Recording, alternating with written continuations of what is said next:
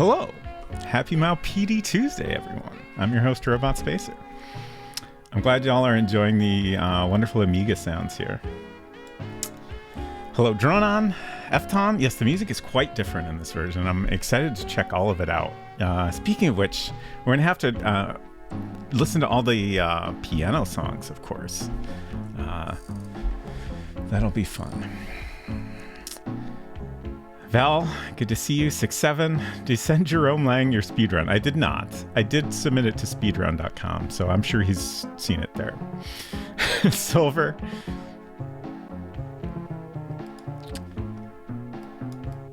Get some shout outs here. If y'all aren't following Val, you absolutely should. Been really enjoying their streams. Is this Inception? It seems to be. Silver seems to be doing an Inception as far as I can tell. Oh no. What just happened? Oh, that was odd. It's fine, I'm sure. Everything's completely fine. Speaking of things not being fine, if y'all notice anything unusual with the sound that seems like maybe something is broken or a little too quiet or a little too soft, please let me know. I did change my sound setup once again. Hopefully, I'm back to a setup where I can hear the relative volume of things the same way y'all are hearing them. And hopefully nothing will be cursed. That's the dream, but you never know, I guess. The boing boing sound is going to end me. Yeah, it really adds something, I think. Yep, mouth harp or jaw harp, I think both are correct as far as I understand. Colinair, thank you so much for the resub. 16 months. Oh my gosh, hard to believe it has been that long. I was quietly enjoying your Gabriel Knight stream this morning. I did fall asleep towards the end. Did you get to the end of the game, or are you still working on it? Please insert disc 2. So much nostalgia. Yes, we do have... so this is... let's see. I have a button for this, I think.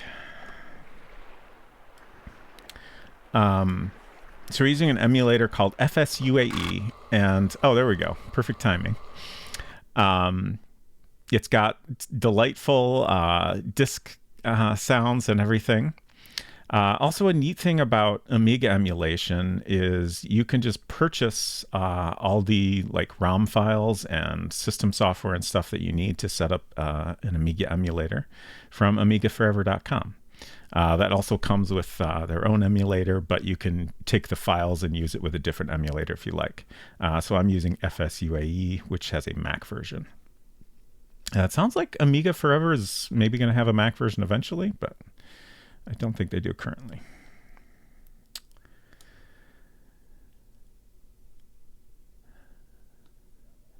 Smoother jazz than the experience of playing the game was. Torsten Bronger, hello. Before I put on my glasses, I read Amish version. It's funny you should say that. The G... in Amiga edition, below the Maupidi Tuesday logo here, was actually a little bit weirder initially, and it looked very much like an S. It was just a tiny bit different from the S character in the font. So I actually adjusted it slightly to make it a little more clear that it says Amiga instead of Amisa. But it still looks a little unusual since it's like a lowercase g. Necrotoaster, hello. Yeah, I'm really excited to check out all the differences too. Of course, I just during setup have seen some of the differences, but I made sure to not see any more than necessary. So it's super, super different. Like all the graphics are totally different.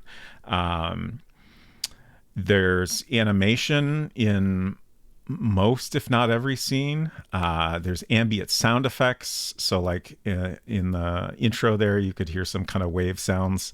There's stuff like that throughout the game. Animated cursors, which is fun, especially with like the little mouse and the bird and stuff like that. The text to speech is a little bit different. Curious to hear exactly what that sounds like. I've only heard just like the tiniest bit of it. Especially interesting, we have animated like faces, like mouth movements and stuff, along with the text to speech. Um, let's see what else. As you could hear, the music is super different, and that's I think most of it. Oh yeah, also the character designs are all super different. Like it's almost like there's a vague description of what the character is like, and then completely different artists came up with their own idea of what that character looks like. Um, so I'm very curious to see what everybody looks like in this version. Jordan says, I disabled the disk sounds in my emulator. Anyway, I'm so curious to see what you're routing tonight. Yeah, you can disable those, of course, but I think they're kind of fun, so I left them on. I did have to spend a lot of time tweaking the emulator setup just to figure out how to get everything running. We will have to do like some virtual disk swapping. But other than that, I think it should run pretty smoothly. It might we might see a little bit of more like realistic computer speeds in this version because you can't speed up the emulator. If I tried to speed things up too much, like especially the disk drive, it seemed to break the game. So I've left that at like the normal speed, I think, maybe a tiny bit faster. Silver asks, is this going to be a super short stream since you're already a master speedrunner? I'm going to try to do a nice leisurely playthrough. I want to like present the full game as completely as possible. I'm not going to like pretend I've never played it or anything. So there will be spoilers. Like we'll very quickly get into spoilers for the game. There's lots of stuff I want to talk about. Like I've actually reading through Dronon's guide, I finally like put together some stuff that I had not even figured out last week that I'm very excited to talk about. I think at this point, like most of the loose ends in the plot have been cleared up for me.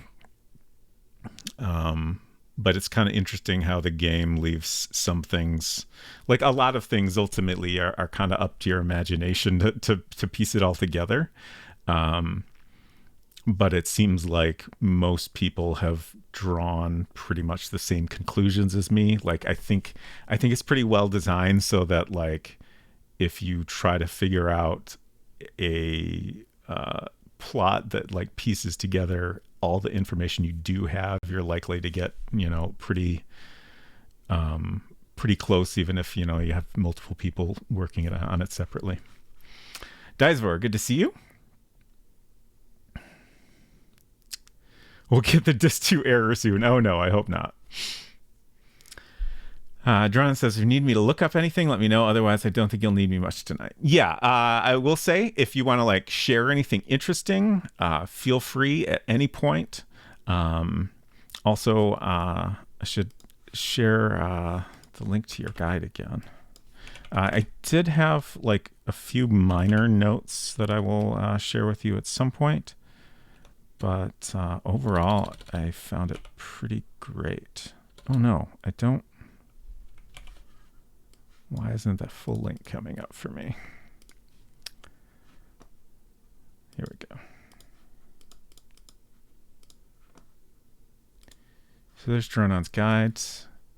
And it's really helpfully broken up into like just kind of general gameplay tips. And then there's like a section of just hints and like kind of general guidance if you don't want spoilers. And then eventually it gets into full spoilers if you want to have everything spelled out for you. So I think it's pretty nicely done.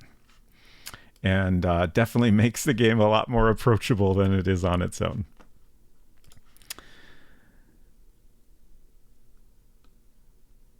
So I think I was debating how to approach this. I think we'll just go straight into the Amiga version and then save speedruns for later.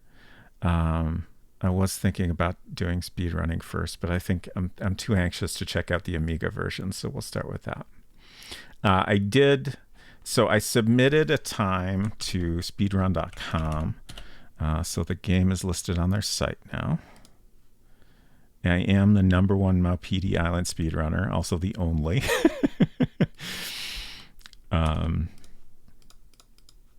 So there's the board. Feel free to get started on your own runs at any time. My current time is 4 minutes 9 seconds. I did some practicing off stream and I managed to get like I think it was 2 minutes 37 seconds. So that was just like with a little bit of practice and fewer mistakes. So I'm pretty sure I can get under 2.5 minutes. And I'm also curious what it will be like to speedrun the Amiga version. I suspect it will be a little bit slower, but you never know.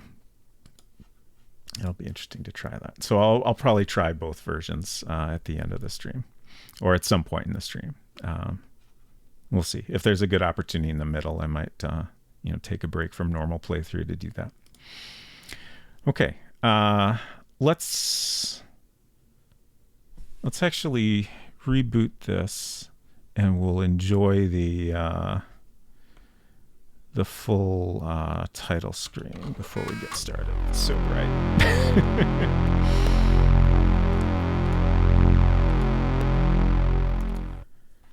Okay.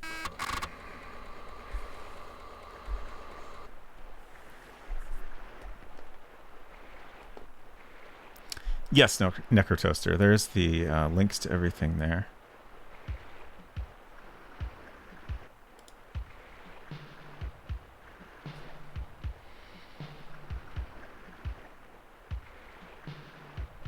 Oh, Dronin says lots of extra sound effects when interacting. Sometimes that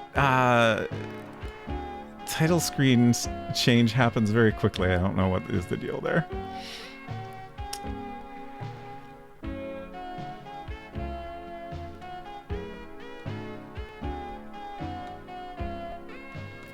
Silver says, for a moment I got real confused. I'm playing the new Final Fantasy XIV expansion, and the new Zone City has upbeat jazz music as the theme? I thought you had started playing Maupiti already.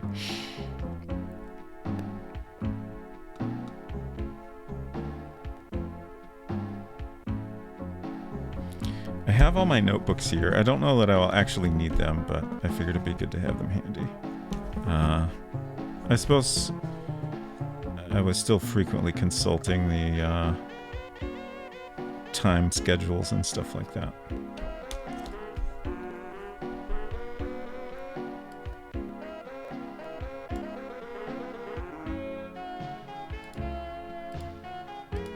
And we have to wait?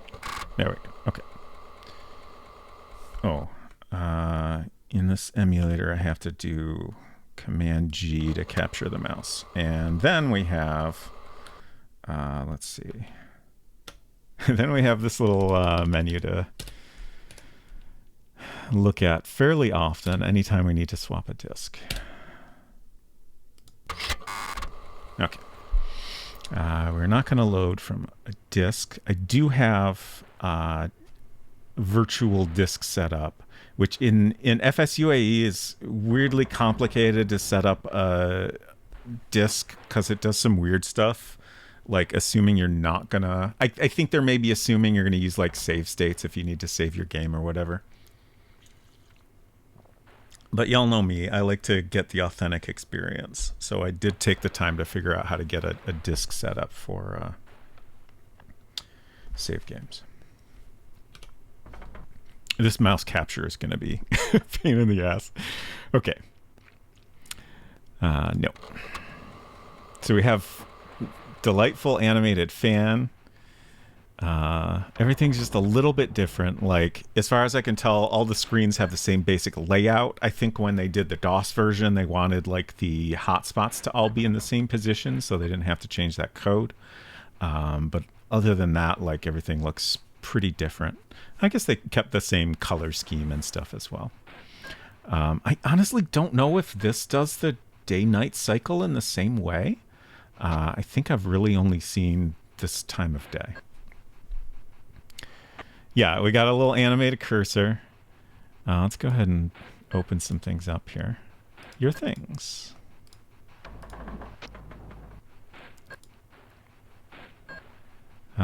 So you can observe, nothing to report. All the menus are pretty similar.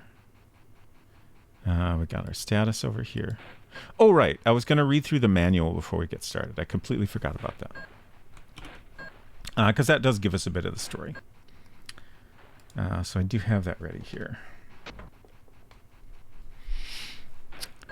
So the section of interest from the manual here is like excerpts from our main character's travel diary and the few days preceding the events of the game. Oh, actually, I guess we start January 1st. So we start like at the beginning of the month, and then we kind of skip ahead. So we have January 1st, Friday, Paris Bouget Airport. The twin-engine plane was already on the runway when I arrived, and I assume this is kind of following pretty soon after Mortville Manor, perhaps.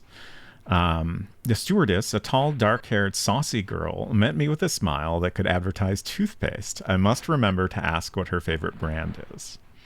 January 2nd, the next day, Madagascar, Tenerife. Duhamel, my best friend from primary school, who now has a sugarcane plantation, reserved a room for me at the Colbert Hotel. We are both deeply moved to see one another. And then we skip ahead a few weeks to January 24th, Sunday, Madagascar. I received a letter from Max. He is in Japan.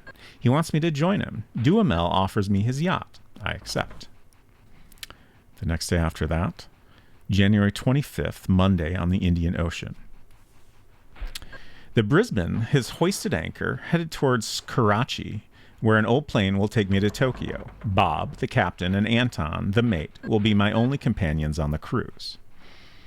5 days later, January 30th, Saturday, in the middle of the Indian Ocean during the night, a hurricane is predicted. We have taken refuge on Maupiti. The next day, January 31st, Sunday, Maupiti.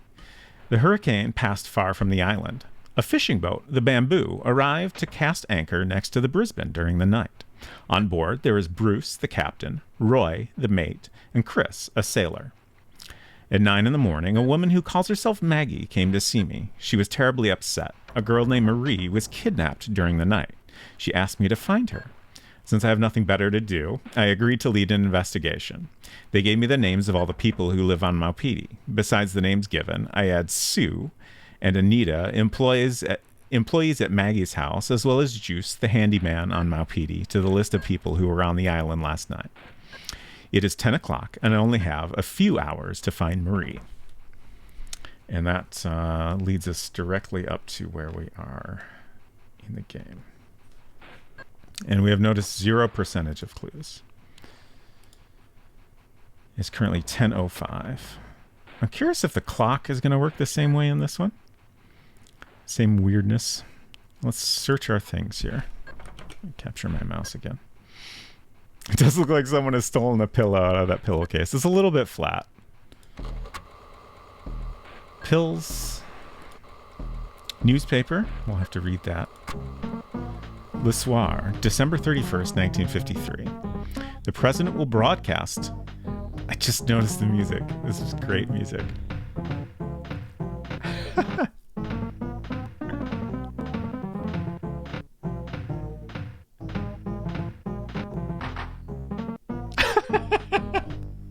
So it's basically the same, but like, we got pretty high quality MIDI instruments happening here, basically. So it sounds quite a bit different. The president will broadcast on the radio this evening. He will wish all French citizens a happy new year. Page 2. The year and resume all the major events of the year, 1953, page 3 to 5. White slavery. The Council of Djibouti calls for a calm after little Marie's disappearance. Grapes of Wrath. The price of wine will be taxed beginning the 1st of January, page 8.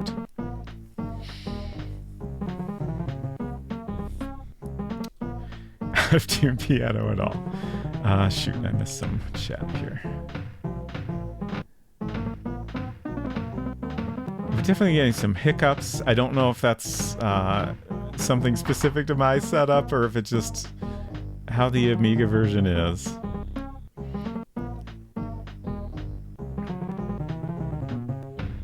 Yeah, it is in stereo, which is fascinating. Like, it's certain instruments are, more towards one side. Got a little more swing to it.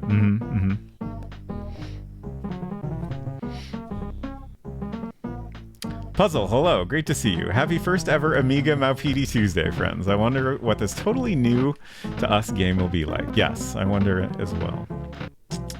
Late for making dinner. Oh no. Okay. Let's continue. That's it. I'm gonna go ahead and take our money. We'll maybe like experiment a little bit more. Okay. To Jerome Lang, Hotel Colbert, Tananarive? There's more Annas in that than I thought. Madagascar, Indian Ocean. Man, this music is just wild. Hey, buddy. When Master Sato learned that I was a friend of Jerome Lang, he confided that he would be very honored to receive the famous French P for the spring session? Something seems missing there. Sincerely, your pal Max. Stephen Colbert is involved in this mess? Maybe.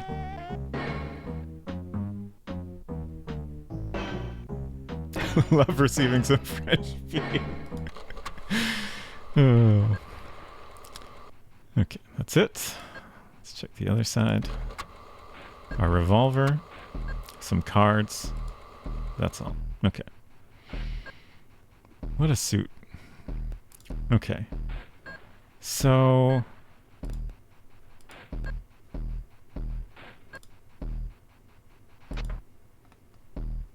Oh, okay, we can turn the fan on and off. That's great.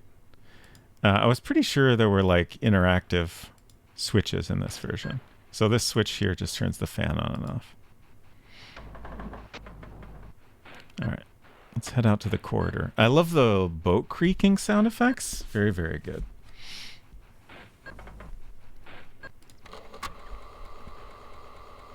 Oh yeah, I have seen that animation in the corridor. We'll definitely wait for it. Let's see, there's something we can search for in here, right? We can also open this. There's our little mouse. That's so cute.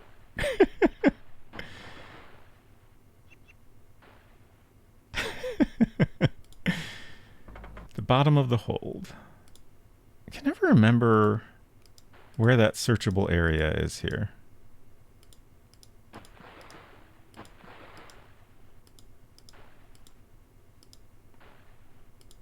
It's not important, but...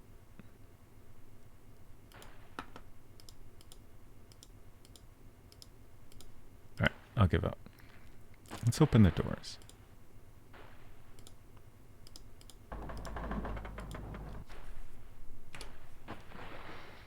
Stair railings are gone. Oh, yeah, they are. Interesting. Okay, let's go down in the hold first. Brisbane. So this is very different, and yet we still have the two movable items in the same location. Danger. It's... What? Excuse me?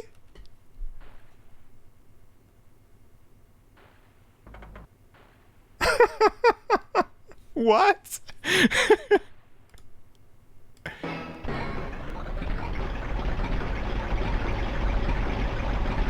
Oh, that's great. We started up the engine. We've got moving needle on the meter here. This room is so much better in this version.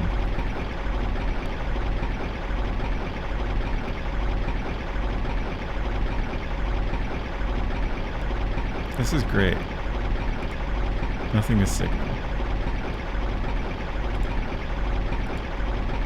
A slate? Huh, is that described as a slate in the DOS version? I don't remember that at all. The handyman's department. A mallet. Man, this is so cool. Are you a greaser? A lever.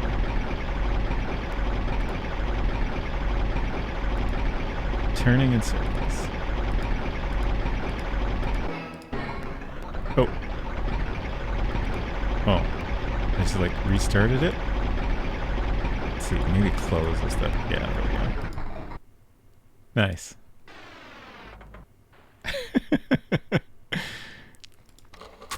Wonderful.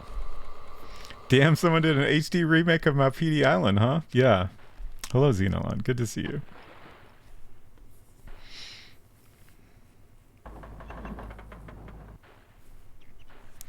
Torsten Bronger says, technically the PC was hardly behind the Amiga, plus the game does not need strong hardware, so I do not really understand the differences. Yeah, I don't know enough about DOS or the Amiga to understand the differences either. I mean, it wouldn't surprise me if they just decided to leave the animation out in the newer versions. I really don't know.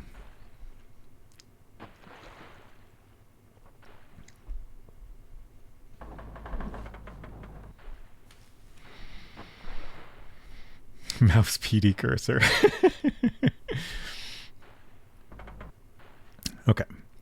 Let's... I don't remember if we can go in either of these yet. Oh. Okay, so this is Anton, I think.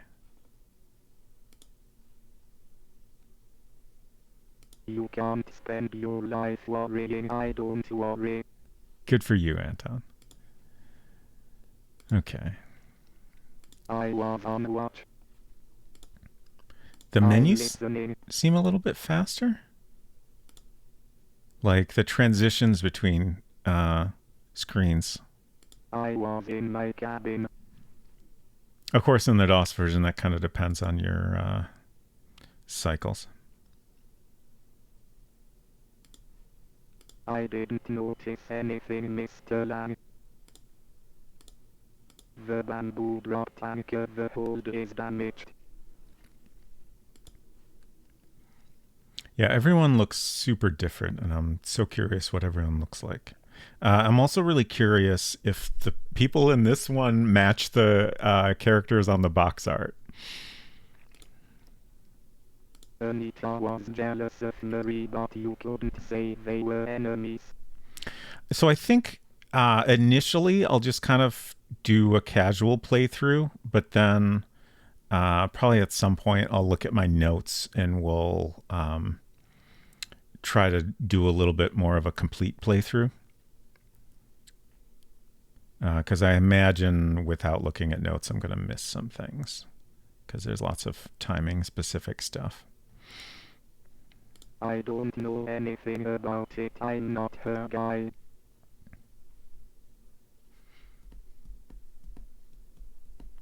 Silver says, Maupiti might have come out on Amiga right before VGA was common on PC, so it wasn't a clean port, but an EGA port that was then slightly increased in color depth. Maybe. Anton is way less hot in this one.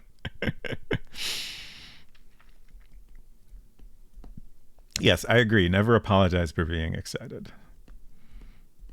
Is there text to French speech in the original version? Yeah. I don't have that version set up, but it might be feasible to get that one loaded up if we have time later. Hello. I would like to check it out a little bit. I should have thought of that sooner.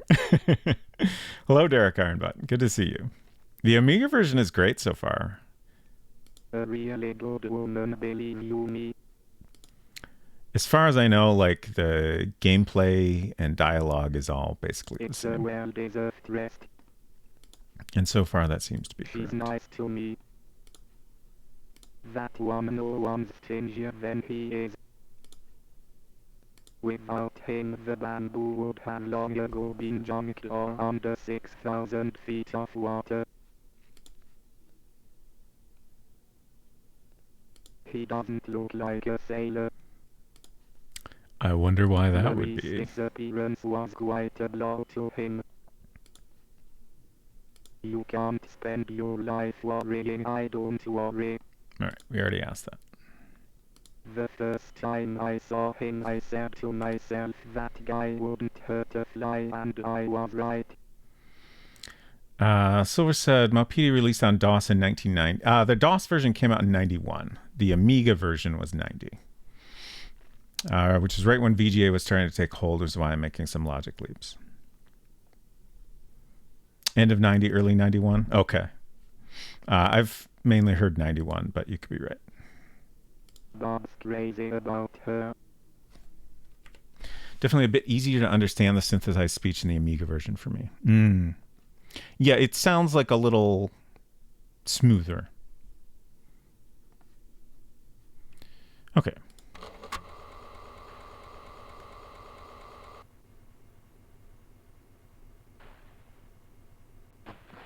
Let's try Bob's room. You wanted to see me? Excuse me?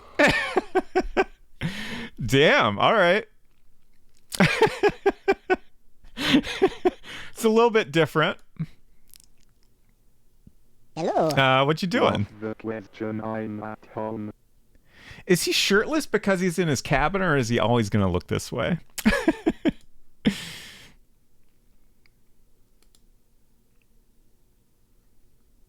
I didn't think Marie seemed either worried or threatened. So one interesting thing that was in Dronon's guide was a mention of Bob being Marie's boyfriend, which was interesting to me. I didn't come across anything to necessarily support that. But I don't think that's necessarily an unreasonable conclusion to make. I do kind of wonder if maybe that's more how he sees things than how things actually are. But it's difficult to say. This is Bob Culinary, the captain of the Brisbane, the boat that we came in on. I hope he always looks this way. He probably will. I would be surprised if there's like different character art for the characters.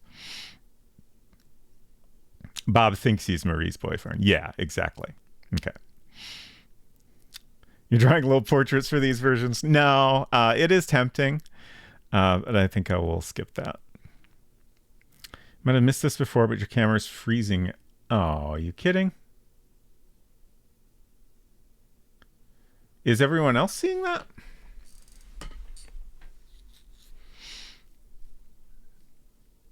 I'm looking at it because I'm curious if it's freezing for me or just on stream. Like maybe it's just the stream hiccuping a little. We do have some dropped frames, I see, which is unfortunate. Let me poke at things real quick here.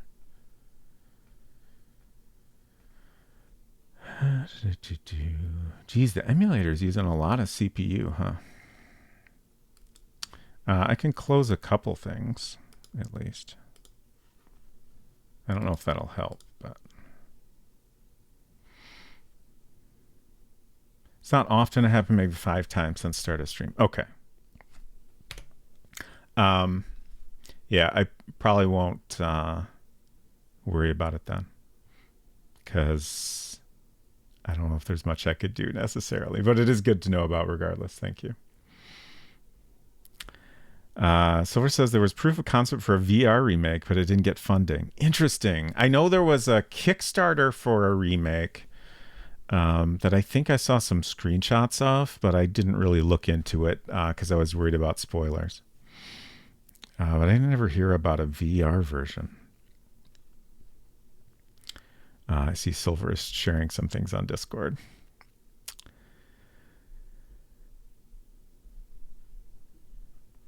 Yeah, I appreciate you mentioning it, Kyle. Okay. Let's see. Oh, we got this already. Great. You can't believe everything you hear.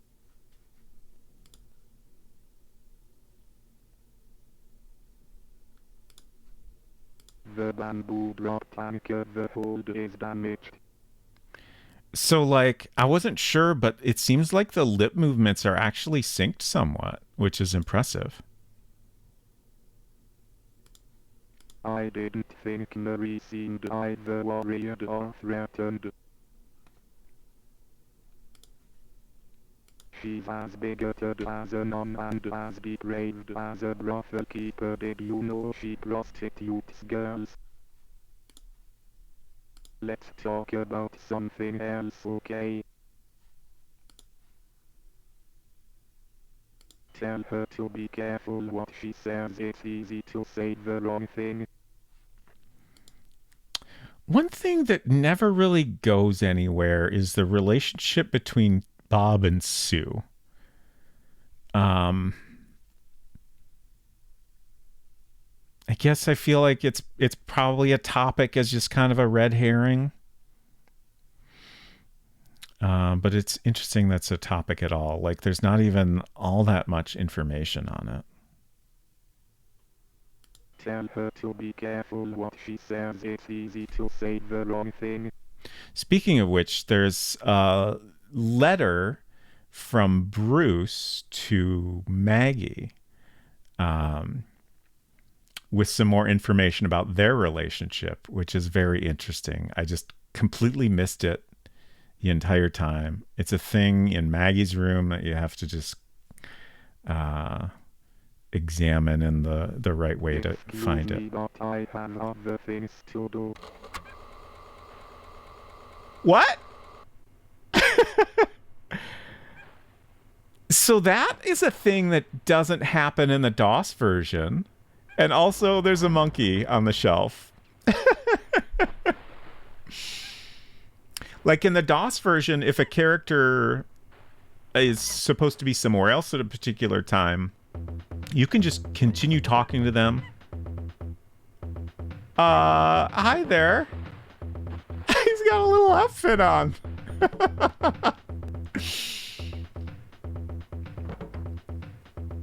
Oh, the letter is not... Oh, is it up above with the linens there? But yeah, like in the DOS version, you can just keep talking to them, and then when you exit the convo, if they're supposed to be somewhere else, then they just suddenly disappear. Hi. Okay, there's the letter. Okay. So we'll grab that.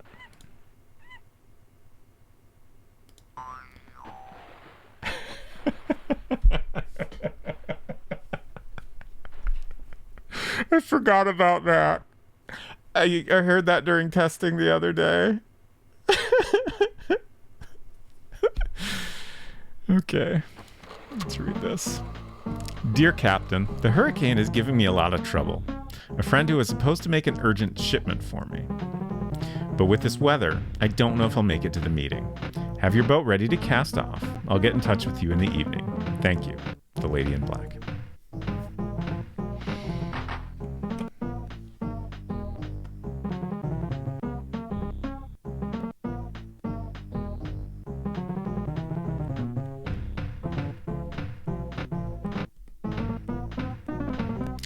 Puzzle says, is there different tones for each person? My ears haven't fully decided, but if so, that's great too. I think there was actually some slight variation even in the DOS version, but I think that's here as well. I'm curious if it'll be maybe a little more obvious in this version even, especially when we talk to some of the women. Dronin says you can give Bob like 5 items or money and hear about how much he hates Maggie. I think because he blamed her for Marie's employment. Right, yeah. It's a communism was a red herring, but there is that question in the quiz. Right. Similarly, Anita has tons of things to say. I almost said Amiga. Anita has tons of things to say about Marie's enemies, I think. Interesting.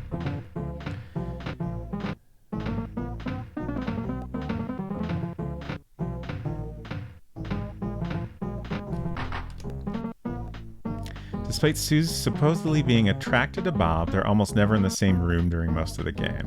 Yeah. Thinking of doing Mortville's Amiga version too, so might as well. Yeah, honestly, like when I play that game, I might be inclined to play the Amiga version after seeing this.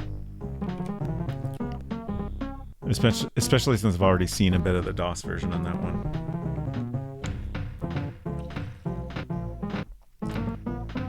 Derek Ironbutt says not liking the stereo panning of the music. Yeah, I find it a little too extreme.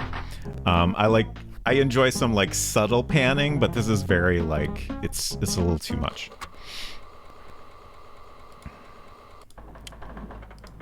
Let's see. Can we open this chest? I cannot remember. Okay. Sailor stuff. A revolver, a mask. That's all.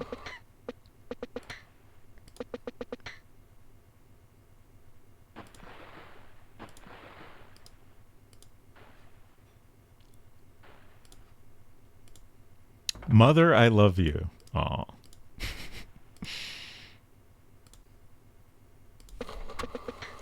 The Brisbane's log.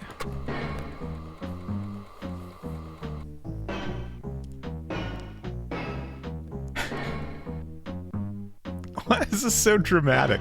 January 29th, wind force 4, speed 5 knots. Mr. Lang is very interested in navigation. His curiosity is never satisfied. I suppose that all detectives are like that, Bob. January 30th, wind force 9. Hurricane Harry is on our tail. Anton is pushing the motor and has his sights on Maupiti. Mr. Lang isn't himself, between the sea spray and the gusts of wind. I advise him to go down to his cabin. The waves are higher and more menacing. According to the weather forecast, Maupiti won't be in the path of the hurricane. We should be able to escape. Bob. January 31st. The hurricane passed a good distance to the south. A few hours difference and we would have been in the middle of it. The storm didn't damage the boat. Bob.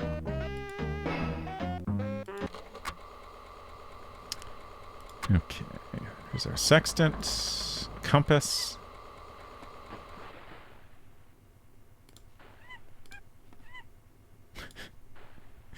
Is this Bob's pet monkey? Or is this just a wild monkey that has wandered in and someone has put clothes on? I don't understand what's happening here. A first aid kit. Writing paper. Nothing written on it. That's all.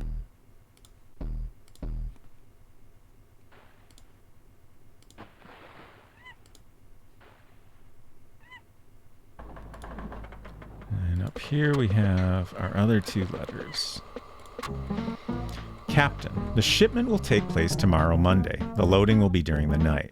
The place of loading will be indicated to you the next time. If you agree, hoist the yellow flag. Faithfully, the Lady in Black.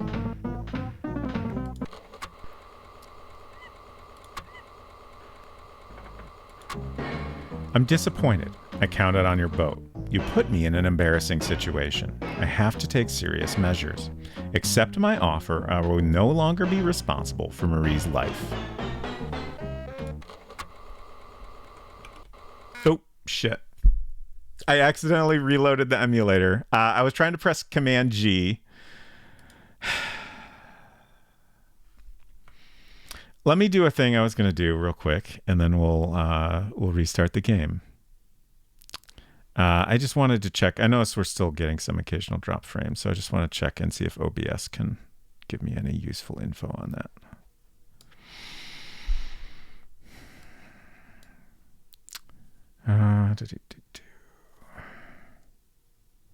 Okay, looks like it's network issues, which is annoying. Oh, for Pete's sake. Okay. Can't believe I did that.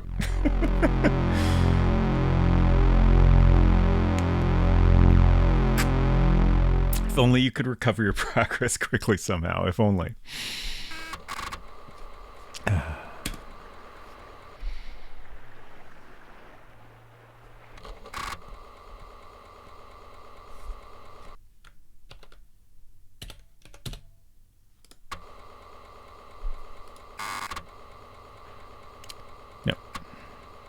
Okay, I will go ahead and take that money again, just because I want to try a little bribery at some point.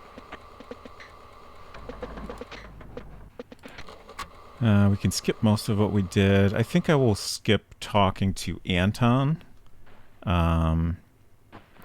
We should talk to Bob again. You wanted to see me? So we get that info about his relationship with Everyone Marie. adored her. Is that how we get that? Maybe from one of Girls these. like her don't have enemies. Or maybe that we actually got that from Anton. The place isn't bad, but I wouldn't want to live there. She's a great diver. She's explored all the depths around the island. I bet that was from talking to Anton. I'm listening. We'll go talk to him real quick then. There's lots of other ways we can get that, but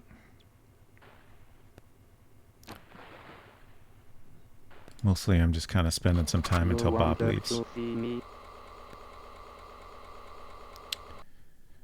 Ask. Bob's crazy about her. Okay, so that should do it then. No? Okay. Anita was jealous of Marie, but you couldn't say they were enemies. Before the white man came to the island, the Maupetis lived happily. Now they've all left. I don't know anything about it. I'm not her guy.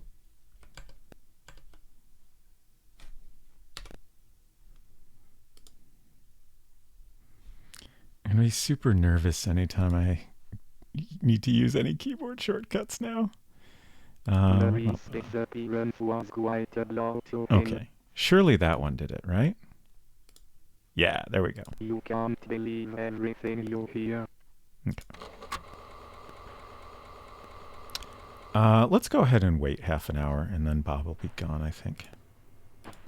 You wanted No? to see Okay. me. I didn't actually. Can you leave, please? I got things to do here. There we go. Okay, we're just gonna take... Well...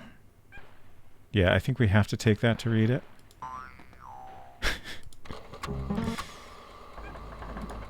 I'm just gonna go through these real quick.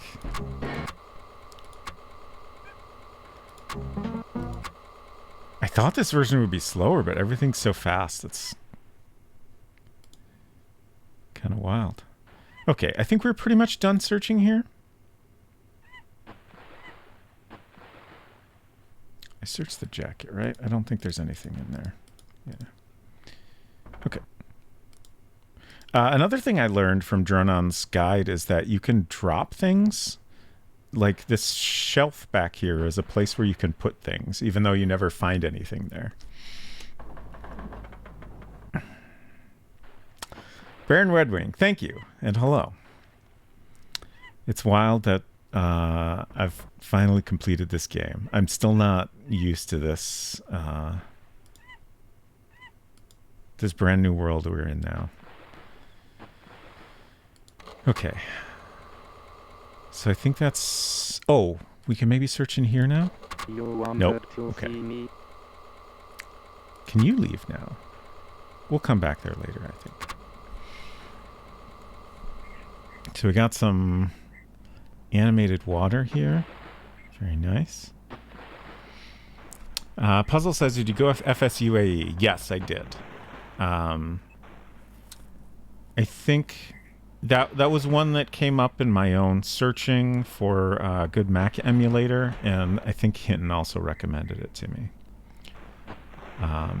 It was a little bit tricky to set up, but I think that's just kind of... I mean, kind of with any emulator, there tends to be a bit of a learning curve while you figure out how to configure it the way you want things. But once I got it all set up and like kind of understood how to do Amiga stuff, like basic Amiga stuff, it was pretty easy to get the hang of. Here's a link to that. Also, hello, Enwave. Like that message says, I bought the ROMs and software and stuff from Amiga Forever, and then I took the files and I'm using them with FSUAE. And also, like, if you have any trouble, feel free to ask on Discord. I'd be happy to do my best to help. I feel like the biggest thing that took me a bit to figure out was like disk swapping stuff, and like the save games, especially FSUAE does this weird thing where like it won't actually modify the disk image file when you write to it. It like creates this like hidden thing that it writes any changes to, which caused some problems with trying to format the save disk in the correct way. But if you just use save states, you don't even have to worry about that. I wanted to set it up properly. Speaking of which, let's go ahead and do a save. This does mean we have to swap things around every time we save. So save in slot 1. And then we're going to swap back. Not too bad, just got to get used to it. Sailors are on watch, on duty, or on leave. Let's talk to Roy. We haven't talked to Roy yet. Yes. Okay, interesting. I feel like he looks the most similar. Like, his clothes are the same. He's got the earring, of course. Like, that's essential. He's got a mustache in the DOS version also, I think, right?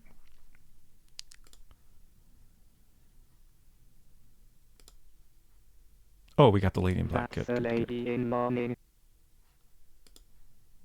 God, this version is so great. You can't believe everything you hear. And the eyes are moving around as well. I did not even notice that. Let's talk about something else, okay? Doesn't want to talk about himself. Okay, that's fine. Bob's crazy about her. We were at sea. We were out to sea when the hurricane hit. We got away alright. The hold is damaged.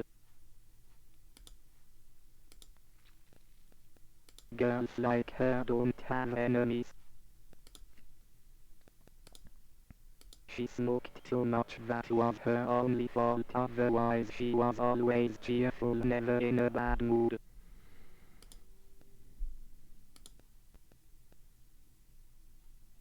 You can't believe everything you hear.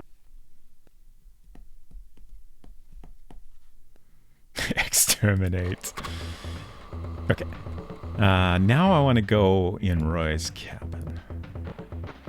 Oh, wait. No, Chris's cabin. Ooh, he might still be in there. Oh, we'll find out. That's You fine. wanted to see. Oh, wow. Chris also super different. He just has a completely different vibe to him. Fascinating. What you doing, Nothing Chris? special. Just secret cop stuff? I'm listening. Super old looking, yeah. Looks like a cop to me. I agree. I was sleeping. His voice is definitely deeper. Bruce has stayed in his cabin for the past 2 days. He hasn't poked his nose out once, not even during the hurricane. Hurricane. I didn't see anything out of the ordinary. Hello. If y'all bully me enough, maybe I'll do portraits. We'll see. Right now, I just want to enjoy the game. But I hope you're doing well, Hinton. Like a retired high school teacher. Mr. Spock, hello. Is that text-to-speech and add-inners that come with the game? That comes with the game. So my understanding is the Amiga had some text-to-speech kind of built in, which is presumably why Loncore's games used it so heavily. But they did port the text-to-speech to the DOS version as well. I would say it's a little bit better here. It's not super different, but it just sounds just a tiny bit smoother. I don't know her well enough to talk about that. I didn't have time to get to know her. I wouldn't be able to tell you. Okay, hopefully he'll be gone soon. Let's try... Oh, he just left. Perfect. Shit. Oh. That was an accident, but that's fine. Okay, so now we can snoop around in here. Oh, spider! I love how they like, just like every room, they're like, well, we gotta animate something in here. What can we do? It's great. All right, let's open everything up. I'm real curious what the photo in the box is going to look like in this version.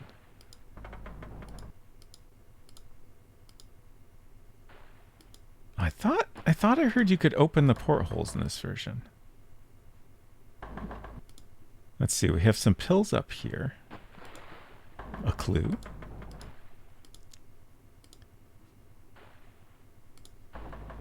Let's start down here.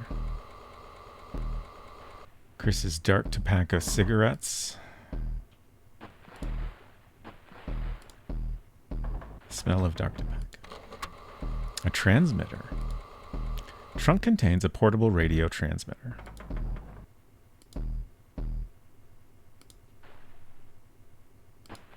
Need a content warning for spiders.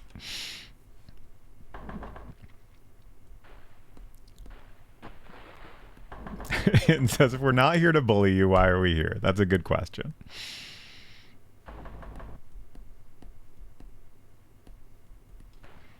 Oh. Sorry for the auto mod. Oh. Unsecret Crush got it, I assume.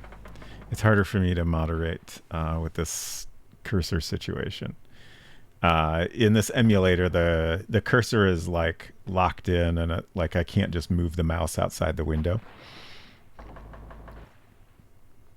Okay. Continue. A lighter. That's all. All right. Let's close that up, actually. Okay. Now onto the interesting stuff. A photo. Okay. Oh, interesting. It's like the same illustration, but it's flopped the other direction.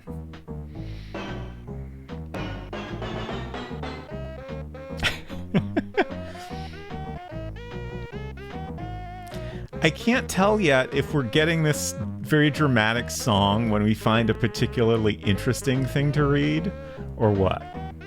Maybe it's just coincidental. But like, we also got this with the first letter from the Lady in Black. So this photo, we're going to talk about this photo a little bit, because this is a major thing in the game that I did not realize until I read Dronan's Guide. There were a couple of things that I was still struggling to piece together. So, along with this photo is a letter that we'll read in a minute.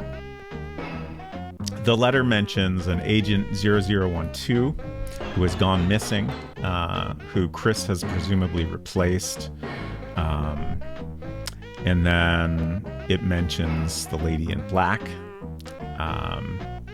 And this appears to me to be a woman wearing black clothing. So very quickly I made the assumption that this was the Lady in Black, and for most of my playthrough of the DOS version, I did not really question that. I think there was one point where I considered maybe this was Anita, and that maybe Anita was not the Lady in Black. But I didn't consider that for very long. I think because our quiz results kind of convinced me that my line of thinking there was wrong. So I never came back to that thought. But I don't think this is the Lady in Black. I think this is Agent 0012.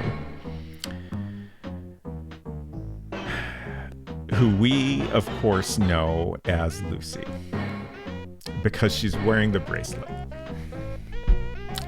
And I can't believe that even after finding the bracelet in Roy's cabin and Dronan pointed out the bracelet in this photo, even after that, I still didn't realize it. I noticed that it looked the same as the bracelet in the other photo of Lucy, where she has blonde hair and is sitting with Joost. But I believe this is also Lucy with her natural hair color without the wig. And also the outfit makes more sense if like she's a secret agent and she was here on Mapiti Island working undercover to try to figure out what Marie is up to and, figure out her arms smuggling operation. Also, this fits with various things we're told about Lucy, that she... Anita says she wasn't a girl like us and caught her snooping. So, yeah, it's wild that never occurred to me. So that's why the answer is other. She is a secret agent, and that's not one of the options for that quiz question.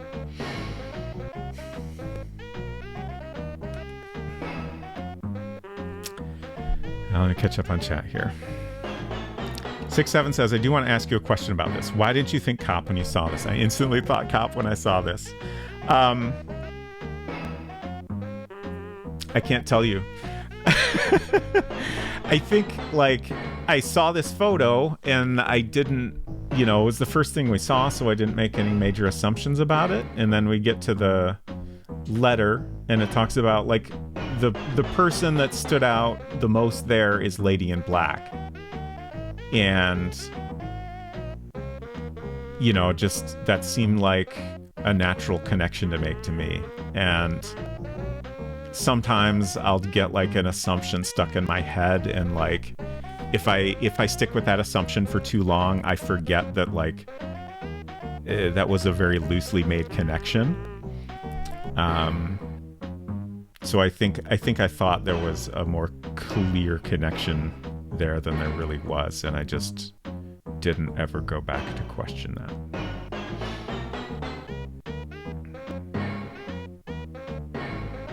I think that's supposed to be a saxophone, but it's funnier if you imagine it's a kazoo. I think this is like an intentional image flip. I don't know why. There's also the bottom of the well is flipped in the DOS version, which is interesting because we noticed that the hotspots are not flipped, which is weird. But like most of the other art is the same orientation, so I don't know what's going on there. Then there's your weird Marie Lucy twin theory. Yeah. That was Culinary suggested that. And it seemed compelling just because it tied in with the, the whole pirate thing in the past. And it seemed like an explanation that tied some things together. But eventually, when we tried to make a complete picture with that, it kind of fell apart in the end. But it was a fun idea. I think dueling saxes are just a sound engineer going ham on the pan job. Pan knob. I think it's the latter.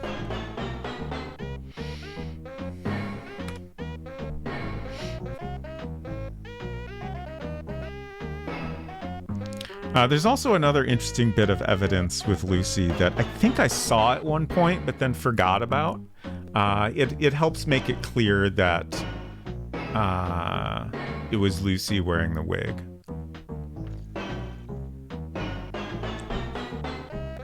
And it's probably the most important thing in her room, which is funny because it took so long to get in there, and it just seemed like there was so little there.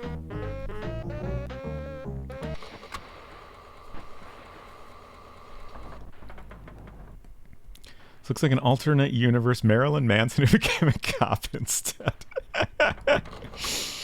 Right, yes, Culinary's crackpot theory. I mean, I fully bought into it initially. Um, I think it was a great idea. Okay. So this is the note. Mission order. Lost contact with Agent 0012. Our agent in Adina has intercepted the enclosed message. I think another thing was like... I don't know why, but my reading of this message was...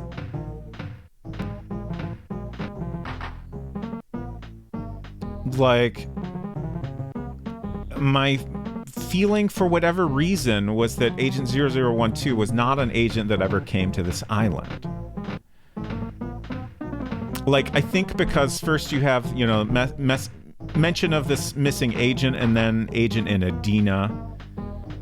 Like, it made me feel like, you know, this was something that happened somewhere else. And like, as far as my current, I believe, correct understanding, like, I think this is a message that Chris gets. Well, no, maybe that was a wrong assumption. Someone hears him talking to himself on the morning, this time period of the game, just before he leaves his cabin. And I was thinking that this message was his transcription of that conversation that he hears over the radio, but maybe that's not correct because he has the photo with this message. So maybe this is a different message than what he hears on the radio. But yeah, like I very quickly formed this idea of what certain things in this message were referring to, and I just never questioned it. So oops. I tried very hard to, like, you know, go back and notice things that were assumptions I had made that were not necessarily correct assumptions, but it can be tricky when things just kind of get ingrained in your head. At least I have difficulty with that. Our agent in Adina has intercepted the enclosed message. Follow Cicerone procedure. Lady in Black. Menelik orders the merchandise delivery. Payment in dollars will be done on receipt. As Mara, Menelik, chosen by God, vanquisher of Judah's tribe. I think maybe also another thing is, like, I guess it maybe makes sense if this agent has gone missing that he would be given a photo of her, but, like, it makes more sense to me that, you know, he would be given a photo of the Lady in Black, like, you know, someone they're trying to investigate. There's not anything in this message suggesting that Chris is supposed to be looking for this missing agent. So I'm trying to justify why my assumptions made sense. I feel like probably the game is intentionally misleading a little bit there. Let's see. Is there anything else we can look at here?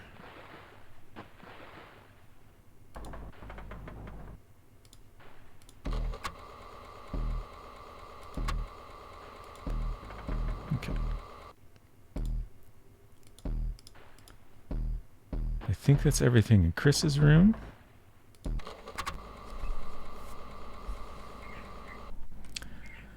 Automod's being fussy again.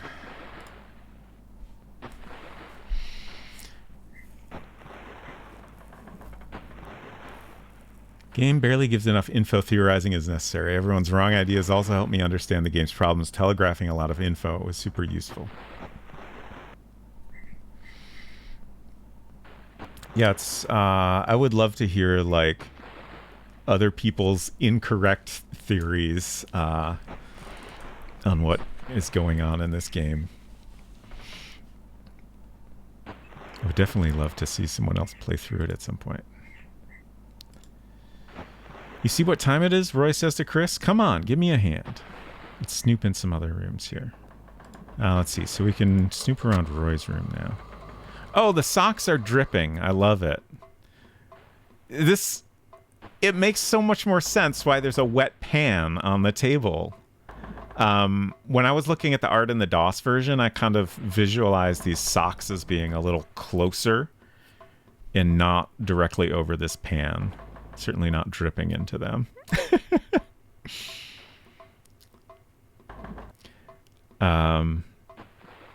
I suppose these things are wet from the storm now that I think about it.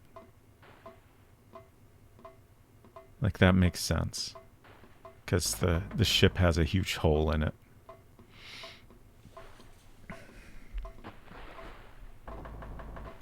Puzzle says, I do too. When I get really stuck on a thought and mystery begins, it's hard to push off it without someone else with me be like, hey, but what about XYZ? Yeah. Always great to have someone to give you a different perspective with games like this. It says, personally, I've never been wrong about anything on first impression. That's great. Still over 24 streams of biting my lip. I feel so free now. Glad to hear that. I think your assumptions make sense simply because there's a lady in black that they talk about in a picture of a lady in black. Right. Yeah, like I said, I very much feel like the game was intentionally trying to mislead you there. I think that's a pretty good bet to make. 67 says mission order lost contact with 0012. If that was the only part of the message, I think it'd be more clear. Official communications are going to lead with the important bit. Automod thinks lip biting is inherently erotic.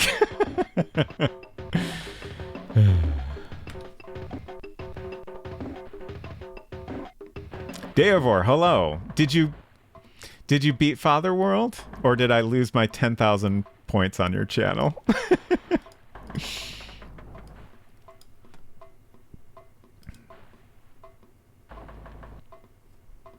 What about the undies? The undies are not dripping.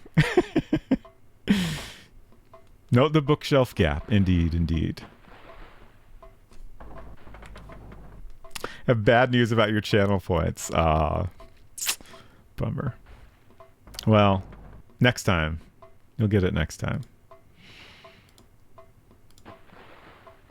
In redemption for all your sins. Mother, I love you. My honey from Kankakee. I forgot about that.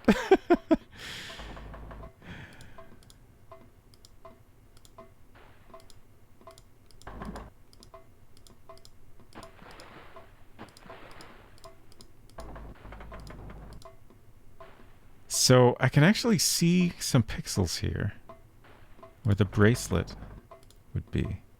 Huh. Okay. So there's a couple pixels that I would think are meant to indicate the bracelet, but even in this version, we're not getting the close-up yet. And I feel like given this the way the events of the game play out, like he would already have that bracelet. So now that we know the woman in the photo is Lucy, and was a secret agent investigating Marie, like it totally makes sense that Roy would kill her to get rid of her because she was making too much progress in her snooping, and Roy is very much Marie's accomplice. So like a decent time before the events of the game, Roy has killed Lucy and told everyone that he helped her escape. So everyone thinks Roy helped Lucy get off the island because that's what he told everyone. Like even Bruce like never saw her on the boat. I'm pretty sure there's some dialogue pointing to that because she was, according to Roy, a stowaway, and in reality she was never on the boat. She was killed on Maupiti and dumped in the water somewhere.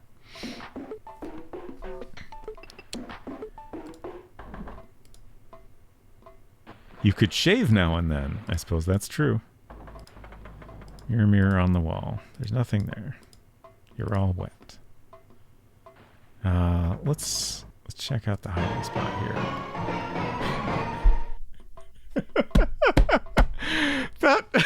That stinger is incredible. So yeah, we get that. Though we got that in the hold as well. I guess sometimes they're just trying to be dramatic, but like it seems like most of the time we get that when we're discovering something fairly important. I might have to make that a sound redeem on the channel or something. It's very good. Okay, and then we can also turn this thing here. Oh, that was a more subtle one. Okay. $10. This hiding spot isn't quite as exciting, so that's fair. Thank you for the toilet flush. I'm behind that chat here, so I'm not sure who did that. Streamers predicting they will end the game tonight seems to be catching. So Roy kills Juiced. Was Juiced involved in the death of Lucy? So Juiced gets killed because he finds Lucy's wig. And like I think like this is very much filling in the blanks, but my interpretation is that Juiced understands immediately that that is like Lucy's wig. And because he's super freaked out about it. And I think Roy, you know, he sees Juiced fish that out of the water, and he like understands immediately that Juiced knows what it is. So that's why Juiced gets killed. Because he has already put the pieces together and knows that this wig means Lucy is dead and in fact never left the island. So at that point, he's the only one. Like, Sue was also there, but she didn't recognize that it was a wig. She thought it was maybe algae, but she admits it looks a little weird. I think Roy really only knew it was the wig because, you know, he knew that wig was potentially floating out there.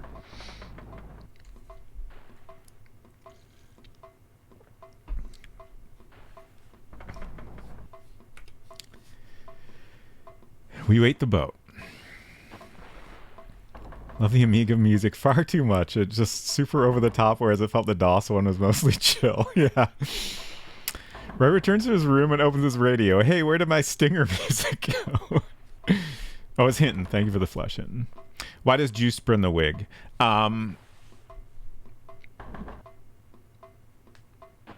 Like, that's kind of a good question. I don't know that I have a clear answer for that. I really think that he is just freaked out by it and wants to pretend that it doesn't exist. That is kind of the best answer I can give. I think he maybe realizes that him having found the wig and knowing about it is potentially a dangerous thing for someone else to know.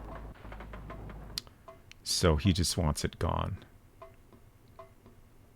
And I think like it's not necessarily the most like logical way to deal with that, but like people often do things that aren't super logical, right? Little burning hair to calm the nerves. Kind of strange that isn't one of the questions. There's a bunch of questions about the wig. Or do you mean why did Juice burn the wig? Or why did Roy kill Lucy? Yeah, so we talked about this before you got here, but the photo that Chris has in his cabin of this woman in what looks kind of black, like I frequently described it as like a military uniform. I think it's meant to be like a secret agent kind of uniform. Seeing it now, it looks kind of cop-like. Like it's definitely like a cop hat kind of situation. That's not the lady in black. That's actually the missing agent that Chris has basically replaced and is perhaps also looking for. and that agent is Lucy,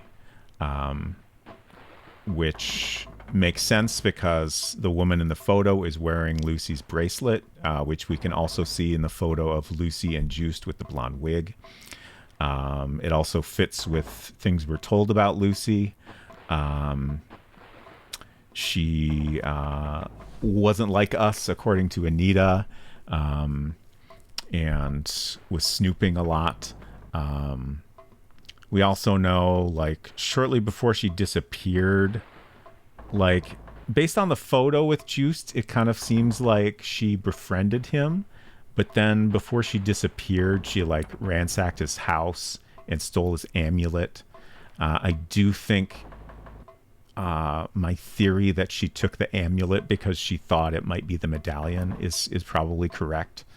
But then she drops that outside Maggie's house when she realizes it's not what she was hoping to find. So yeah, that realization really made a lot of things finally fit together much more.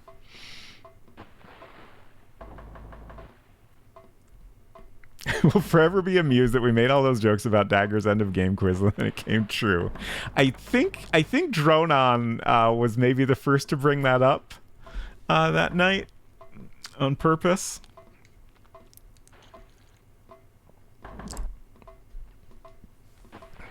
We never figured out who Fred is. I'm pretty sure Fred is just a red herring, but maybe we'll finally find him in the Amiga version. Maybe they had to cut him from the DOS version. All right, let's see some more searching here. A watch. So this is another thing I didn't realize. I'm going to go ahead and take this. The watch also belonged to Lucy.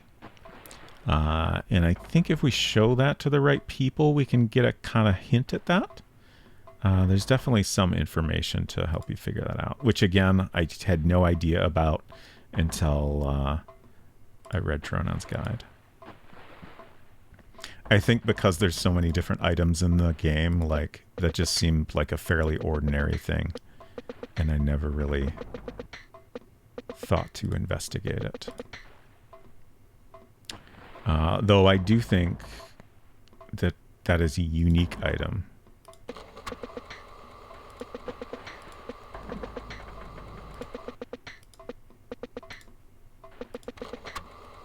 Truncheon, hydrogen peroxide.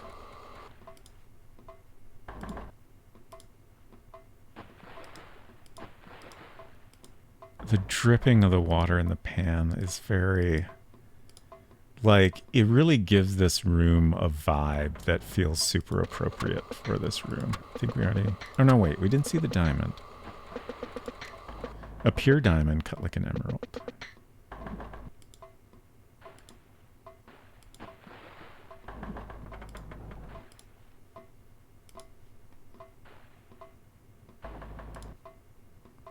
Gap. All right, there's a thing up here we can search, right? Or maybe it's look at. A box of candy, yes.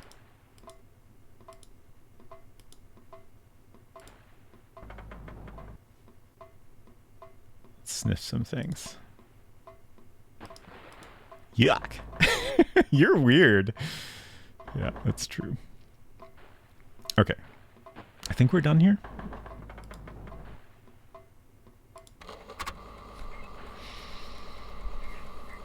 A Fred herring. Yeah, there is a missing agent. It's mentioned in the note in Chris's cabin. Like I was aware of that the whole time myself, but I didn't ever, like, it's not made clear that the missing agent was on Maupiti Island ever. And I just kind of, like, it's such a brief mention.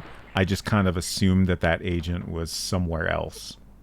I couldn't tell you why I made that assumption, but and I think that note is like the only place that ever really comes up. So it's a tricky connection to put together, but there's definitely other clues to help you figure that out, and I just totally missed it. All right, let's see if we can check out Bruce's cabin now.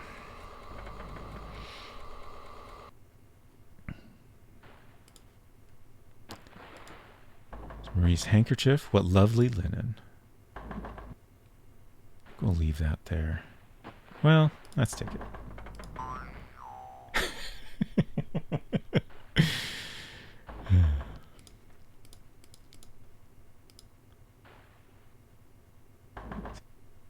Looks like the same radio art. I don't remember if that's identical in the DOS version.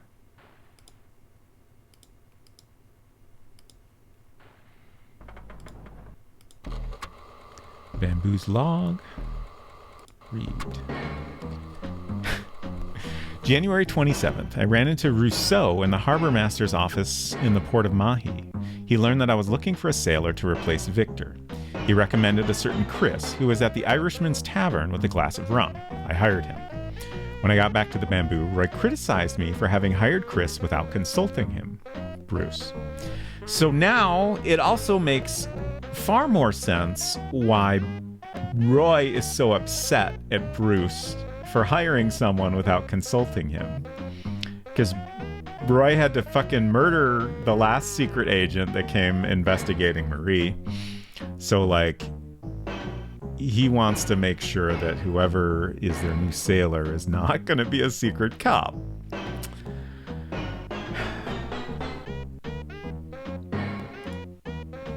January 28th. There's also some evidence that maybe Roy is a little bit more of a captain of this ship than Bruce is. I'll talk about that more in a bit, because we'll get to something relevant to that. January 28th. The new man doesn't know anything about navigation, not even the fundamentals. We'll put him off at Maupiti. I'll let Bruce in on it. Other than that, nothing to note. The first mate. January 29th. A shark followed us for several hours. While trying to harpoon it, Chris nearly fell overboard. But fortunately, I was there to save him. It's also interesting that, like, the first mate is writing in the log here some of the time. Maybe even most of the time. The dogfish would have had him in a single gulp. Now we're calmly on the way to Maupiti, the first mate. January 30th. The storm came up suddenly. The hull is creaking everywhere. With each wave, I have the feeling that the boat is going to come apart. I'm going to try to bring the Bamboo back. Maybe this is my last message. Later. We dropped anchor at 11 p.m. We ran into a wreck. There was a damage to the hull, the first mate. January 31st. The boat is immobilized for several days. Roy spoke to me about Chris. I will decide later. Bruce.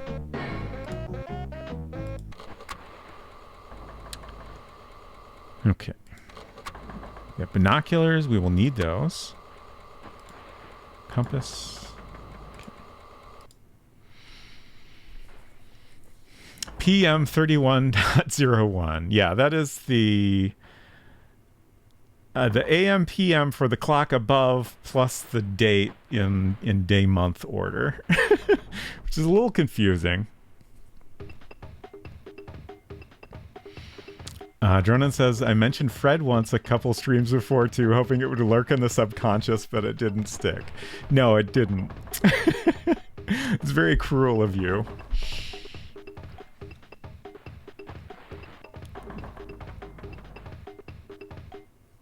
All this time, I thought Robot Spacer's item reaction matrix was 100% thorough. Alas, it is not.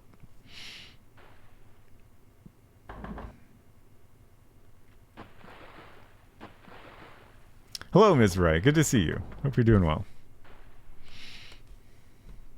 Let's see, I should do shout-outs on my iPad instead since the cursor is locked in. 11 p.m. I thought it arrived at 1 or 2 in the morning. Oh, did it say that? Interesting. Yeah, I kind of missed that.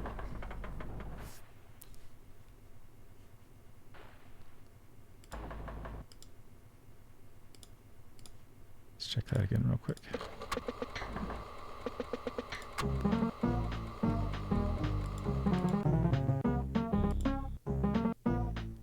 Dropped anchor at 11 p.m. Yeah.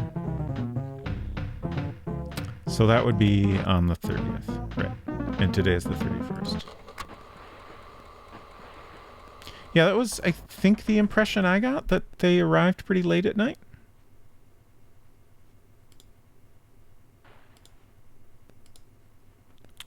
Okay, so down here we have an opium pipe, which is the thing I noticed. And if we ask Bruce about this, he's like, if I have an opium pipe, it's just because it's a beautiful object. Actually, no, he doesn't even say that in response to showing him this item. He says that in response to finding the drug evidence elsewhere and then just asking him about drug trafficking in general. But it's not a very convincing statement that he makes. And like, you know, it seemed pretty obvious that he enjoys some opium from time to time in this pipe he has. But a thing that, again, never occurred to me until I looked at the guide is Bruce puts money in a tree because it's drugs money, not because it has anything to do with like any of the other events in the game. I think probably he's also like experiencing withdrawal or something, and that's why he's so sweaty all the time.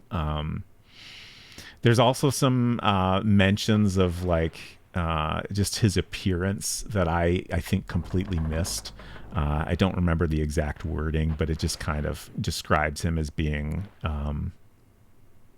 just not looking great. So yeah, I think Bruce does a lot of drugs. That's why he's spent so much time in his cabin.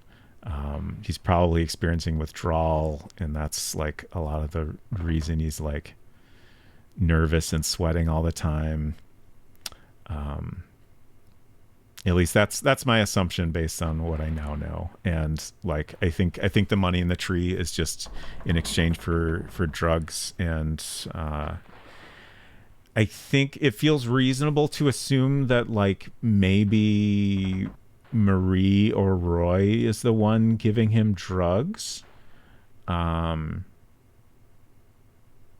Like it makes sense that it's someone else on the island and that they can't give him the drugs because they're preoccupied with something more important. And that's why the money never disappears. So yeah, we don't get all the pieces there, but like I think that is a much better explanation for Bruce's behaviors than what I was able to come up with. On Secret Crush said, I noticed the Fred mention, but I could never keep straight who was who, so I thought maybe there was really a Fred. I just forgot. Mizrai says, I couldn't stick around to watch you beat Mount PD Island last week, so belated congrats. Thank you so much. I'm still amazed that I'm finally done with this game. And this is the last Mount PD Island stream ever.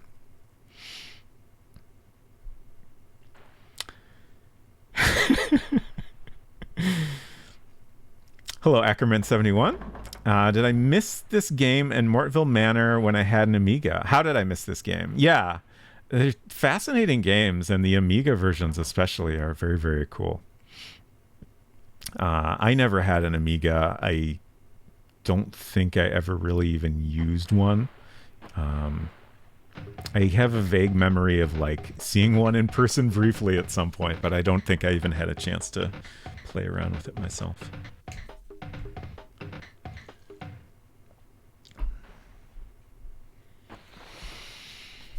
I think I just remembered what was the context in which that happened, which was a summer camp thing I did one year.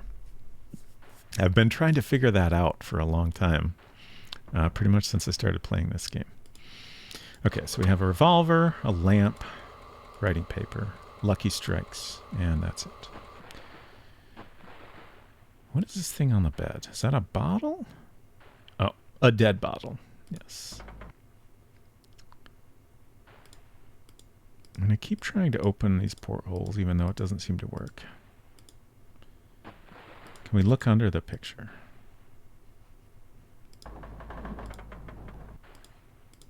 God, I love the creaking boat sounds.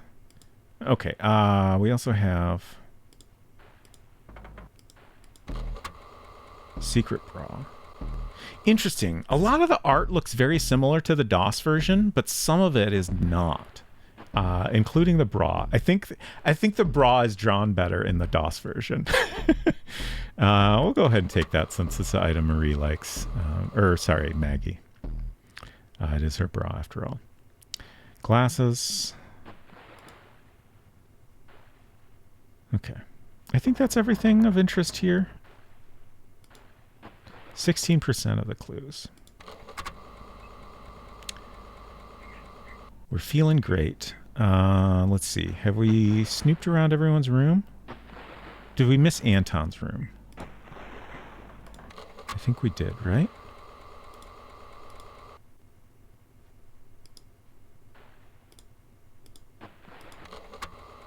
Yeah, okay. Oh, nice. Oh, his porthole is open. Okay, and we get some breeze coming in, blowing the curtains around. That's nice.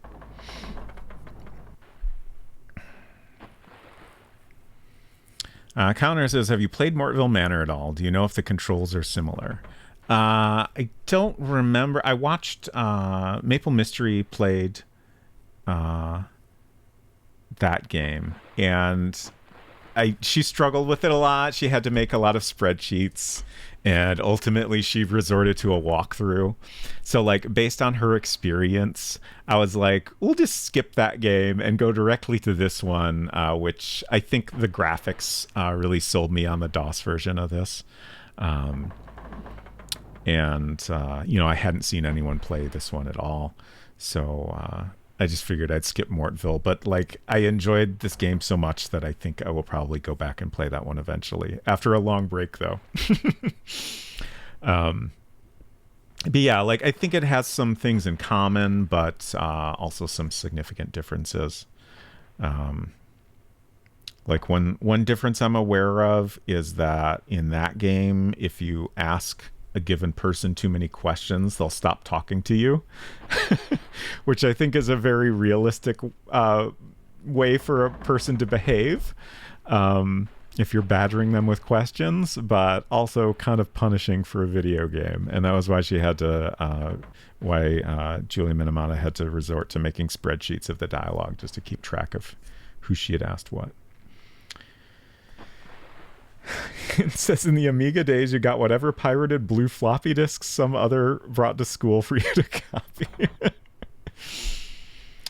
Puzzle says, Amiga and the Atari ST are huge blind spots for me, so I want to look through their adventure library eventually.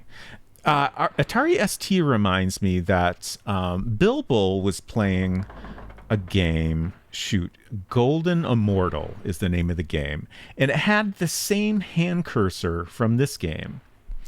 And at first it was like, oh, is this a Longcore game?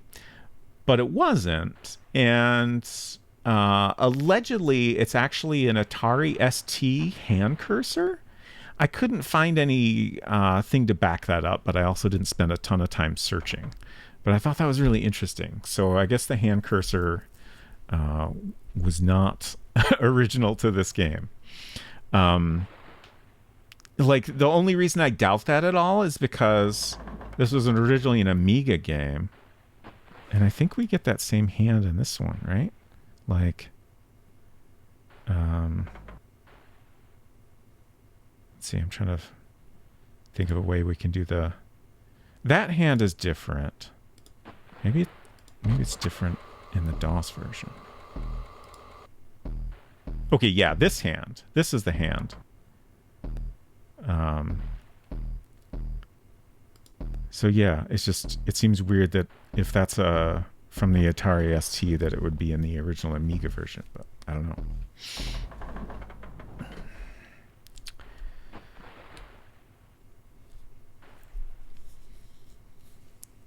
Is dead bottle a French thing? I don't know. Maybe. Like, I feel like that reference comes up twice in this. Davor says, you mentioned a number of times wanting to see a game like this, but with some modern sensibilities. Where do you think those lines are for you? Things to be kept versus modernized. Like, that's a super difficult question. I feel like, actually, I'm gonna take a bathroom break. I need a quick bathroom break. I'll think about that a little bit, and then we'll talk about it more in just a minute or two.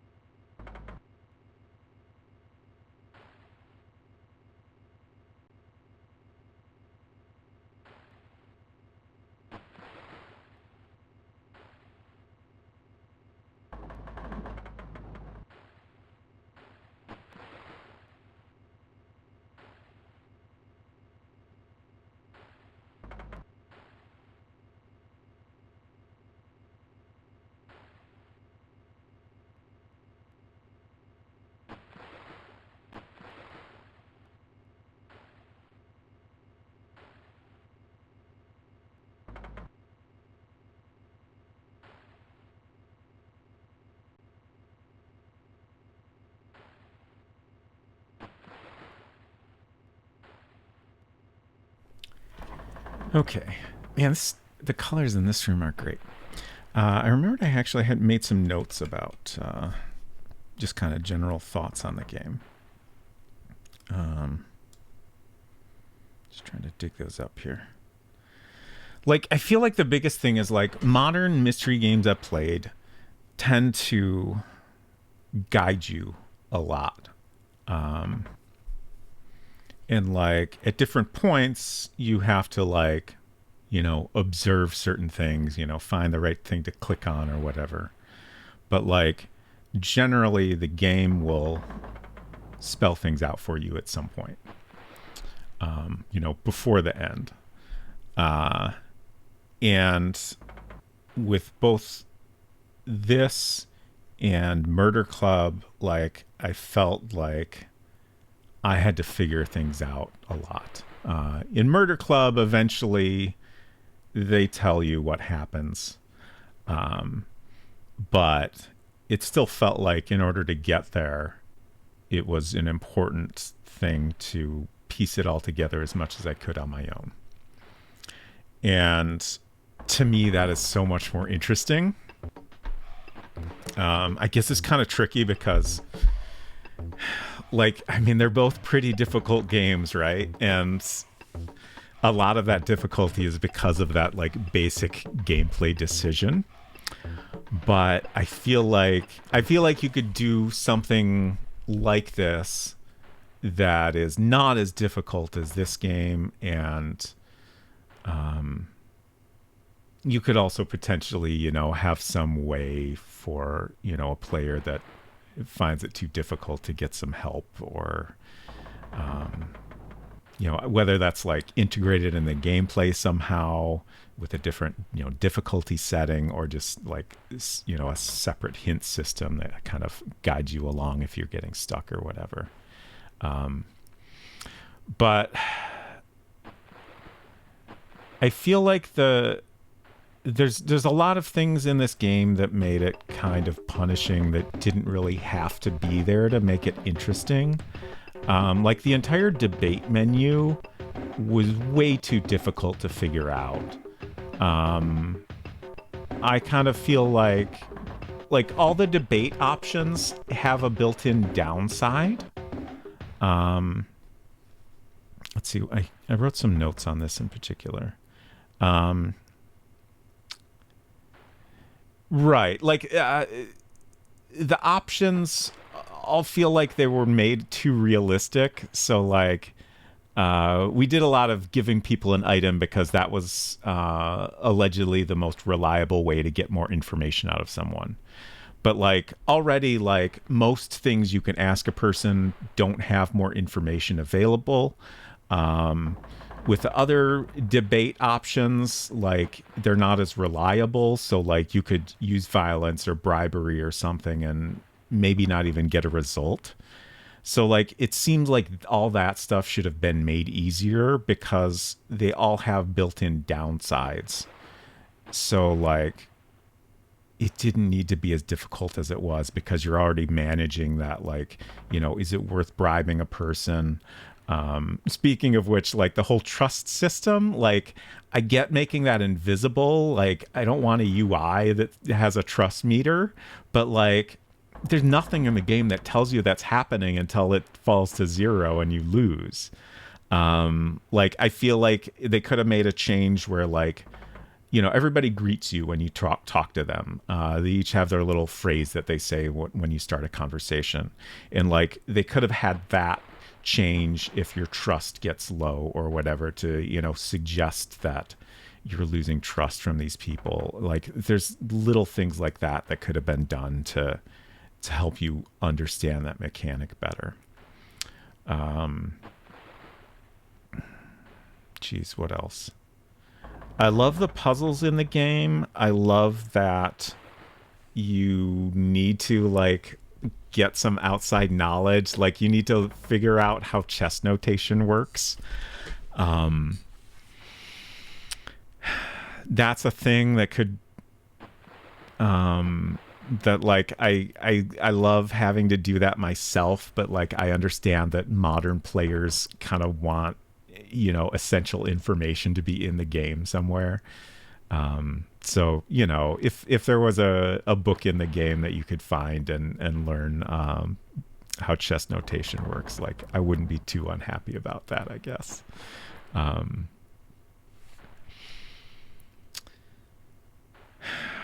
Oh, right. I really feel like there's lots of translation weirdness and also lots of timing bugs that, like, if those were sorted out, so many things would have been not necessarily easier to figure out, but less confusing. Like, I think there was a lot of second guessing just because timing of events isn't always realistic.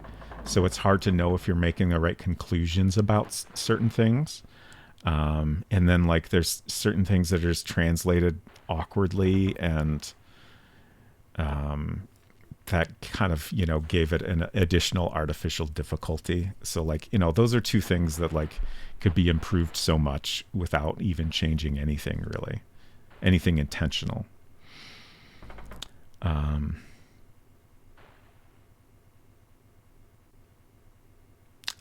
I enjoy that, like, you can open anything in the game. I enjoy that there's like a huge number of objects, and that you have to, like, figure out what's important, like that watch. If I had taken that watch and shown it to some people, that would have given me some information to help me figure out that that was Lucy's watch. And Roy possessing a watch that used to belong to Lucy is very good information to have. But I just overlooked it because it seemed like an ordinary item. And I love that that is a part of the game. So, like, that's a type of thing that, like, I feel like you never see so many unnecessary items in modern games, especially adventure games, right?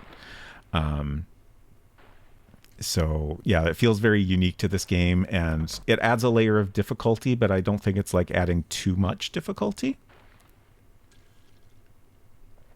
But then you have the weird UI where, like, if you are holding an item, you can't fully interact with it unless you go somewhere else and then drop it, which is also very goofy. I think it was just like a user interface limitation that I guess they couldn't figure out how to solve. It doesn't fully make sense to me. It feels like there has to have been something else going on there that led them to the approach that is in the game. Maybe they're just, like, it feels like something they could have at least solved in the DOS version, right? Since they had an extra year, or at least several months to figure that out. But I don't know. Maybe it's just it could just be a time issue where they didn't have enough time to figure out a better way to do it. Who knows? But yeah, I think that's kind of most of my thoughts. I do like, I enjoy that I had to write a lot of notes and keep track of things, which again feels like a thing that modern games shy away from expecting the player to do. Certainly there's some games that don't do that. I played a couple demos a while back that, set up front, hey, you might want to have an actual notebook to take notes, which is great. But most modern games will give you all the information somewhere in the game if there's, like, stuff to keep track of. To me, I feel like that would make a game like this too, like, I would feel like it would become more obvious because the game knows what's important. So if the game is keeping track of everything important, then it's just kind of guiding you along in the end. I don't know. Maybe there's a way you could do that in a way that would work. But I did not enjoy having to do, like, spreadsheets of who said what just to keep a track of who I had asked questions of. I don't really know how you would resolve that. in a way that feels more modern without like having like an indicator of, you know, whether or not asking something will give you new dialogue or not. So yeah, there's lots of things that I feel like are tricky figuring out how to modernize. And ultimately, I think if you tried to modernize this too much, it would not be the same. So I think it would probably just be a matter of finding a good middle ground and then convincing people that it's worth the effort to spend the time on it and appreciate the difficulty. And again, you know, like build in a hint system or something to help players that, you know, enjoy the game but don't want that same level of difficulty.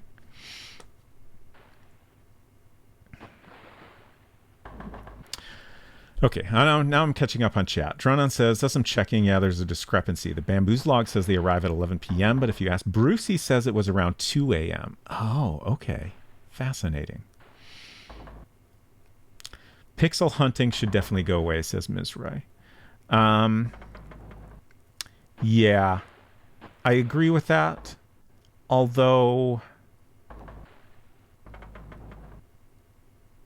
Yeah, I think my main complaint there is like at first it felt like I didn't need to do pixel hunting because you could just kind of look and see, like, you know, if there's a shelf here. Sorry, my cursor's not locked in, so things are weird. Like this shelf here, you know, like that's a thing where some items could be hiding. So like it makes sense to try the search action there. So at first it didn't feel like a game where you're expected to pixel hunt, but then later we got into some things where it very much did seem like that. And I think my main complaint there is not with the like specific interactions we needed to do. I think my complaint is that other actions should have given me some information. Like there's that spot in the well where you have to put the stone that you find in Marie's room in order to proceed with a puzzle. And if you look at that spot on the well, it should describe it in some way. It should make it clear that's an interaction spot. The game gives you nothing if you do that. You can interact with it with all the different verbs and you get absolutely nothing. And I think that is the design flaw that this game fell into there. I think for the most part, like, I wasn't too bothered by the pixel hunting because it's relatively realistic. Like, there's some things that are tiny that you need to use the look magnifying glass to find. But also in a lot of cases, those are like changes that happen through the course of the game. So yeah, like I think it'd be worth making some tweaks there to make a couple things easier to find. But overall, I feel like just being more forgiving with the different verbs is the way to go. I kind of like that there's a lot of verbs. Probably most people would think it's too many, but I would maybe get rid of some. Like, it kind of annoyed me that using raise was required in certain cases, whereas open did not work. Like, if I'm trying to open a board, like, of course I'm trying to raise it, right? Like, that seems like I would just get rid of raise probably. You know, same thing with trying to open a stone. Of course I'm trying to raise it up to see if there's something underneath, but, you know, the game doesn't see those to be the same. I can maybe see with like the fish tank, like opening a fish tank, you would think of as, you know, opening like a, you know, thing on top of the fish tank. Whereas, you know, the thing you need to, the important action is turning it. So like in that case, I don't mind having a separate action. Calinair says, with the manual good for understanding the controls for Malpedia, I checked out Mortville briefly and was foiled by the controls. I don't think the manual is great.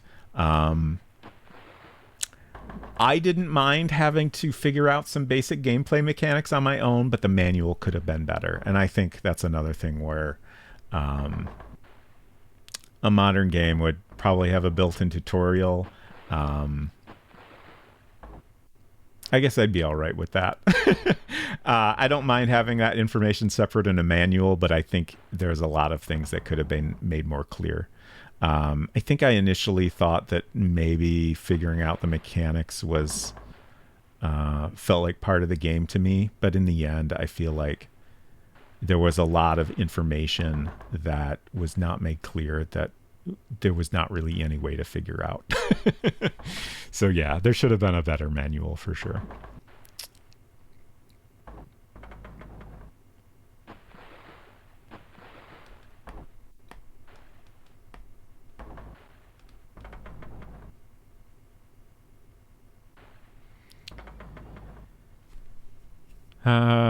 Counter says, oh, P.S. If someone else didn't already confirm it's not your camera, it is dropped video, not audio frames, so it guess emulator eating your cycles.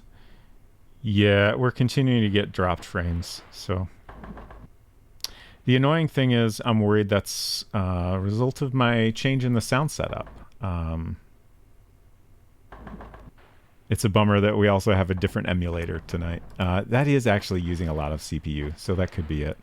But there's so much CPU unused is the weird thing. There's plenty of CPU and GPU available, but odd. Sakanako, hello, good to see you.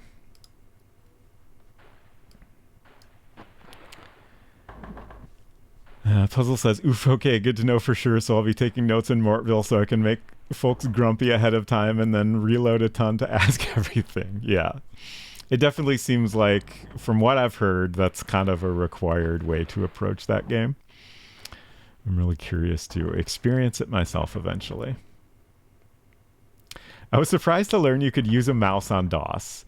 Yeah, I mean, this was the DOS version was in 91, so like not necessarily everyone had a mouse, but a lot of people did, I think, at that point. There is also an option to play without a mouse.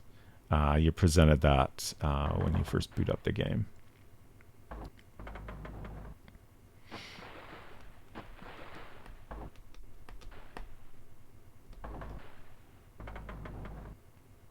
Still catching up on chat here. Almost there. Davor says, difficulty setting is kind of hard for a mystery game. Easy for an action game to make the next challenge easier. Harder to retroactively provide evidence you might have missed. Yeah, like... yeah, I mean, first of all, like, you know, I'm just, you know, dishing out game design advice without ever having to deal with these problems myself. But, like, I feel like if I were to try to design a game like this with a little bit of a more modern approach, like I would definitely design it up front with the like challenging difficulty level that I would want. And then I would figure out, okay, what can we do to make this more approachable for, you know, players that aren't like me, that, you know, need a little bit more help or just, you know, want a nudge if they get stuck instead of having to struggle through it and, you know, spend a lot of time figuring out what they missed. You know, it could be that, you know, a hint system is the only way to do that. I don't know. It seems like there's potentially other things like, you know, a lot of modern point and click games have a hotspot indicator, like you hit the space bar or something and then all the hotspots will light up so you know exactly where to click.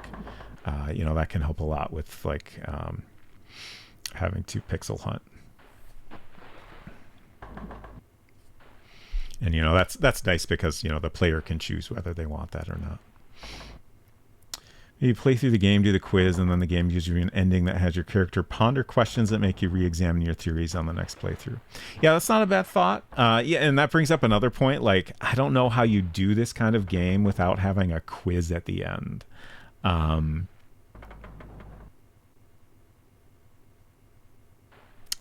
Just like...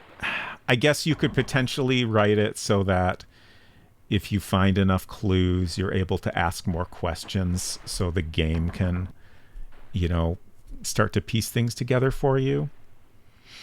That feels tricky though. I get why so many, by so many, like just a few that I'm aware of, but like I get why some games arrived at that approach to do a quiz at the end. Like, it's a way to both make the player think about whether they have understood things. Like to me, that's like the value of it. Like, I think some people see that quiz and it's like, oh, it's just a test, like the game forcing me to, you know, figure everything out. But to me, I like it because it helps me think about whether or not my understanding of things is actually correct. So like that's useful. And then also like if you do the quiz in the right way, it can help you figure out what pieces you're missing. I feel like that part of it is very tricky, and this game seemed more like they didn't want to give you too many hints during the quiz. Like it definitely helped a little bit. I think it would have taken me far longer to figure it out if the quiz hadn't given me a little bit of guidance, but it also seemed like it was intentionally misleading me somewhat, which I think I would maybe not do. I get the idea of not wanting to give you too many answers just by going through the quiz, but like, I guess I feel like if the player wants to figure everything out just by going through the quiz and guessing, like that's their choice. Let them do that. Like I don't see anything wrong with that if that's how someone wants to play the game. And I definitely agree with the idea of having your character ponder things. Like that's a pretty good thought. A lot of the debate stuff that wasn't exactly evidence seemed overboard. Yeah, for sure.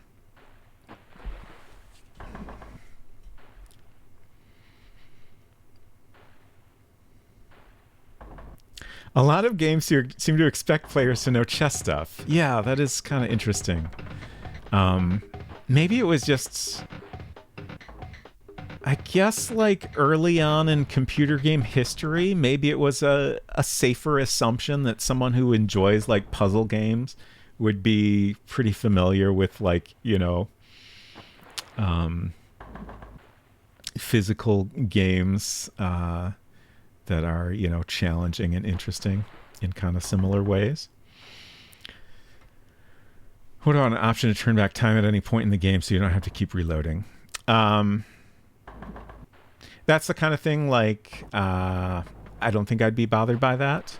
At the very least, like I don't support their idea that like having an option to reload at any point is like unrealistic because you can't time travel in real life. Like if that's how they feel about it, you should only be able to play the game once and then it should delete itself. But like no one is ever going to finish the game in a single playthrough. So just support reloading. Like it was a silly decision to make. I kind of get why they did it, but I definitely don't support it. I kind of feel like they maybe only did that because they didn't want people like spamming the debate system too much and like figuring things out quickly that way. But again, I feel like if the player wants to do it that way, just let them. Like someone who wants a more challenging approach is gonna, you know, play it straight through and then reload anyways. So like, don't worry about it so much.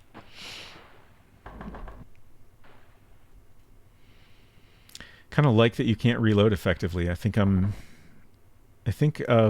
making the game you can save at the start of the day. Interesting. Yeah, to me it just it didn't add much. And, you know, eventually we were able to figure out how to end the game whenever we wanted. I guess I wouldn't be too bothered by, having limited save points or something, but I also don't feel like it added a lot. Especially, we have the wait mechanic and stuff like that, so we can skip ahead if we want to. And I feel like that's kind of necessary. Log that keeps track of what folks have answered, tinting their text to questions already asked. Yeah, I think I'd be all right with that.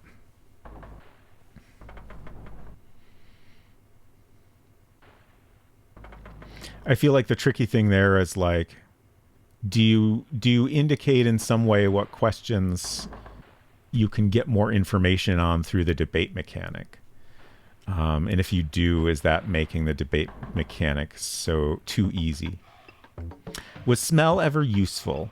I feel like it was not ever important, but it was occasionally useful and interesting. Like, for example, we were able to smell Marie's teacup and get some information that was kind of interesting there. We were able to smell cigarettes and come to conclusions about whose cigarette butts they were, and therefore who was there. So I found that kind of interesting and useful, even if it wasn't really essential information ever.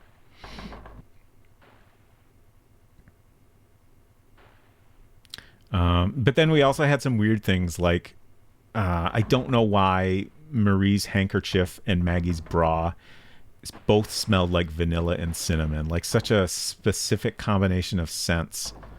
I still don't get that. Did they just wear the same perfume? I don't know.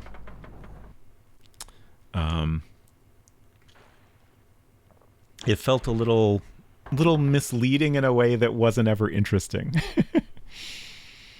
If you could talk to Robot Spacer from episode 1, what would you tell him? I don't know. I don't think much. I think I enjoyed my experience with the game, even if I struggled at times. I can't think of anything offhand that I would want to tell myself starting out. I guess I would maybe say, like, it's okay to, like, have someone explain some of the basic game mechanics, like the debate menu in particular and the trust meter. Like, those are things that in the end I feel like the manual should have explained a little bit more. Davro says, DOS mouse not uncommon. Lemmings unplayable without. That is a good point. Again, I did not, I grew up with a Mac, so, I always had a mouse, and I'm not super familiar with the DOS world. I've had to learn a lot fairly recently to kind of understand people's experience growing up with those computers. But yeah, I've definitely gotten the impression that at least by the 90s, it was not unusual to have a mouse. Silver says, Lamplight was interesting that instead of a hotspot indicator, it removed hotspots as they were no longer useful. I mean, you still had things to find, though, right? You had to find things to interact with. But I feel like the gameplay in general was simplified enough that it didn't seem necessary. Which I like the approach there. I think if I were making a game, I would probably not simplify quite so much. But I think for that game, it worked really well. And it still gave you the challenge of trying to piece together the evidence and figure out what was happening without feeling too guided. Puzzle says, I do appreciate adventure games that let you decide your difficulty. Monkey Island 2 did it, I think I remember, right? That way you can have either full Lancor experience or maybe something with a bit more signposting. Yeah. I do not remember what Monkey Island 2 did with that. It's been so long since I played that. It's a lot of work, too, on dev, so I get why a lot don't. Yeah, for sure. At least if you mess up the quiz in this one, Lang doesn't get gunned down in his sleep. That's true. You can go on about your business as long as the well doesn't fill up with water. I like quiz, but please be diegetic. Yeah, I do agree. Like, it was a little forced in Dagger of Amon-Ra, but at least they made an attempt to fit it into the, you know, game story in a way that kind of made sense. Whereas with this, like, it didn't make sense at all, and like it fully took you out of the game. Like, and I didn't enjoy that approach. Like with a game like this, you know, eventually you got to report to your superiors or something. So like doing something there would have worked better for me, I think. Obviously would have changed how the end of the game wraps up, but I mean, the end of this game is not amazing.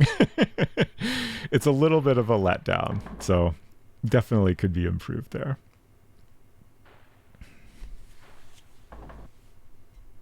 Mizra says, going on record that having other be one of the answers is kind of horse shit. Yeah, I think that's fair. I don't mind it being there, but I think making it the correct answer in one of the cases is a little bit ridiculous, especially since that question took some effort to even get to come up.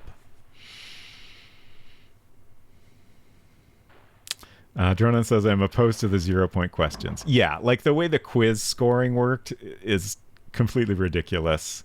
Like, it's not a percentage. It's just each question has some random point value, and then they pretend it's a percentage. Like, that's bullshit. Like, and then they like obscure it by giving you a range. Like, I think if it were me, I would either just tell you the actual percentage or at least a smaller range, or maybe even just the number right. Like, I feel like, you know, even just giving the number right, that still gives you so much uncertainty because you don't know which ones you got wrong. You don't know which ones are the right answer. So that seems like a much more reasonable way to handle the scoring. Deora says, I think these 0-point questions help you get pointed somewhere while also obscuring the outcomes that a multiple choice otherwise leads one to. Yeah, like, I don't mind that there's different questions. I think that was great. But I still think the scoring should be accurate and not intentionally misleading. That's all. Jonan says, when I was using Cheat Engine to figure out the quiz, I assumed it was counting the number of questions. It wasn't, so I asked it to track numbers that increased by 1. By a perverse coincidence, the first 2 quiz questions are worth 1 point each. Otherwise, I don't think I would have figured out what was going on. Oh, gosh. That's terrible. Puzzle says, I played through The Game Was Loaded this year, and while I did really enjoy it, it was a little bleh that you could only save and load in your office. And I think the game also runs on a time limit, so you have to be careful about saving and loading. Yeah, see, like, that's a thing where, like, I enjoy that difficulty often, but I totally get why other people don't. And that's, you know, that's a thing you could have a setting for, potentially, as long as you, like, design for it in advance and make sure that, you know, you're not totally breaking the game by letting people save everywhere. Deborah says, I think no reloading encouraged more exploration, especially in a game with a deep schedule. Like, on one hand, yeah, I agree. On the other hand, like, I don't know. I feel like I felt encouraged to replay from the beginning most of the time anyway, because I knew I needed to explore. Like, you know, you already have a timeline, so it's clear, like, things are happening at certain times that you can miss. So, like, even if I had full control, I would have still made that choice early on.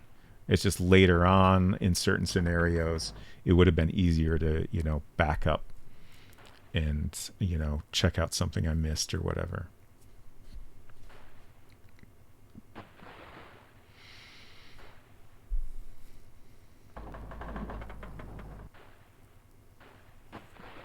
Maybe the ending of the Amiga version will be better. I doubt that, but it will be interesting to find out. We'll probably get better music.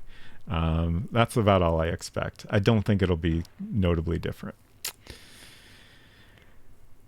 Okay, we finally caught up on chat. Mizra says, I'm predisposed to a quiz at the end of a mystery game. The old Sherlock Holmes Consulting Detective board games did something similar, testing you to see how well you could interpret the information it gave out. But Petey Islands was not good.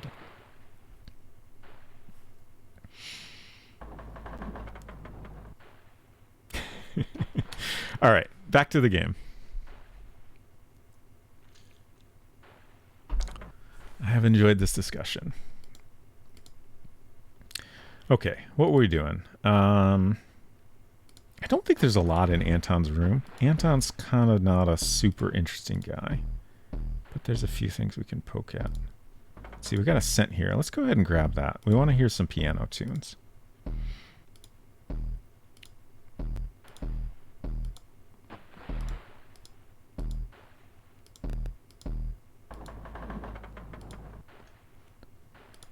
Can we search for anything up here? Just dust. You're searching in the dark. I can't remember if I already searched this cabinet here. We got this. Can we open the shirt? No. Can we close the porthole? No.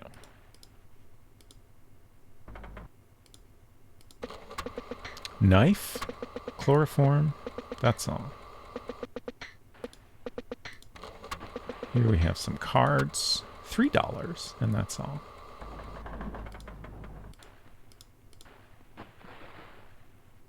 Did I search this already? I think I did. I'm just going to not worry about it. I think we're done here.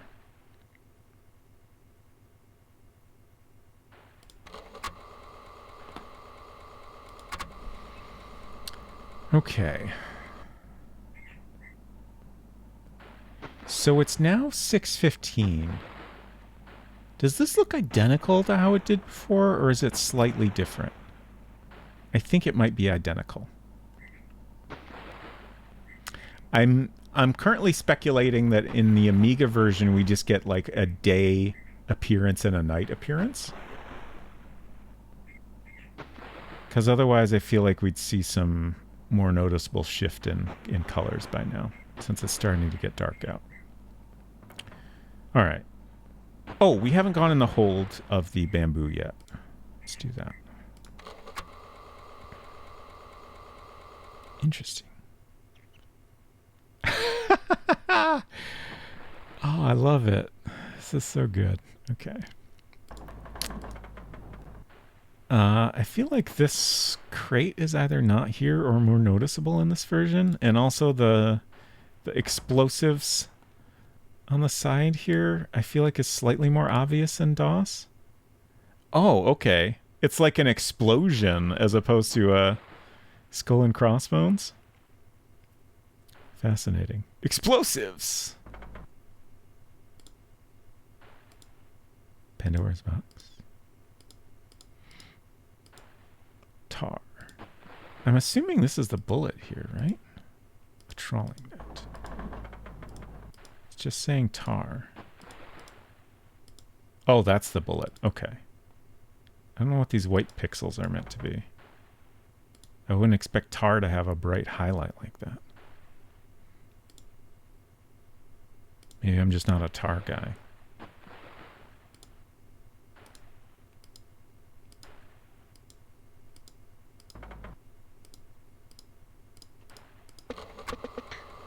Got another knife, a fishing line, and that's it.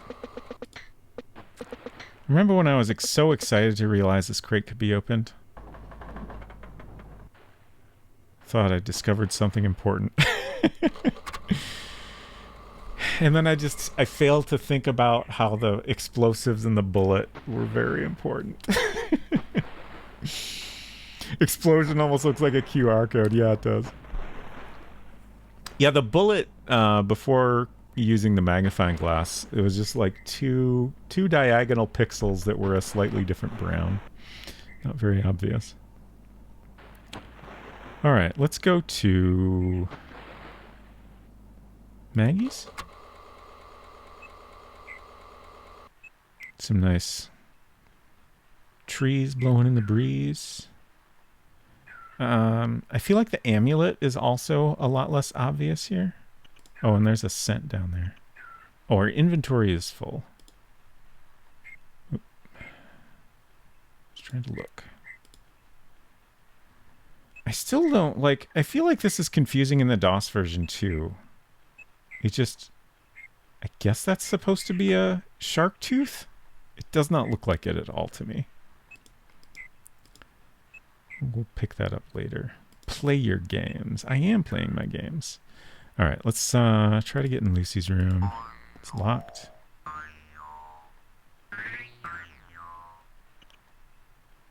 Excuse me? What?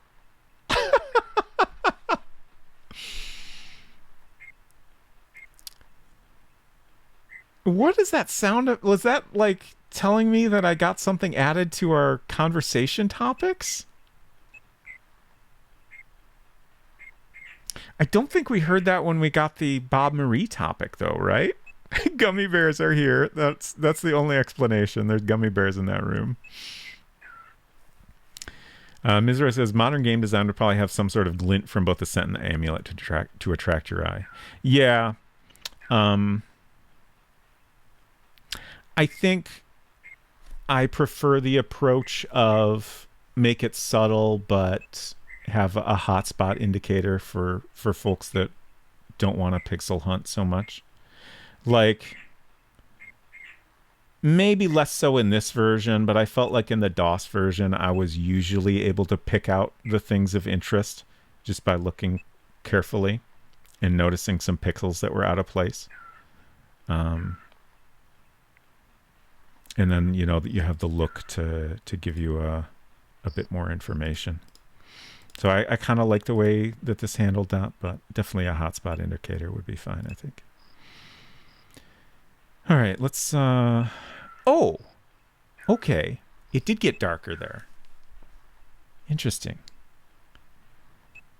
So that was more of a subtle palette shift. Like, the colors just all got darker. Like, I feel like they're maybe slightly more vibrant now. So a less dramatic situation than the DOS version. Oh, this is great. Look at that piano.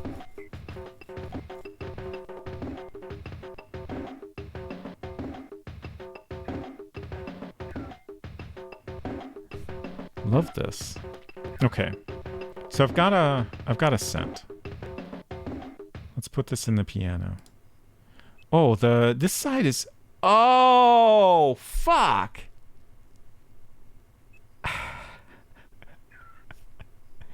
The piano puzzle makes so much more sense in this version. On this side, you have a big round thing that is maybe like ashtray shaped that you put your coin into, and then on the other side, it looks like something is missing.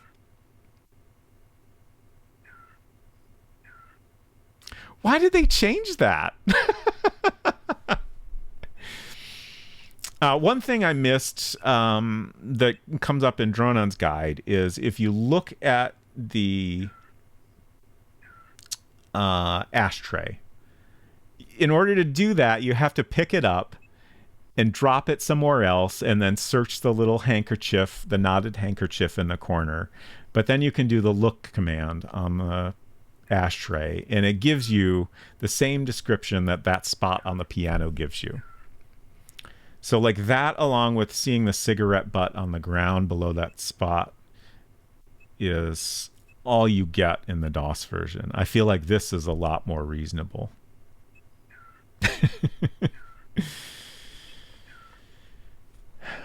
Ooh, cookies, yum.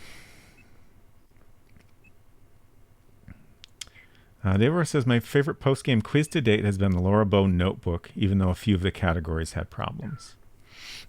So like the notebook at the end of Colonel's Bequest, you mean? Yeah, I like the way that was done. That was really good. That game is fantastic. So many good design decisions made in that game. Like I love that game, like I think it's pretty much guaranteed that when you play it once you're going to want to play it again.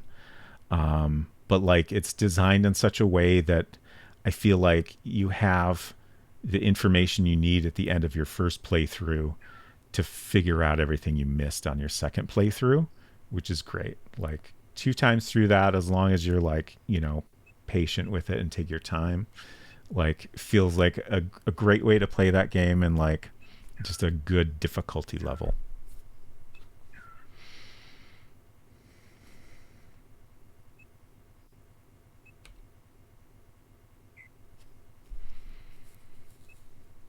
Pumpkin chocolate chip. Ooh, interesting. That sounds very good. I think I missed a little bit of chat here. On screen, we see Robot Spacer's biggest fan. It's a very nicely animated fan. Puzzle says, "Oh, LMAO, that is what Dronan was hinting at us to rewatch on one of your VODs. I rewatched and didn't understand at the moment, but now that you say how it's different here, it makes much more sense." Okay. I didn't go back and look at what Dronan was hinting at there. That's interesting.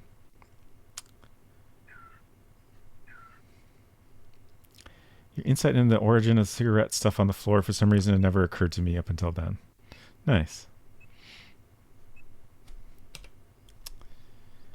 Yeah, it's like this absolutely feels like a game that is meant to be like you're meant to like share information you find with other people, like 100%. Another thing, like I feel like I was almost there but never quite figured this out. But once I read Dronon's guide, it finally made sense. Is like I could never figure out like what caused the piano pedal to get stuck in the down position. But I think it makes sense that the piano has some sort of transmitter in, so it's like receiving like some sort of radio signal or whatever from elsewhere. It's not like someone is coming in here and physically like inputting the message. So people are able to send this piano messages from, somewhere presumably off the island. I don't know if that's realistic, but like it makes sense. Realistic for the time, I mean. I guess it depends exactly how far away from other places this island is. And before I convinced myself it was Chris's mess because he leaves the cigarette butts everywhere. Yeah, I think that's like a reasonable conclusion to draw. This game has ARG vibes like a decade before ARGs came to be. Yeah, totally. Okay, let's go ahead and play a song here.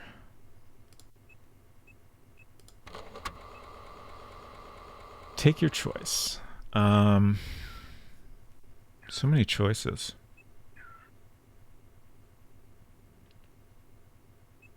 Let's start with Kyrie.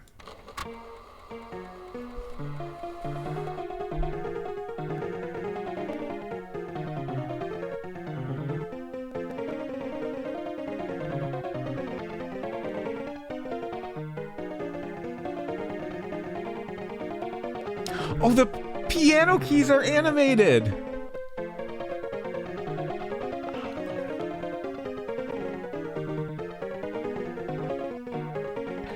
Tag yourself on ham and eggs.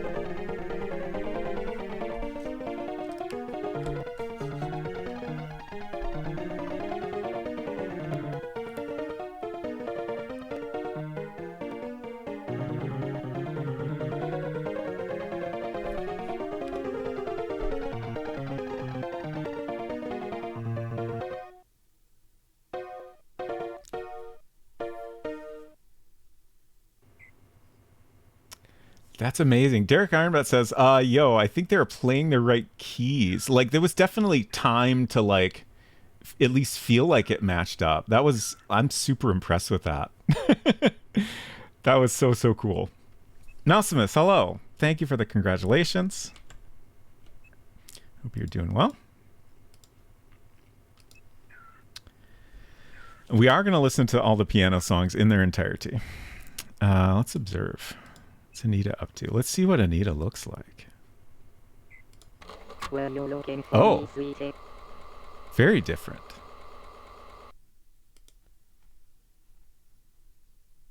What you up to? Nothing special. What's your opinion on the locked room? Whenever a room is empty, Nagi double locks it. The Lady in Black. This is an investigation from the Dime Store novel. Why do you ask? So yeah, the voices feel like they're at a different pitch, depending on who the person is. I feel like that's probably the only real difference.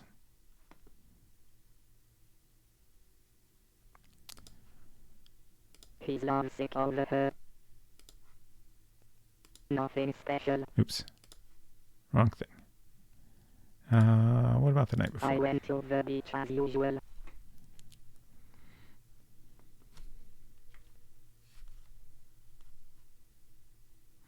At the pier, the water splashes, and then the splash animations also time up. Oh, I missed that.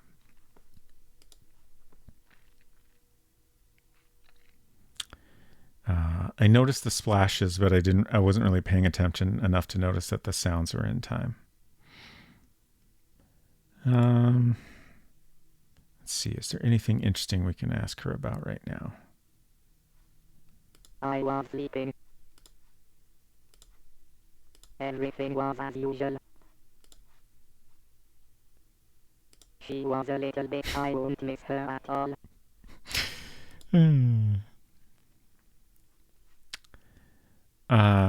Tronon, if you want to remind me at any point of like questions we can get more information on, feel free.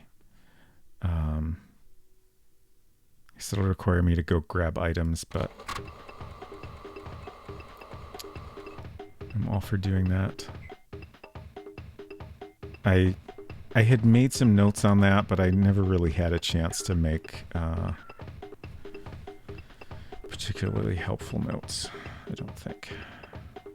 Just they're not organized well enough.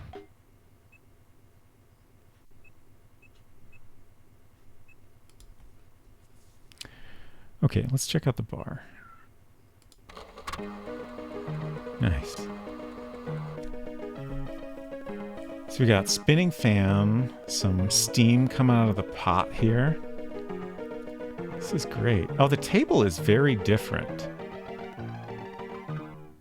In the DOS version, it's like a smaller table. I think it's round.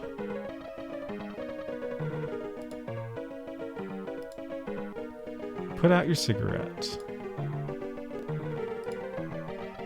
Take. Trick has been played. I guess if there's music happening, we don't get the boing.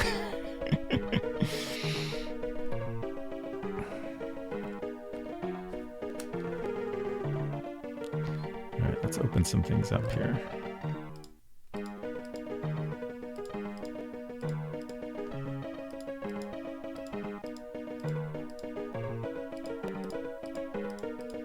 I'm curious if all my snooping around is going to get us a game over here. Oh, we can probably turn the fan off.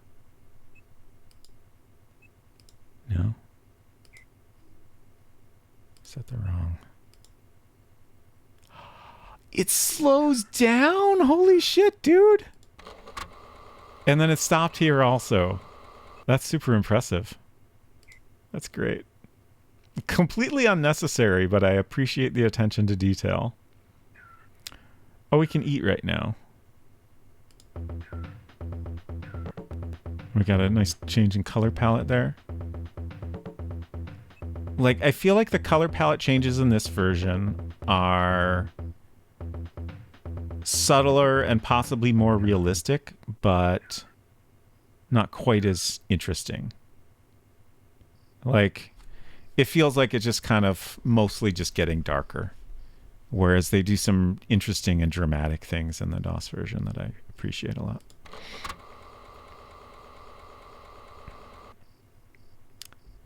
All right, let's turn the fan back on. Oh, the pot's no longer steaming either. That's great. So that's dependent on the time of day, I assume. Oh, because it's not dinner time. That's great. Oh, somebody closed all the stuff. Rude. This looks pretty much the same. I feel like a lot of the art is almost identical, like just for like close-ups and some of the items and stuff like that.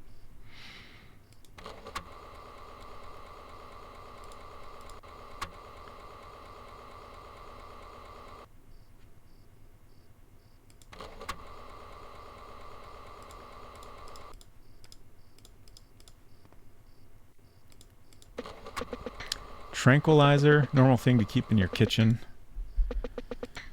That's all. A mirror, aspirin, that's all. A lamp, Lucky Strikes. We could bribe Bruce with those, but I guess I'm not worried about that right now. A lighter, that's all. First aid kit, that's all. Okay. Nothing super interesting here.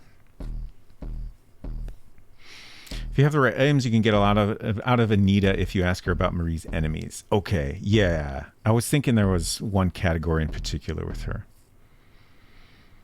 I don't think I have anything good for her right now. I'll make a note about that.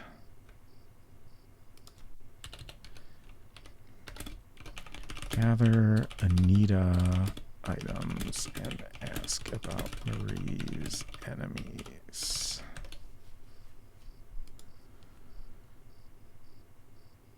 Okay, let's see. Nothing noteworthy. Let's talk to Sue. We haven't talked to Sue yet. Are you coming here? Oh, fascinating.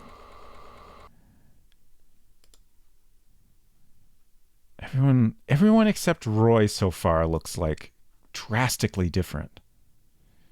Again, I'm really curious what Maggie looks like in this version. Well, I didn't say that specifically, but I'm pretty sure she's the woman that's featured prominently on the cover art. And I'm really curious if she looks like that in the game or if the cover art is just like another like completely different imagining of what the characters look like. Yeah, this is Sue. Yeah, this portrait is great. This is maybe my favorite one in this version so far. I wonder if Juice chimney smokes when he's burning the wig. Like, I would be surprised and disappointed if it doesn't. I think that makes sense.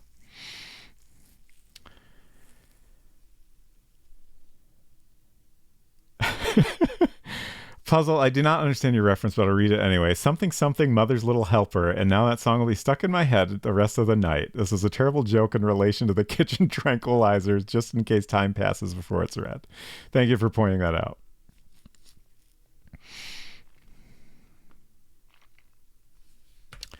Her dress does seem see-through. We haven't seen Juiced yet. We haven't seen Juiced or Maggie. We haven't talked to Bruce. I know what he looks like because I talked to him when I was setting things up. Is that everybody? I think so. Obviously, we can't talk to Marie or Lucy. Although I am curious what Lucy looks like in the photo with Juiced. Yeah, Drona says, that's why my some will take 2, some will take 3 riddle is about giving items to people since I'd introduced the give mechanic so late in the game. I did figure that out finally while reading your guide. Because Sue and Roy, like one of them has 2 follow-up answers, I think, about like what they saw, what they noticed at 6 p.m. and the other one has 3 follow-up answers about what they noticed at that time. That was a good hint that I completely missed. It's a goofy reference to the song Mother's Little Helper from the Rolling Stones. Ah, okay. So were these actors that they didn't have access to for the second version? I really don't know. I don't know why they decided to change them so significantly. Like the background art is notably different, but not so drastically different as the character art. So I don't really know what the motivation was there. I mean, to me, they don't really seem like they're based on real people. Like, I can't imagine why, like, even if they're based on people, why they would need those people to be around for the DOS version. But I don't know.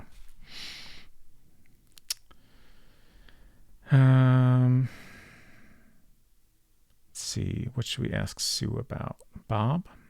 I'm crazy about him, but he has someone else. Oh, so her voice is higher pitched than Anita's. That's interesting. So now we have Bob-Sue relationship. I'm crazy about him, but he has someone else. I really like the eye movements. I feel like that adds a lot along with the lip movements. I went to the beach as usual. I was in my room. She's a very tired woman, a real mother hen to all of us.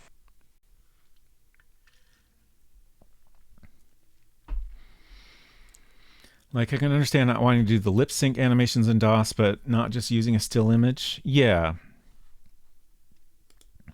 I would love to hear why they completely redid the art in that version. And like the...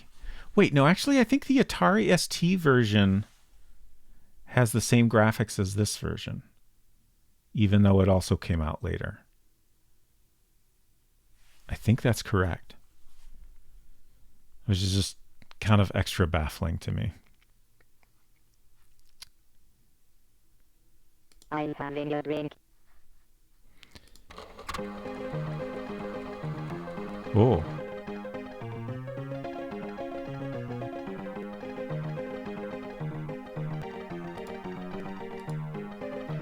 Play your games. Oh. Is there always music in the... Okay, not always. It seems like we're hearing music a little more frequently. Oh, nice. Okay, so now at night we have a much more dramatic change. This is really interesting. Like,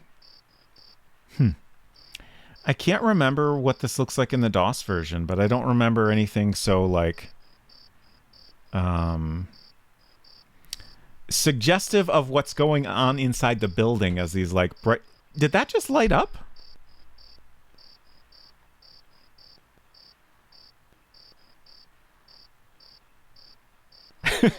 the Anita's room on the top right, that was not lit up a second ago, right? It did? Okay, thank you. I wasn't sure if I just hadn't noticed that and suddenly did. Ask about Fred. We can't ask about Fred until we learn about Fred. Yeah, the crickets are great. Yeah. There's so much more atmosphere in this.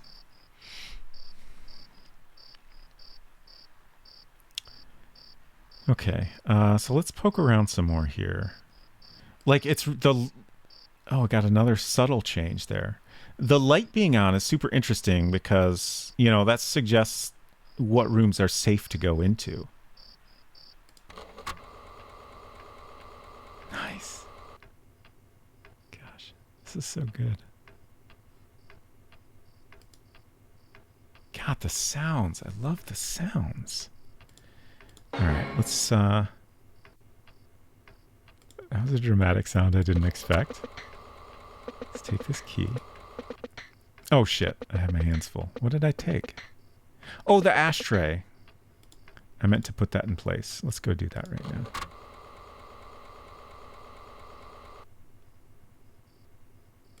Oh, Maggie's here.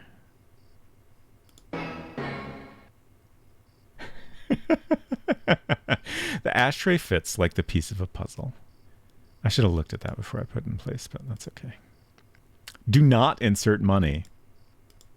Deposit 5 cents. We won't do anything since Maggie's here, but we will talk to Maggie.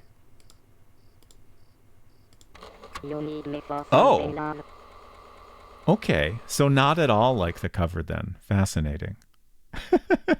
She's very like businesswoman. What's she I'm up to? working. Okay. Tell me about I'm yourself. still a fine woman, I bet. Good for you. A fine looking girl and all the same not lazy. She was always a pain. Was? She's still around. I miss her, she was like a daughter to me. One of the innocent life has been cruel to him. There's not much to say about that, you know. Anton's just not that interesting, Maggie Marie's says. disappearance was quite a blow to him. He's a snoop. Ooh. I don't remember that If response. I were you, I'd go ask Bruce. Ask Bruce about Bruce? I guess that makes sense. Last night while I was fixing Marie's tea, I had to go out for a few minutes. When I came back, the cup had been moved. I didn't think it important at the time. That's a detail that I still don't quite understand.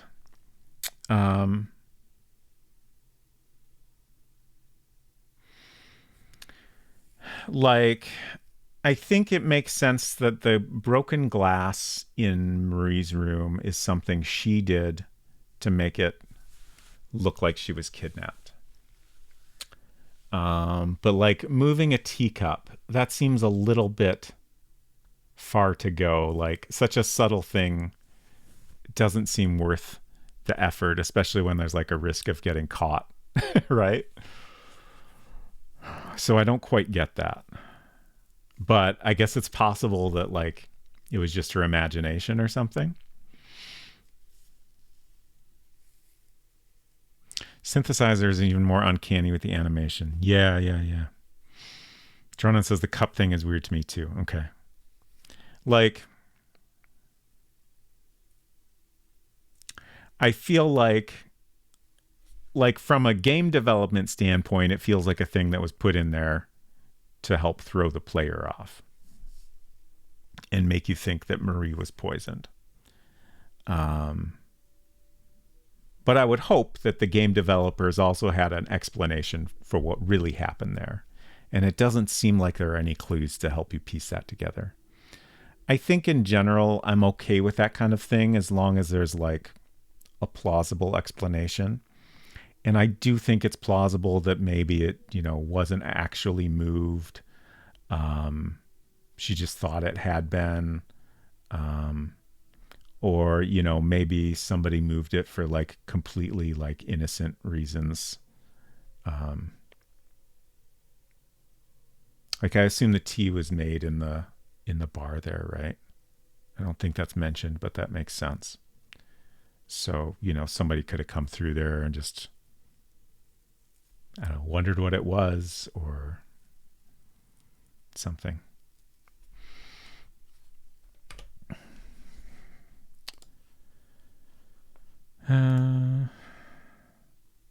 That room's empty. It was Lucy's room, but she left a while ago. She went exactly where she felt like.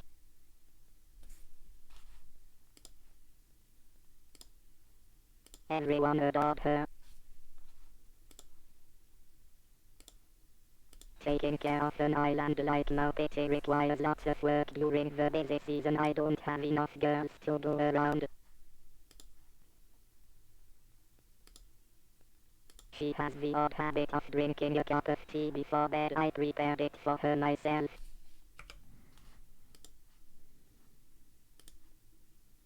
That's Marie's piano. An Egyptian boat brought it here 2 years ago.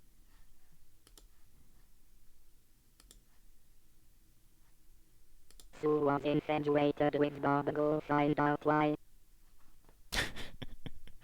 That's a weird statement. Like, why would a real person say anything like that?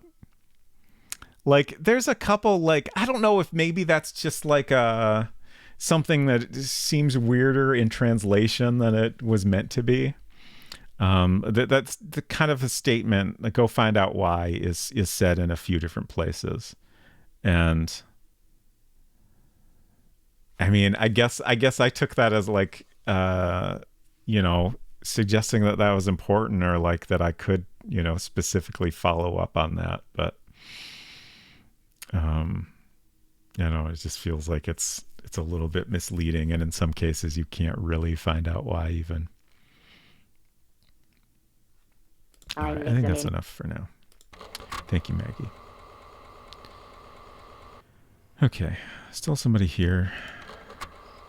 Please figure it out. You do the math. Okay, so now Maggie's back in her room, but we could snoop in Sue's room, at least. At some point I should drop some things off, I guess. Or do some bribing. Oh, I should have shown somebody the watch. Let's try showing the watch to Sue. Are you coming here? It's not mine. Oops. Oh, Roy was there. No, we don't want to show it to Roy. He won't admit whose it is. Oh, shit. Sue's back in her room now. All right. Marie's room it is. Oh, and it's already been broken into. Okay.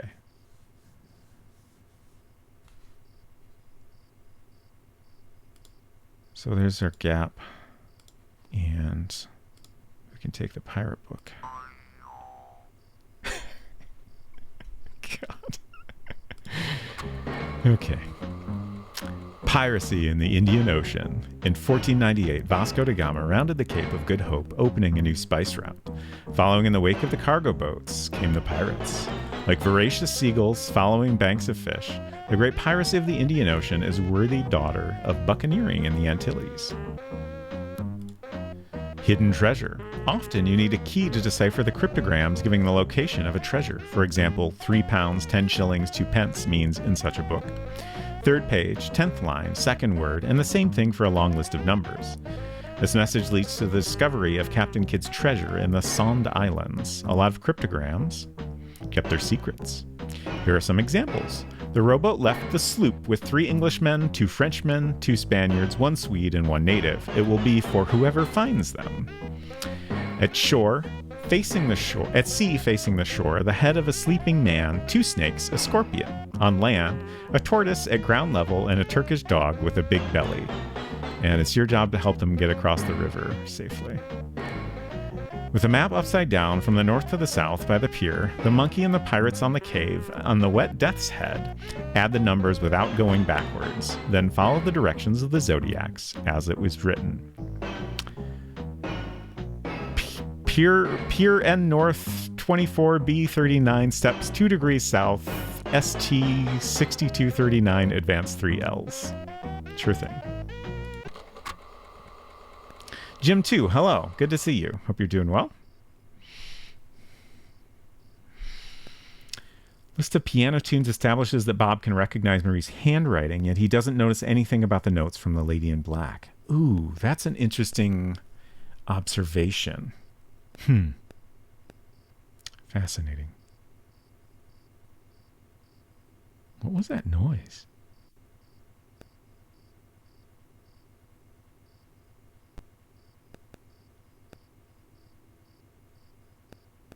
Also, it feels eerie that we're hearing this weird little noise and I don't see anything animated. This is maybe the first screen we've been to with no obvious animation. What is that noise?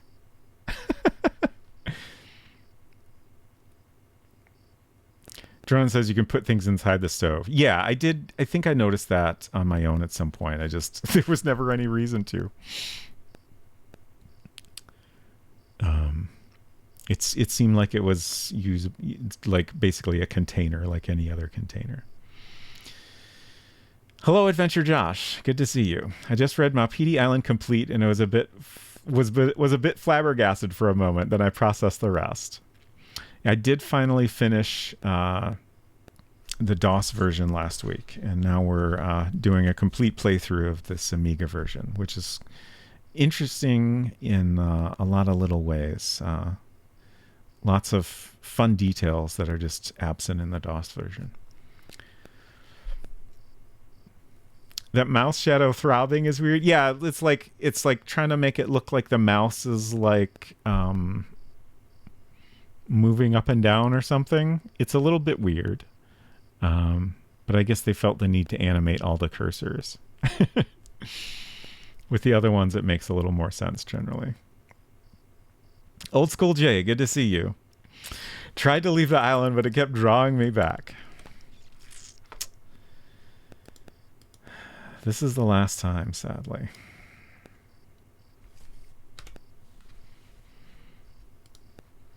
Okay. Unfortunately, my inventory is full, but we can still do more snooping. It gets me every time. A jewel box. Okay, so I think we'll go ahead and open this. Without without going through the puzzle. Or maybe we'll come back to it.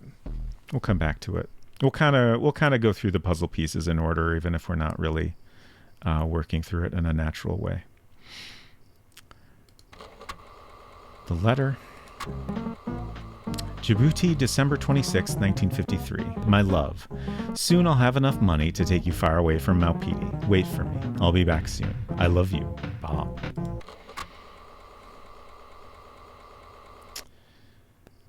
Smell. Ambergris toilet water. We won't bother to take that. Sheet of paper. So this is Marie's list of songs, which we now know is... Like, we knew there were 12 songs, but it took me a very long time to realize that there's a song for each month of the year. I figured that out with much prompting from Dronon. Old School J asks, what was the final stream count for the DOS version? It was exactly 30 streams, which felt nice, in about 145 hours, and also had a death count of 141 approximately. I think we missed a few of those, but that includes intentional restarts, because those basically result in your death. I guess we counted endings that don't necessarily mean you died also. But it was quite an adventure. 145 hours sounds almost normal for this era. Yeah, probably. Like, realistically. I feel like most games from this era tend to be more approachable, though, especially if you're used to adventure games in general and, take thorough notes and stuff. Like, I haven't had any game that I've played on stream, even if I've never played it before, take anywhere near as long as that did, or feel anywhere near as punishing. Watch the Amiga version of Change All Solutions as the start of another 30 stream odyssey. I hope not. I don't think that's true, but it would be funny.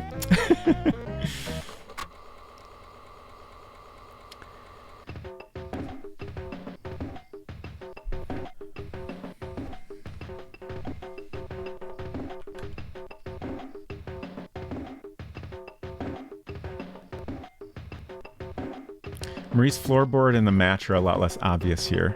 Yeah. Oh, there's on the DOS version, there's like a lower part of the table. Like there's a lower board that the match is on. That's interesting.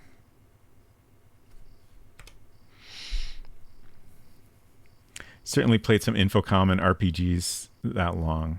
Yeah, like I'm sure I spent more hours than that playing Zork and still never finished it until 20 years later. How long did Murder Club take? I don't remember. I can actually check real quick without too much effort. Let's see. Collections. Murder Club. So we spent about just under 60 hours on that, and it was 10 streams. So quite a bit shorter.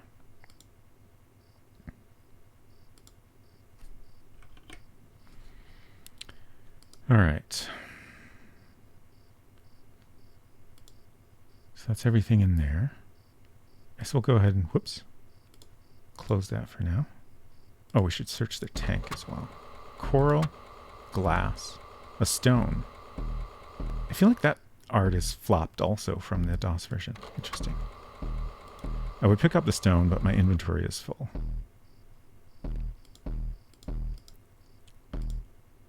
Oh. Does the DOS version give you this text when you open things? I don't think it does. Right? That's interesting. Peroxide. That's all. Writing paper. A lamp. That's all. A mask. A mirror. That's all. Is everything redrawn here, or is it mostly recolored and palette corrected? It is completely redrawn for the most part. There are a few things, like mostly items, that are not redrawn and look very, very close to the DOS version. Otherwise, it's like they kept everything in the same place. So like the basic like scene composition is always the same. But like aside from that, it feels like they completely redrew things. So like, you know, this is like the same like angle of the room we see. All the items like the door and the fish tank are all in the same spot. But like it looks quite different in the DOS version. And we get a very different series of palette changes throughout the day. I don't know what that sound was. Was that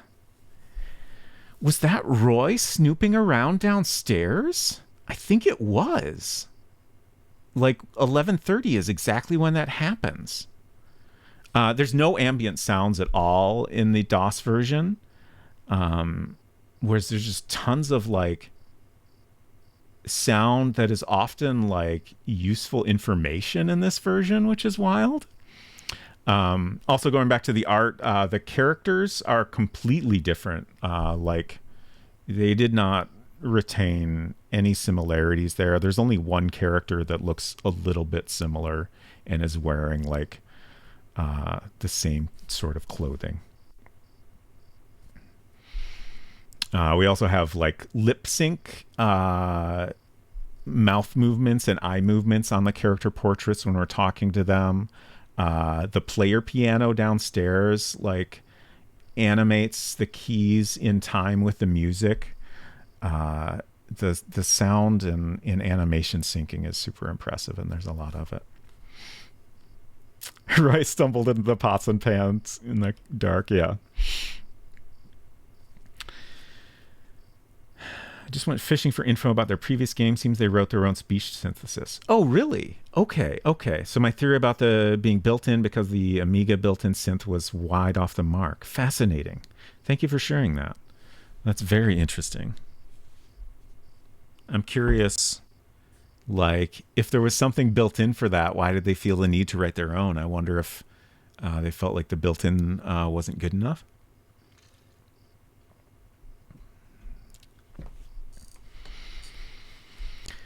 Going to swap to the phone. Watch while I zonk out. Please forgive any autocorrect. I'll try to keep an eye on it. No worries, Puzzle. Go Dappy. Hello. Good to see you. The island of Maupiti awaits you. Yes, for one last time. All right, let's continue some snooping here. Let's see. We can open this up. And we also have... We can search under here. Oh, interesting. That's a very different looking bracelet. cheap jewelry. So this is Anita's bracelet. Surface is smooth. Excuse me. And another chunk of glass. I noticed there's like a dark pixel here. I don't know if that's meant to be some damage to the glass. Let's see, we should be able to open up the windows and the door. And there's a brooch here. I am making an assessment. And we can search behind the pillow. And there's that same pajama drawing. At least it's very similar. The cigarette hole seems a lot more prominent. Pajamas have a number of cigarette holes in them. At least I assume that's what that dark mark is meant to be. The perfume of American tobacco. So this is interesting and useful evidence because it suggests that, along with some other things in the scene here, Marie was not actually like in bed when she was kidnapped, and had not really gotten ready for bed, perhaps. Silk. So you can also see that it's not really called out, but there's not any cigarettes in the ashtray. Although the match, I don't really know what to make of the match. We don't ever learn anything about it, really. Oh, I guess well, is it a used match or an unused match? It's kind of hard to tell, I suppose. It looks a little bit unused. Oh, my hands are full. Right. A lighter. Lucky Strikes. That's all.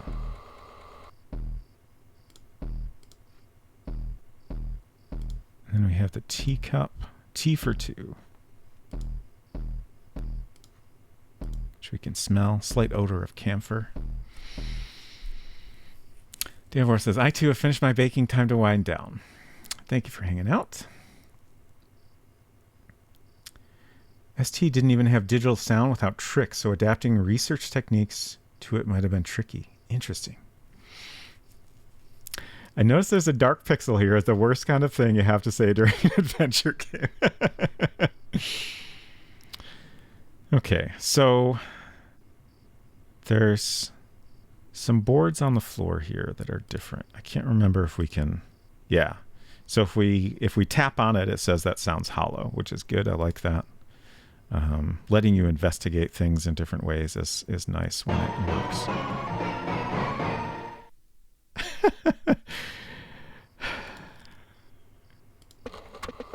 So we have a money wrapper. This is another thing that was pointed out in Dronon's guide that I don't think I ever really had a chance to even think through. But when we know that Marie faked her kidnapping, it makes sense that this money wrapper is empty because she has taken her money with her. And then there's a scent here, of course. Let's take that and play another song. Oh, I can't. Dang it. Okay. Really got to clean out our inventory here. Okay. I think that's everything here for now. Actually, I'm going to go ahead and drop the Pirate's book because we don't really need to hang on to that.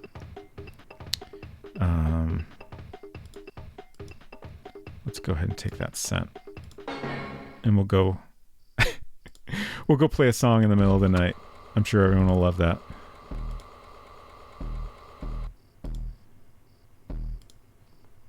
Okay. So let's go down to the saloon.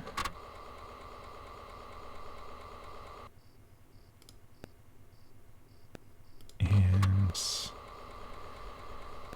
let's play... Let's play In the Mood.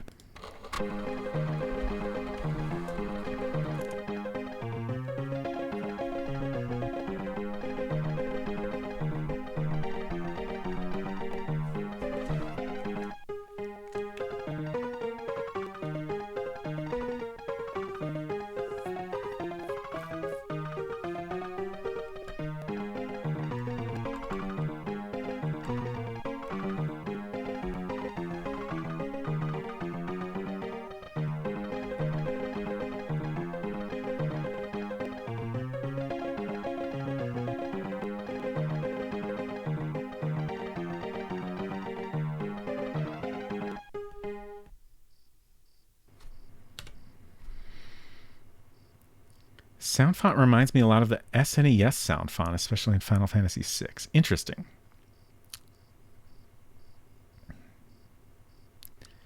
Connor says, I just skimmed through your Gabriel Knight playthrough and I feel incredibly encouraged that we seem to stumble over the same parts. That's good.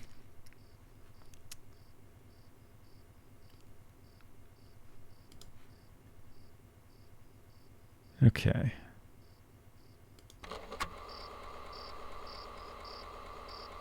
God, this is so great. Ooh, what are Bruce and Bob up to? Nothing in particular. Oh, let's see if Bob has a shirt on now. I assume not, but let's find out. Okay. Just always walking around with his shirt off. He seems like a guy that would do that. Let's ask his opinion on Lucy's departure. She went exactly where she felt like. I definitely feel more like each character has a distinct voice in this version. Like, I think it took me a while to even notice there was any difference at all in the DOS version. Whereas it feels more obvious here that there's like a difference in tone. I'll prove that it's Anita. So Bob is convinced that Anita is the lady in black and that she kidnapped Marie. Of course, we know that that's incorrect. I think he mainly is convinced of that because of how much Anita dislikes Marie. I don't know that there's a ton of evidence ever given for him feeling that way.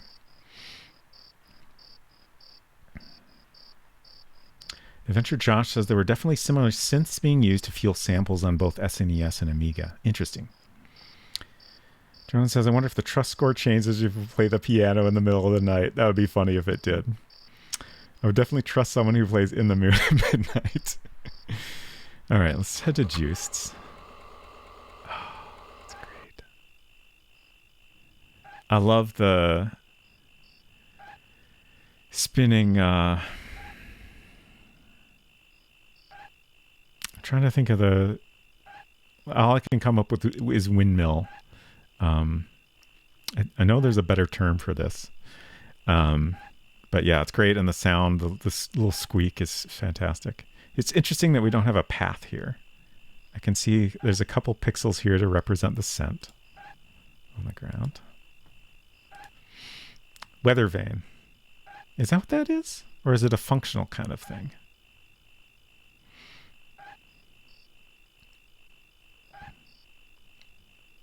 But yeah, still probably more correct than windmill.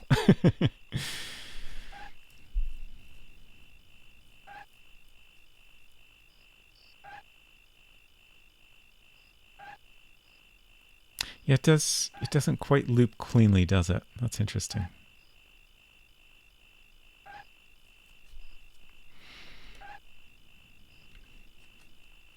Looks like a functional windmill. Seems to have power cables coming out the back.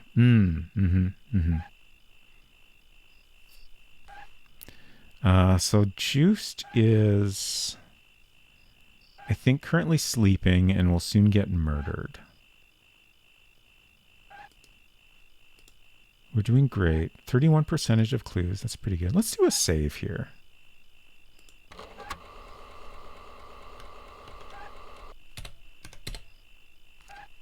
Try again, please. Okay, we'll put that in slot 2.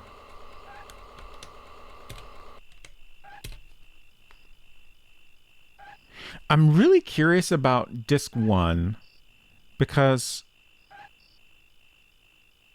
you boot up from disc 1 and then immediately after the title sequence, it asks you to insert disc 2. So it seems like everything is on disc 2 except for your save games, which go on like a disc U supply. And then disc 1 is just the title? I'm super confused by that. But I don't know, maybe later it'll start asking us for disc 1 or something. Seems weird. All right, let's go to... We don't want to die, ideally. I would like to try to avoid dying if we can. I would like to maybe witness something interesting.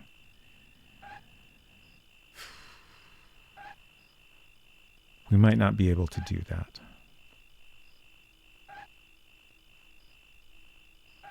We'll just walk around a little, I suppose. Let's go to the pond. Oh, man. Okay, this is super different. What was that? Huh. Is that some kind of animal noise that I don't understand? This is great, though. I love the vibe here. The ambient sounds are so good. Heathen foolishness. Mayful Mystery, hello. Great to see you. Hope you had a good stream.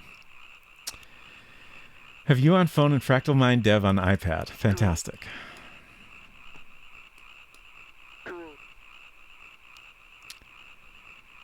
Yeah, we won't get to meet Juiced in this playthrough, but we'll make sure we meet him next time through. Wonder if Disc 1 is also the quiz? It could be. Certainly have a lot of Amiga games where most of Disc 1 was just intro animation. I mean, it makes sense to try to cram all the disc onto one game, and then it seems weird to have just the intro on a single disc. Like, I guess I don't really know much about like cost of discs, but I would think if that's all you had on disc 1, it doesn't seem worth the expense of including a separate disc. They have to duplicate and distribute just for that. Mapedi seems like the kind of game to have a fake disc to throw you off. Oh, geez.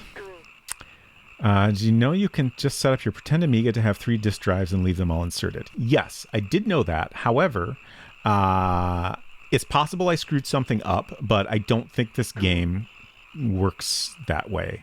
The manual for the emulator pointed out that not all games will be able to make use of all 3 disk drive or all 4 disk drives that are available. And I tried setting it up that way, and it just did not seem to recognize the discs that way. So I think this game requires you to constantly swap just because of the way it's programmed. Again, I maybe screwed something up, but that was my experience. And at least now that I'm familiar with the process, it's not too time consuming. Could be frogs. Yeah, that was my best guess. Like, it's a little bit weird for a frog sound, but I can kind of see it. I think bullfrogs make a noise like that. Ah, okay. Nice. Good night, Davor. Sleep well. Thanks for hanging out. Use those Japanese garden bamboo things that fill with water, then tip over at intervals and make a talk noise. That's definitely a very good sound. Might not be too hard to poke at the contents of Disc 1. This looks like an OS-based game. Enough time you get the title ending sequences on one disc since they tend to need a lot of data and once again be self-contained. That's an interesting thought, but with this game, the ending is so simplistic. I mean, maybe it's different in the Amiga version, but in the DOS version, it's just like 2 screens of text and some music that I think appears elsewhere in the game. Or maybe there wasn't even music. I can't remember. But it was not much in the DOS version.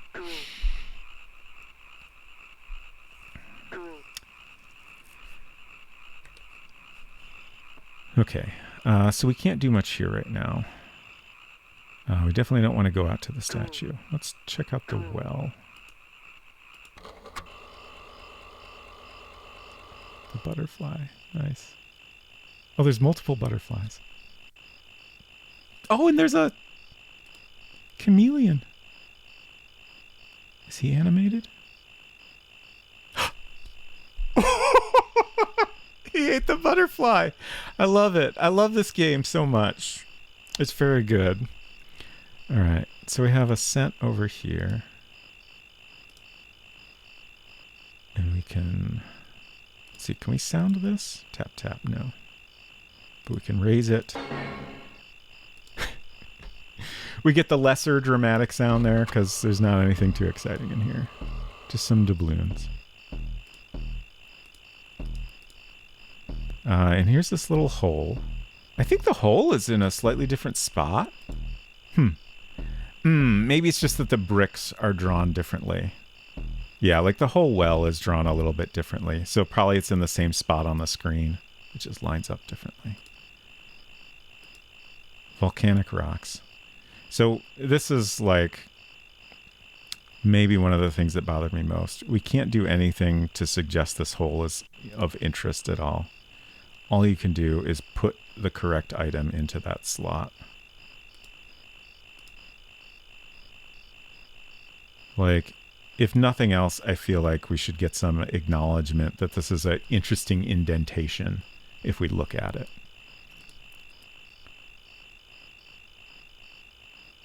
Like, if that stone, like cylindrical stone, slots into it perfectly, that would make this an interestingly shaped hole, I think. But we don't get any description of that. Okay. I guess I'll take this coin. Can go play another song. Let's see. Is it safe to go to North Beach right now? I guess we'll find out. I think it's safe. We definitely don't want to stay there long. Oh.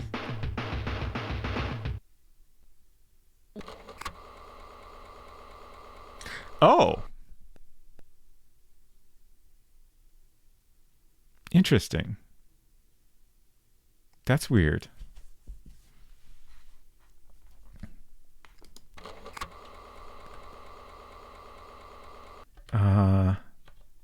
There was some mention of this somewhere.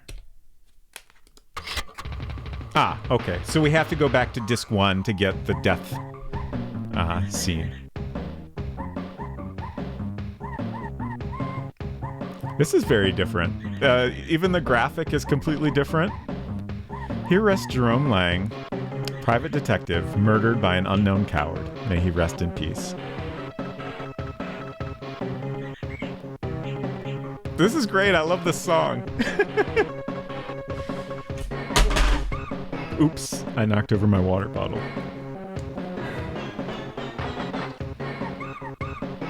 Robot's friend, hello. Great to see you. And thank you for the congratulations. Rip that bug indeed. We the gunshot when the chameleon gets the butterfly.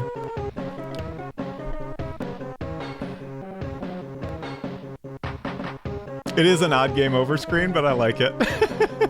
Like, the vibe of the DOS version is a little bit more appropriate for a death, but great nonetheless. If this was using the normal method of accessing disks, you would have gotten an OS requester to swap disks. Ah, okay. Yeah, most of the time it has told me when I need to swap disks. I don't fully understand why it didn't work there.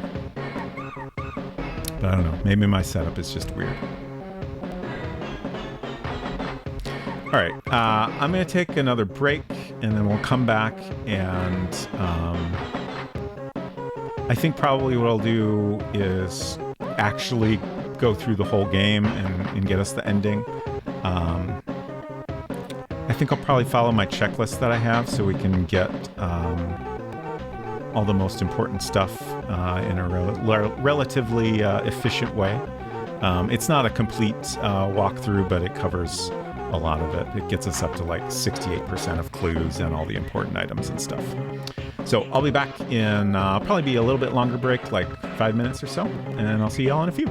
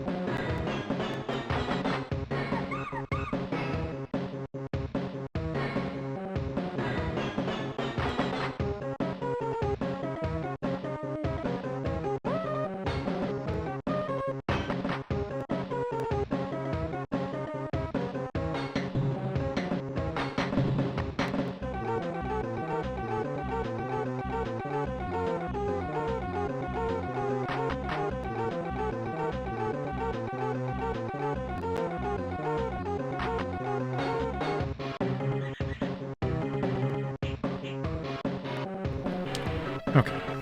Hello, hello.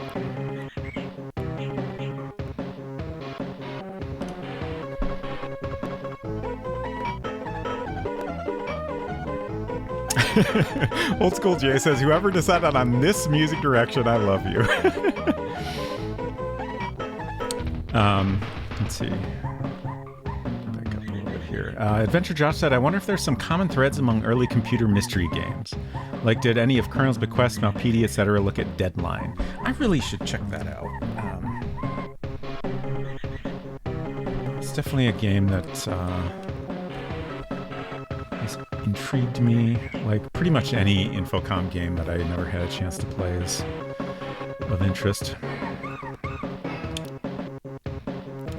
Dronan says, one weird thing, if you hide in Maggie's bedroom in the afternoon of day one, Bruce is there and you can overhear a conversation. I'm finished, says Bruce.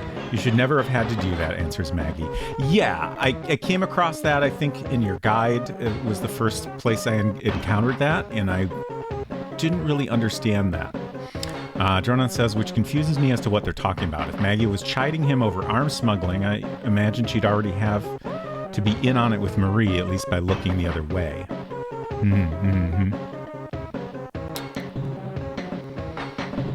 Finishing, that's Bruce's supposed profession. So maybe Bruce is admitting about his drug issues? Oh, fishing. That's Bruce's supposed profession. So maybe Bruce is admitting about his drug issues. I mean, I thought about that too, but like, you should never have had to do that. Seems like a weird response to someone saying they're quitting drug use. But I guess that could maybe be an odd translation or something. I don't know. Yeah.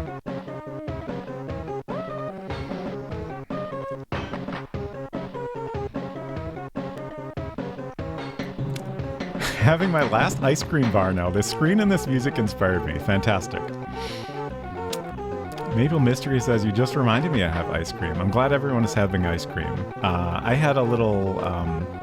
Unsecret Crush sometimes makes these little snacks that are 2 pieces of graham cracker with like some icing in the middle. She usually makes them when she makes specific cookies that sometimes usually has some leftover icing. And then you like put them in the freezer to like make it good and solid and cold. And that's just a fun little snack. It is like a little bit reminiscent of like a, ice cream sandwich kind of thing, but obviously not exactly the same because it's not ice cream. Adventure Josh says, I just find it fascinating how Malpedi and this are so very different yet have some similar vibes. Or Malpedi and Colonel's Bequest. Right. Yeah, I would love to know if, like what influences, like if there were any game influences specifically that went into the design of the Colonel's Bequest. I don't really know that much about that. Like, it makes sense that you would find story and like, I guess kind of like investigation type similarities, just as a result of like, popular mystery novels and stuff like that, which I'm sure like they all, drew on similar sources there. But like the gameplay choices are very interesting as well, and seem like there has to be at least some vague inspiration happening there. Drona just had ice cream. Fantastic. Unsecret Crush says, I like how you're describing leftover frosting graham crackers like they're a special secret family recipe. I mean, I feel like they kind of are. It's a fun little treat to make with some leftover stuff that I feel like I had never encountered anywhere else.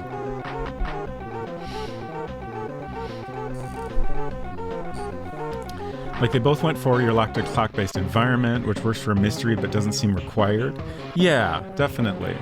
And then you've got like the whole quiz mechanic, which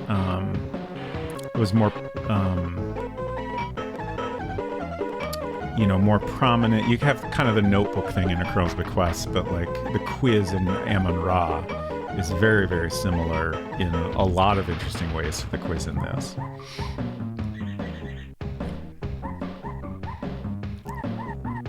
Old School Jay says that is very Agatha Christie. Yeah, I'm sure there's a lot of Agatha Christie inspiration in various mystery games. How about a little codename Iceman? I definitely want to play that eventually.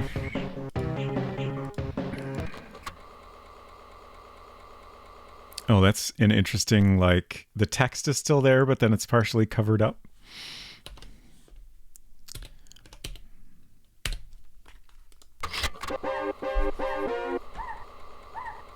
Okay, hello.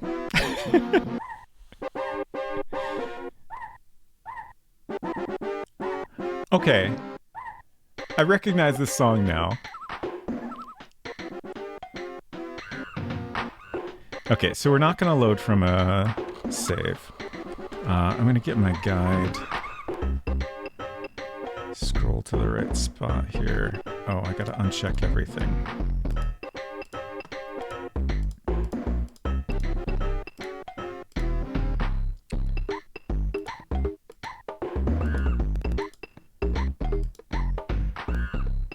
Oh wait, that's not my guide.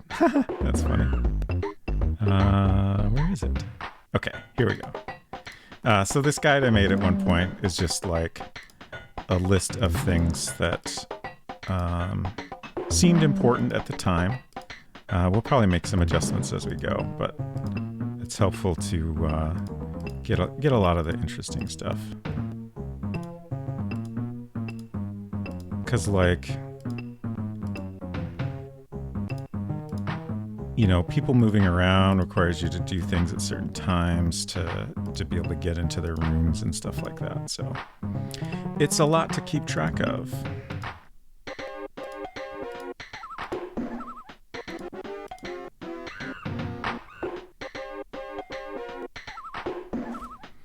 Okay, so we start in Bruce's cabin.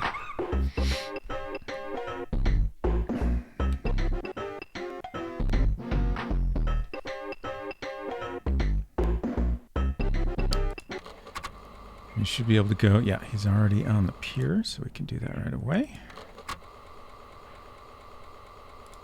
So stuff we did in the Amiga version already, I will just kind of skip through. Like I won't bother to actually read this log, but I will go through it to make sure we get game credit for it. And let's see, the binoculars are in here. Whoops, I clicked right through it. We need the binoculars. And we'll go ahead and take the handkerchief. Even though I don't think it's super important. Okay, and now I'll head to Maggie's and we can try to get in Lucy's door.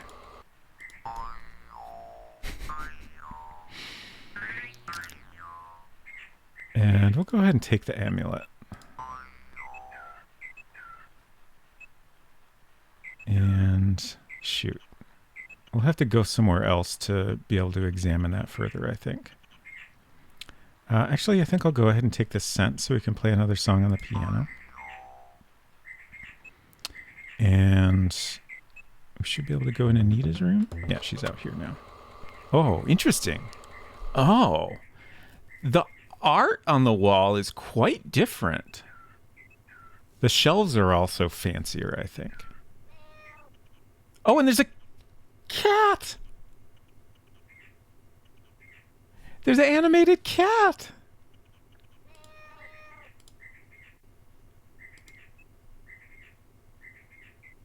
This version is so much better. Okay, so we're here for the newspaper. But since we haven't been here before, we'll poke around a little more after that. The cat. So this is from December 23rd, which is like a month and a week ago. Le Soir. Rene Coty elected president. Complete election results on page 2. War and bread from our correspondent in Ethiopia. While the people starve, Eritrea's opposition arms itself against the ruling government. White slavery, Djibouti. French authorities are on the trail of a huge network of white slave traders. Movies by Andre Buzin, Gentlemen Prefer Blondes. Okay, and then on the floor we have a couple items that... Oh. Don't need any of those things. So we have a key. And a safety pin. The key is actually the key to Anita's room, as far as we know. So it's not useful. I kind of feel like it's maybe just there to get us thinking about keys. There's a jar with nothing in it right now. Statue of Buddha. Workers of the world unite. The working class will go to heaven. Okay. Sue's room. Interesting. Oh, the bird is animated. Nice. I figured it must be. That's great.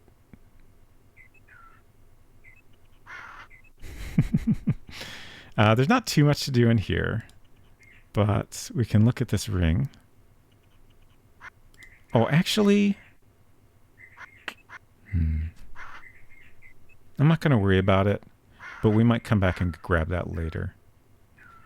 Because I would like to get more information out of Sue and Roy that we haven't seen before.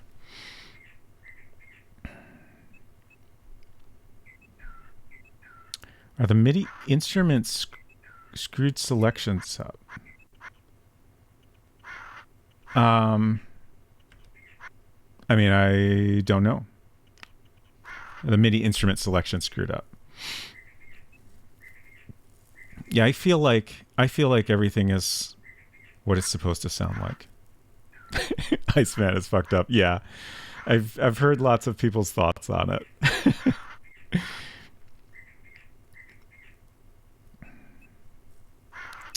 Bilbo streamed Iceman recently. Yeah, I've seen a lot of folks stream it. I generally haven't paid close attention, but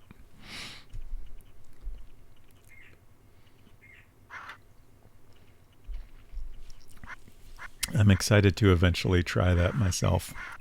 And I'm very, very much prepared to be frustrated by it. Oh, there's a watch in here. Okay, interesting. I forgot about that.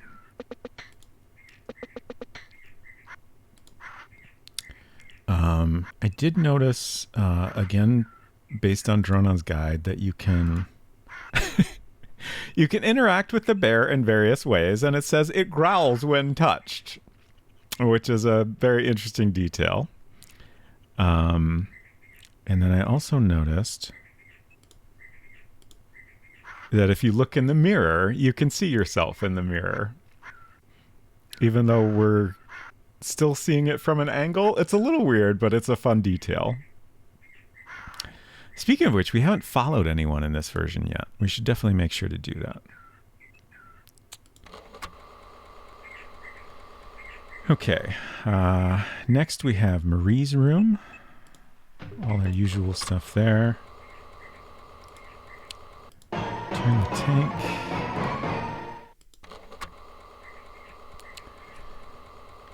The jewel box we'll come back to. The various letters we'll just click through real quick to get credit for reading.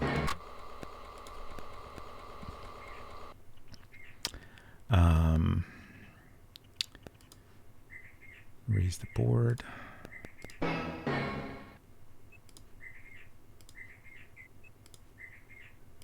see. Actually, I guess there's not anything interesting to be found in that drawer. But we definitely want to search here, I think. We'll go ahead and take another coin. We want to search under here. Okay, so that looks quite a bit different in the daytime. Glass. And then we want to search the tank, and now we should be able to take the stone, because our inventory is not so cluttered. Can see the skull a little easier right now. I assume we still don't get stone is rough. Yeah, it's still no like text description of the skull, which I feel like is a mistake. Like I mean, you can see it well enough. I don't see why you wouldn't point it out when you look at it. Seems like an odd choice to make.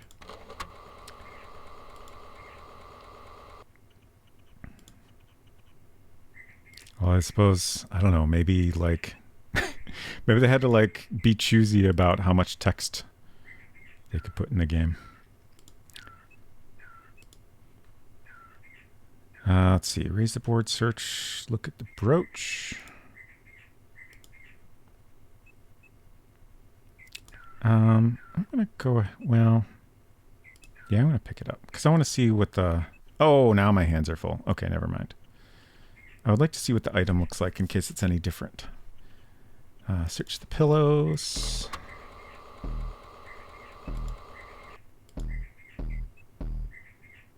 Look at the teacup. T for 2. Search another dresser. Search the tank. Take the stone. Okay, let's go ahead and do a save here.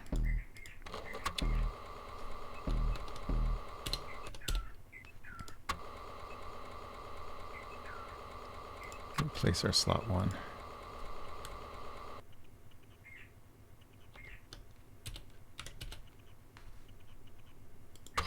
Okay. Up next is the bar. Let's see, how are we doing on time? It's 11:30. Okay, we're a little behind schedule, but that's fine. I think we'll be fine. We want to read the calendar. Important clues on there. We want to take the ashtray. We don't have... Okay, so we can play a couple songs, and then we'll do the ashtray. So let's see. What song do we want to hear next? Let's hear Ham and Eggs.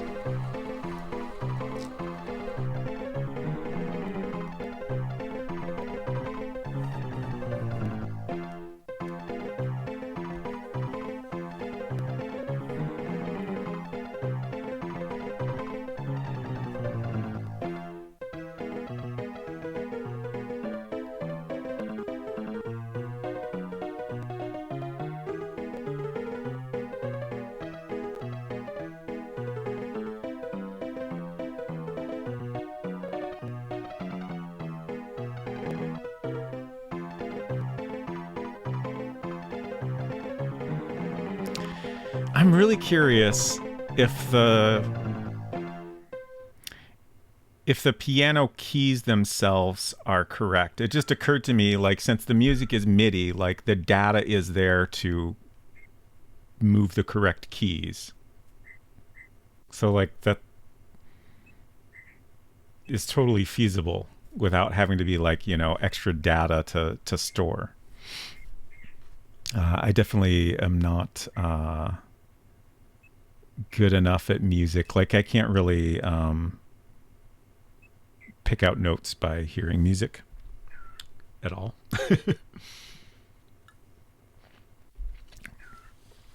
Maple Mystery asked a very good question. What does drop off self do?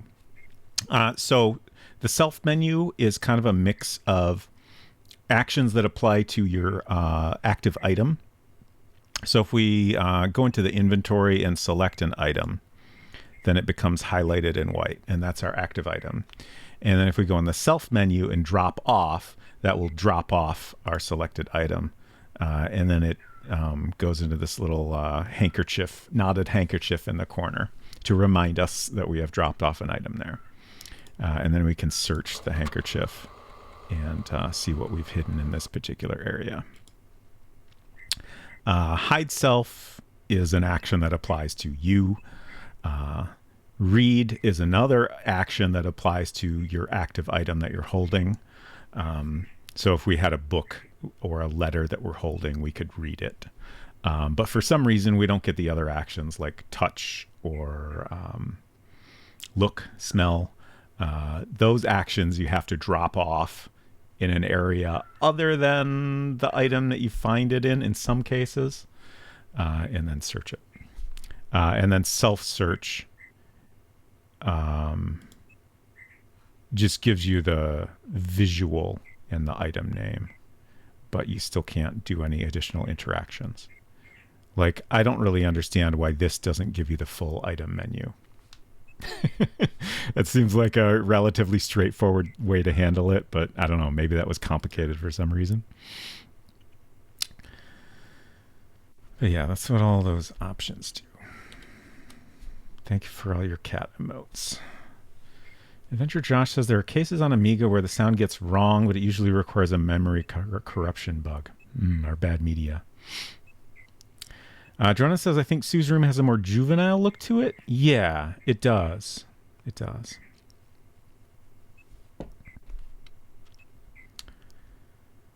Now the teddy bear had to rotate subtly. Oh, God. Thank you for pointing out Sue's mirror. I was already aware of that. That was another thing I noticed in your guide.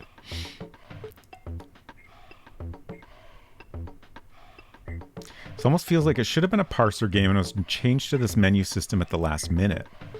I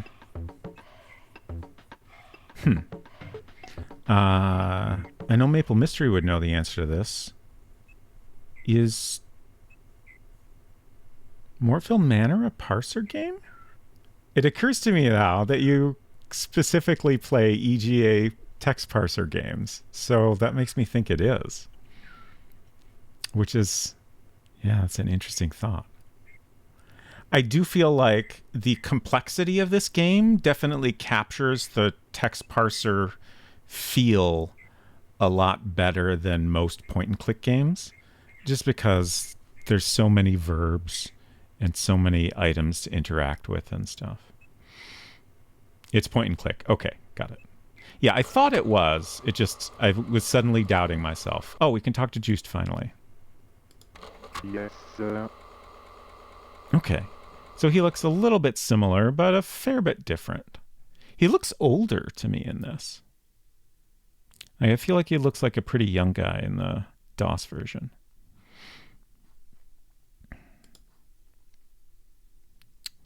What are you doing? Delivering the fish that I got. Interesting. I don't think we've ever gotten that response. I didn't see anything out of the ordinary. I was at my house. Everyone adored her. Voila to protect Bob against love sickness. Yeah, he needs that. I couldn't say. Everyone adored her. She always listened to the same music on her piano. Yeah, I guess she would listen to one song repeatedly every month, and then the next month she would listen to a different song.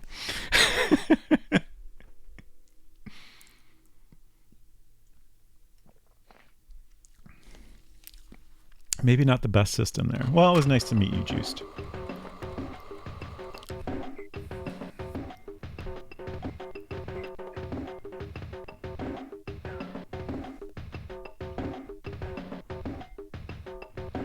Adventure Josh says it's almost certainly a mod file, but the data is there too. Got it.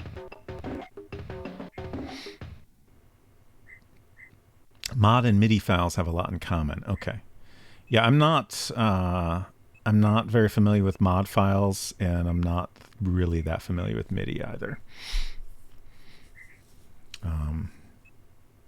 Just like in the most vague sense possible. Like I understand how they're, just basically, all the individual notes, and then like, the actual instrument sounds depend on how the files are played. EGA adventure games, not necessarily text parser. Right. Got it. Prefer text parser, of course. Yes. Looks like the original release of Mortville Manor on the Sinclair QL is parser based. Oh, okay. fascinating. He sounds so sad. Yeah, I mean, that fits with his character.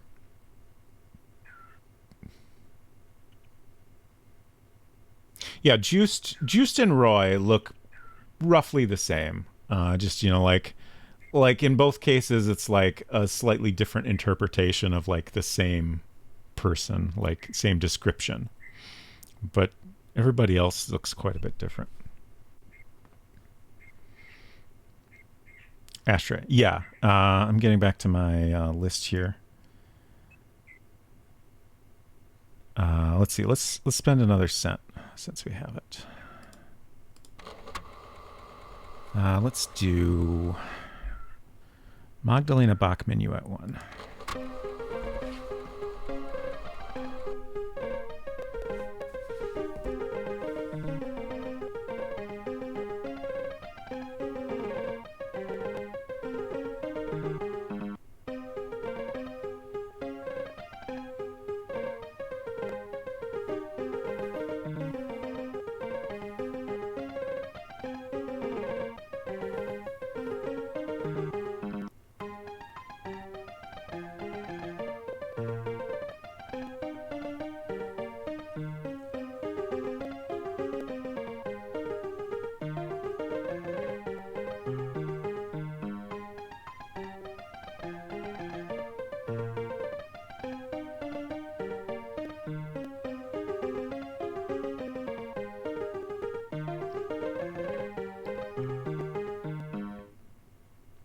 So, like, they're definitely different animations depending on the song. Like, in other songs, you could tell that more keys were being pressed at the same time. So yeah, that's fascinating. And it really does feel like it matches up. I love that they put so much detail into that. Adventure Josh says mods are pre-quantized with flow controlled by pseudo-programming commands, while as a MIDI is a stream of timestamped note events. Okay. I don't fully understand that description of mods, but I definitely kind of get the difference. Oh, okay. Derek Ironbutt says mod files contain the sound fonts in them. Got it. MIDI just references a library of 128 instruments. Got it. Okay. That is definitely important difference.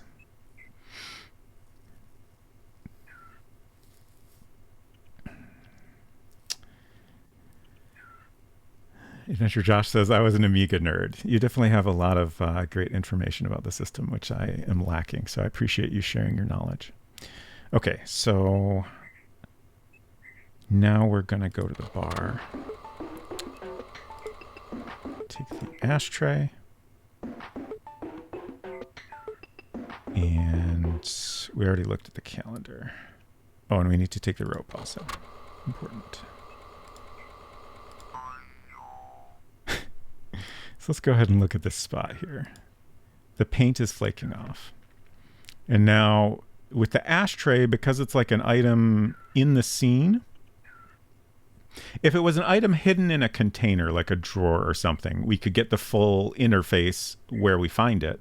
But since it's an item just sitting out in the environment, you can't get the full interface to inspect it without picking it up, going somewhere else, and then dropping it. Wait, what did I just drop? I just dropped the net. Whoops. So we drop off the ashtray, so now it's down here, and now we can search and get the full action list. So we can look at it and see that the paint is flaking off the ashtray also. So exact same description, and like I think that's definitely an important clue to help you make the connection with the piano. I don't think there's anything else. Yeah, smell something burning.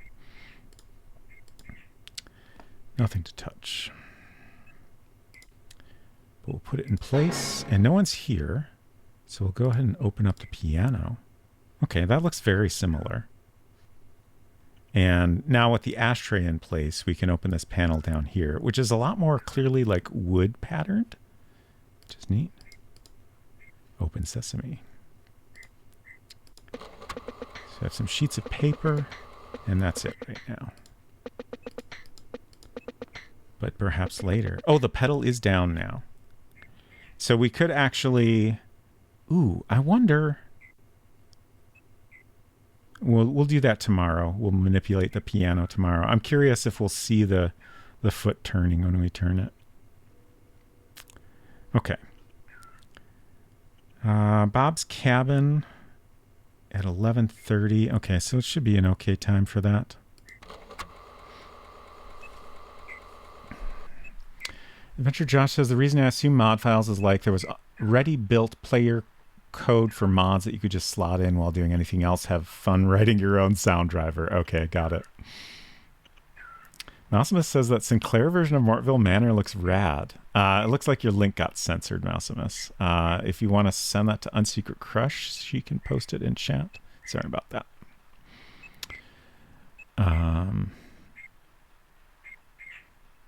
So Pure. Hello, Anton. Hopefully Bob's not in here. Great. The monkey's here, of course. So we're going to take this letter and read it. And just click through these other two letters. Oops, that was the same one twice. Okay. How are we doing? 10% of clues. Not very good. We'll get there. Okay, and read the Brisbane's log.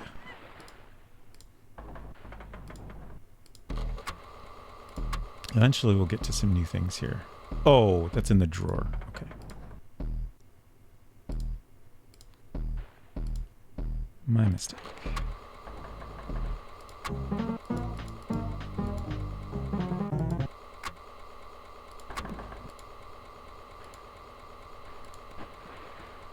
Okay. And now we can go to the garden. Let's do another save. We'll go to the garden first. All right, we haven't been here yet.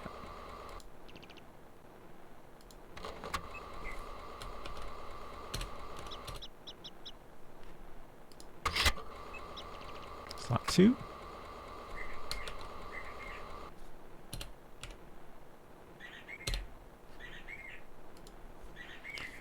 Okay, so this looks pretty similar. Let's see. Can turn this. Oh, we get a little drip. That's so much more satisfying. Even, like, that does nothing gameplay-wise, but... And there's a sound as well.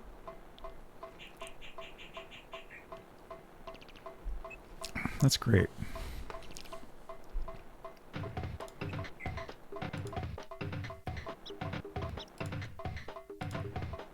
Okay. And then, let's see. I assume it's this one. That sounds hollow. Let's raise it. A cash. Funny every time. The money in the bush is not as obvious. I can't even tell where it is. We'll get to that. Paper. It looks very interesting. Balls of opium wrapped in writing paper.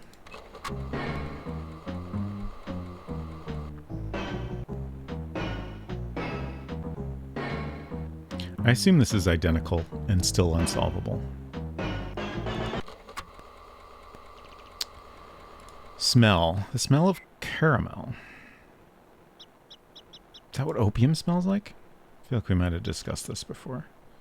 You feel something in the paper.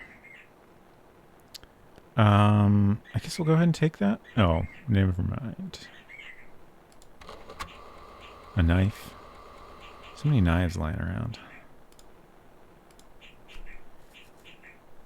Okay, let me catch up on chat here and scroll my notes a bit.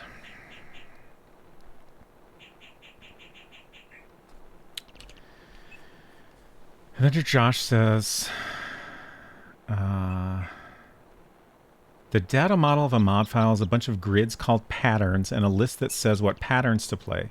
The player processes them like a player piano, pulling the next row driven by the timer interrupt. Okay, interesting. Derek Ironbot says, I think Star Control 2 has the best mod music. That game keeps coming up. I know I have it written down somewhere, but I'm going to write it down again.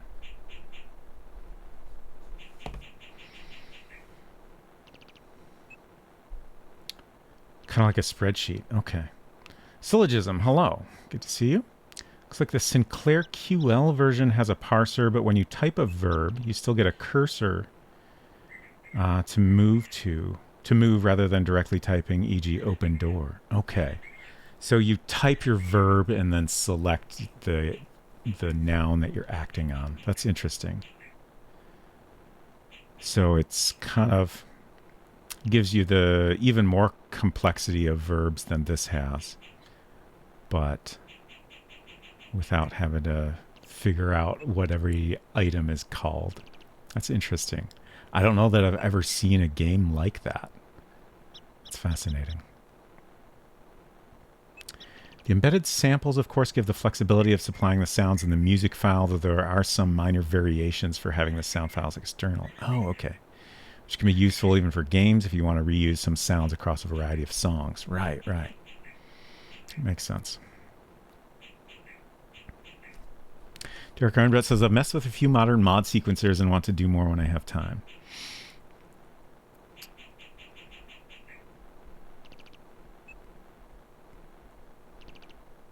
It's drugs. It's a very grindy game, but the lore is great. I assume you're referring to Star Control 2. Derek Ironbutt says Star Control 2 keeps coming up because I mention it a lot. It's my favorite game. I feel like you're not the only one that's brought it up, though. I could be wrong. Okay. Oh, I forgot to scroll my notes. Okay. So we remain... Oh, we're even more behind schedule now. So this might get tricky. We might run into some people that we don't want to run into, but... other than that, I think we'll be okay.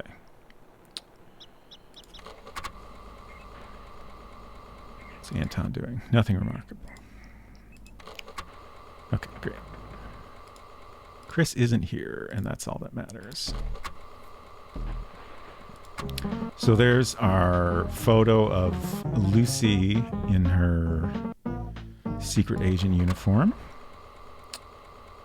There's our spider friend. And then here's this letter again, a mission order. Lots of important information in that. Like, even more than I ever realized.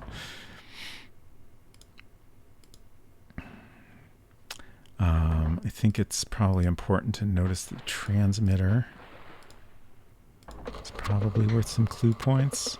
I was hoping to make a list of all the clues to try to do a maximum clue percentage playthrough, but I didn't have a chance to do that. And since like nobody knows, it's maybe impossible to get like 100%. It's not super important to worry about. We just get the satisfaction of a number that's a teeny bit higher than what I've gotten before, but not very much. I think the most I got was like 71%. I think we managed to get that high at one point. Look at the pills. Potentially worthwhile. Okay, I think we're done here for now. Right? Just taking a moment to think if there's anything important there that's not on my notes. Okay, we've got a lot of stuff, so I think while we're here, I'm going to go ahead and drop some off in our cabin. Just too much stuff. So, the amulet. Oh, we never looked at the amulet.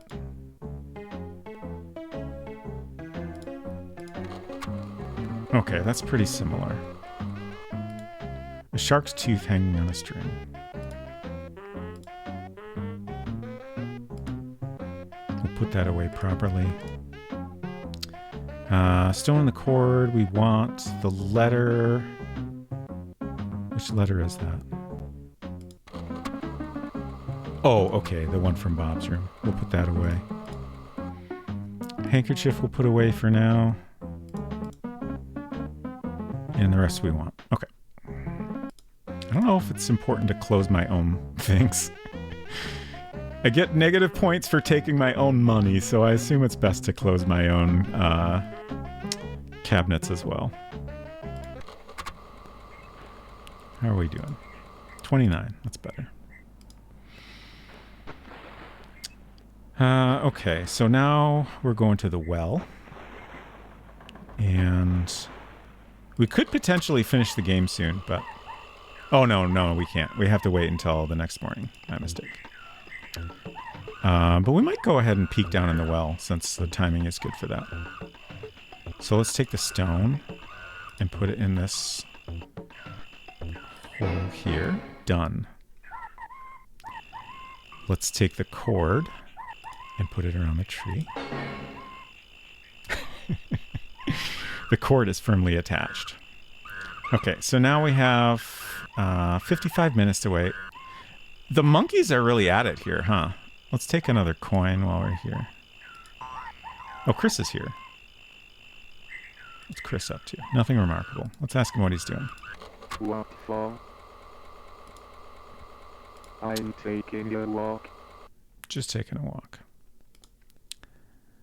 You notice anything? I didn't notice anything, Mr. Lang.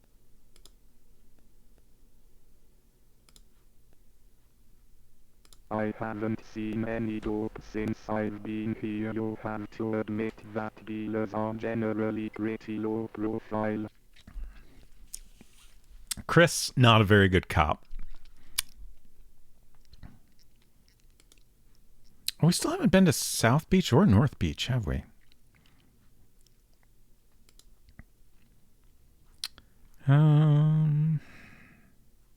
Yeah, let's ask him about the lady in white. I don't know who that is. He pretends to not know who that is. I suppose that could be technically true. All right, let's wait a little bit. Let's wait again. Okay. I am going to save just to be cautious.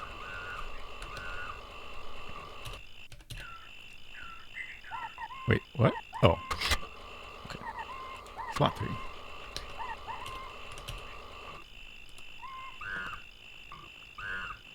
In the well. Oh, wow. This is super different. Huh. What are those noises? So, a thing we learned while playing through the DOS version is that the graphics on this version are flipped, so the skull is on this side. And there's some interactions you can do that happen on the same side in the DOS version, even though the skull is on the right. So it's a little bit confusing. I can't remember exactly what we can do. It's moving.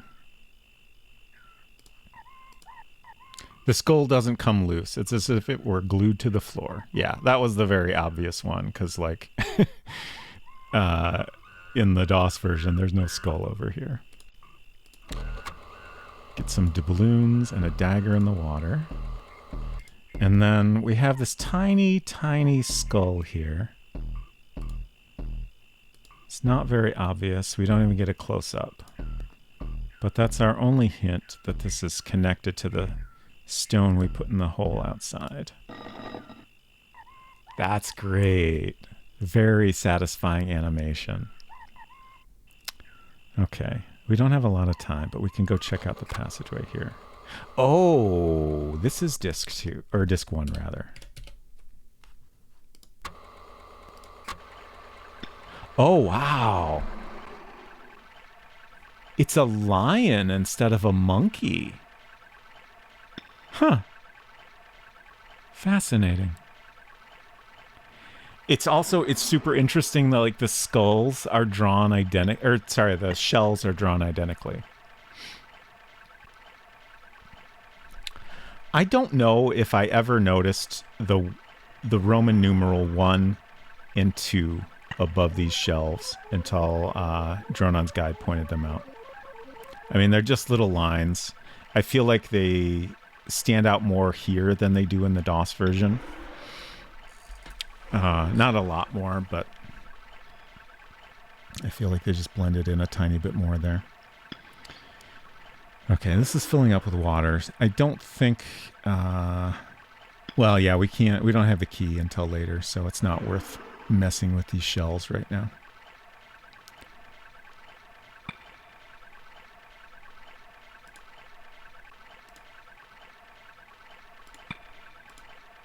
Five death heads carved on the shell.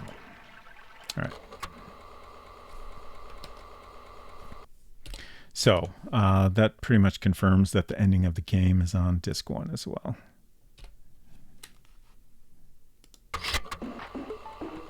Putrid odor. Let me catch up on chat here. Star Control 2 is not that grindy, but the start sure is.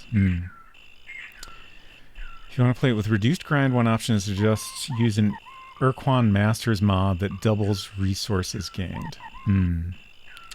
It's a game that presents as a space combat game, but spiritually it's more an exploration, negotiation, and puzzle-solving game, kind of an adventure in disguise. Okay, that's great. That definitely sounds like something up my alley. I think the story of SC2 overshadows the grind. Overshadows the grind. Got it. Exploring planets is cool. Characters and voice acting are very memorable.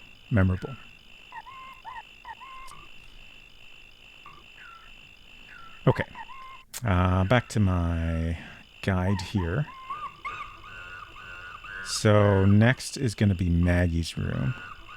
Let's see, our inventory is good. Oh, shoot. We missed a chance to see the text on the monkey statue. Did not even think of that. That's a bummer. We can get it later, but it would have been nice to get it when it's nice and bright out. I think it'll be darker on our next opportunity because it's like 4 in the morning. Okay, so let's go in Maggie's room. Hopefully we can get away with this now.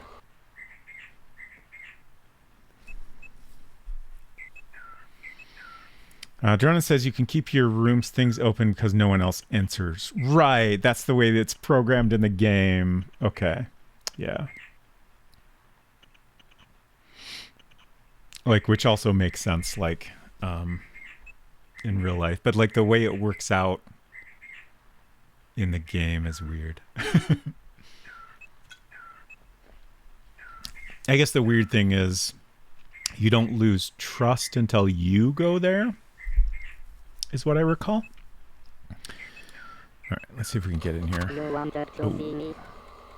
I did not want to see you, Maggie. We'll pretend like we're here on purpose. I know that the lady in black contacted Bob. That's all I can tell you. So Bob gets letters from the lady in black saying, basically kind of threatening Marie. Those are the letters we looked at earlier. And he shows those to Maggie, saying, hey, you know, Marie's been kidnapped. We got to find her. So that's why Maggie eventually comes to us with to get our help in finding Marie. But of course, that whole story is made up in order to try to get Bob to help with the Lady in Black's arms smuggling problem, which is that the Bamboo was supposed to be the ship transporting arms to their destination in Osmera, but that ship is now damaged. So she needs to quickly find someone else to help, and kind of the Brisbane is her only other option. So she goes to great lengths to try to convince Bob. And ultimately, I guess it's not enough. Because he declines. I guess it's maybe not clear if she is eventually able to get her arms transported or not. Actually, I can't remember when we get the good ending how the game presents the conclusion of events, if that's addressed at all. All right. Let's see if I can figure out when Maggie will be gone. Oh, we should have asked about the locked room. You again? Yeah, it's me again. Sorry. I don't have anything to Oh, tell shit. We pissed her off. Okay. Well, bye. How's that Reed's treating you? So I like it a lot more now that I'm used to it. Let's see if I can. Hopefully that effectively pauses like it does in the DOS version. I enjoy it now that I know what to expect. An interesting thing I uncovered in reading about Reed's is that they used to call it a Jamaican ginger beer, which I think was an attempt to suggest that it's like, you know, different, like hint at the like pineapple flavor without being explicit about it. But I saw a comment from someone that was like, this is not what Jamaican ginger beer is like. Jamaican ginger beer would be like straight ginger beer, like very strong. So I kind of think that's probably why they changed the label and decided to stop mentioning this made up fact. But I feel like, you know, now it has just like this tropical label on it, which I guess they figure is enough to hint at what it is. But I feel like they should have came up with some text way to kind of describe that it's a little bit different. I prefer, you know, to have the correct expectations up front. But it is good. And I like the pineapple now that I, you know what I'm getting. Also, I've now compared, not like back to back, but after I had the original and then had an extra again, like the difference was more apparent. And it's a very similar flavor, but the extra is definitely more ginger, which is, you know, exactly how they describe it. I think I like the extra a little bit better. It's not a huge difference. It's just a little bit spicier. Sue should help with the locked room too. Right. I always forget about that. I think I didn't know about that until your guide. Is Sue around here? Let's see. Let's see where everybody is right now. So it's 5:40.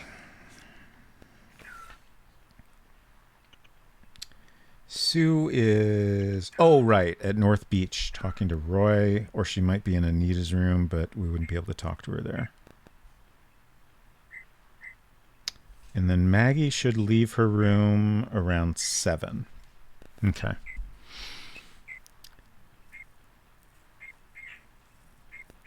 We missed a chance to eat. If we had stuck to my guide, we could have had lunch, but that's okay. We'll make up for that later, hopefully. Taco Adventure. Hello. Thank you so much for coming by. Hope you all had a good stream. More Gabriel Knight 3. Excellent. I love that game. I'm Robot Spacer, and we're playing Malpidi Island. If you have been here recently, this is not the same Malpidi Island I've been playing. I finally beat that game last week after 30 streams on 145 hours.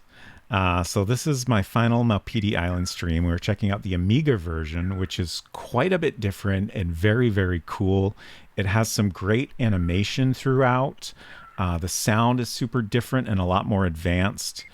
We've got like lip synced dialogue along with the text to speech. There's even like sounds that are synced to animation. And this is the most impressive part. The piano in the game is synced up with the songs it plays, and it seems to be like realistically showing the correct keys moving. Or at least there's some attention to detail in there to differ it based on the song that's playing, which is amazing. Bargain Bin MF. Hello. Yes, Malpidi keeps on giving. Indeed. So to play this game, I should play the Amiga version. Yeah, honestly, like I think I would recommend it.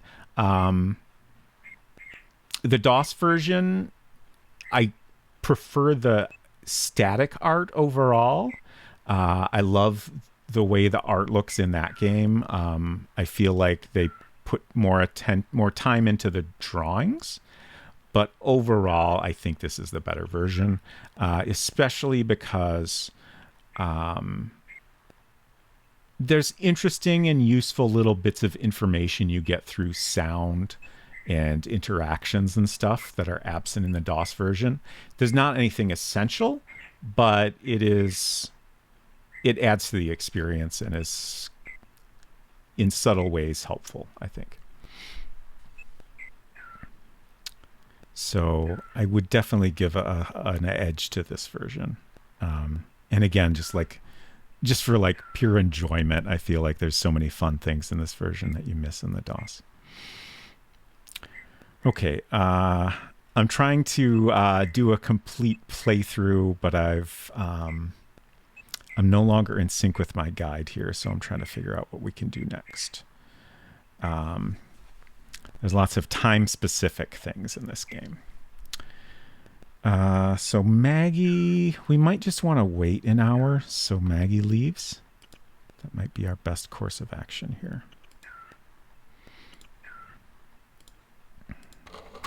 Okay. So now we have lots of things we can do here. You also get some hilarious sound effects when you find things or take items.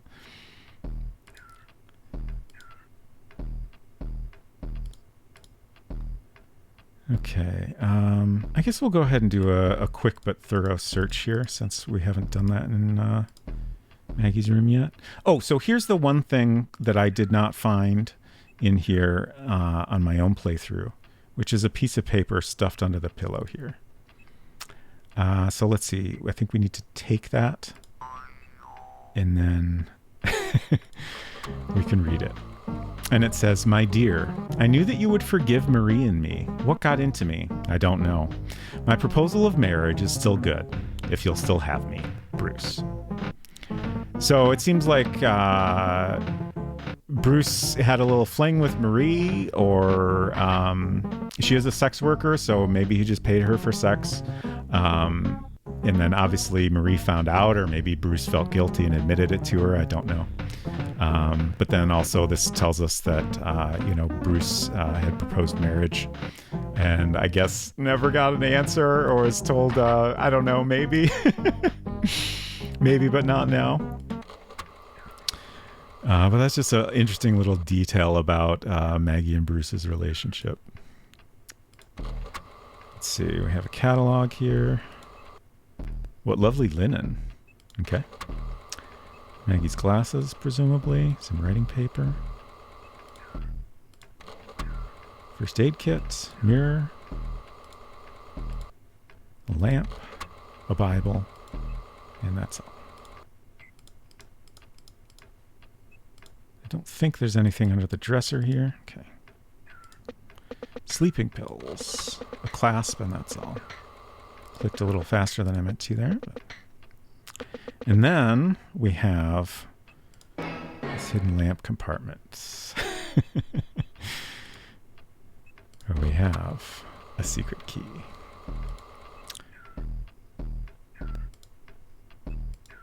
Nothing special. Okay. And that's it. We'll close that up. And then we have, let's see, do we get any hint at this if we sound? Nothing special. Okay, we do not. So this is another thing that, like, I guess it's okay if raise is the only thing we can do here. But I feel like we would hear the hollowness even knocking on the rug. We have a trapdoor underneath. That sounds hollow. Okay, so now we get that. Now that we can obviously see that there's a trapdoor here. See, I think we can just open this now. Yeah. Okay, into the passageway. Oh, interesting. This is super different. So they're facing back to back. In the DOS version, they're facing each other, and they kind of have their arms clasped like this, like they're I don't know, maybe doing like a, arm grab kind of handshake, if that makes sense. And we have the same text above here. That's twins and indivisible in Spanish. And the big skull in the middle is not present at all in the DOS version. Pirates. And then we have these symbols, which look pretty similar. I feel like they stand out a little bit more because they have more empty space around them.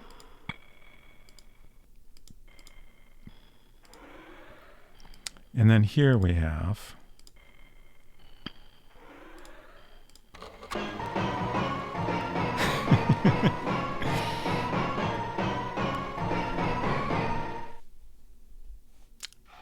so dramatic. Here we have half of a message backwards and in Spanish. So in order to get the full message, you need to write this down, flip it, and then translate it from Spanish once you have the other half. The other half is also tricky to get. I was going to say it's trickier to get, but this one I got later, so I think the other one is actually slightly easier. Let's see. I don't think there's anything of interest here, but we'll go ahead and poke around.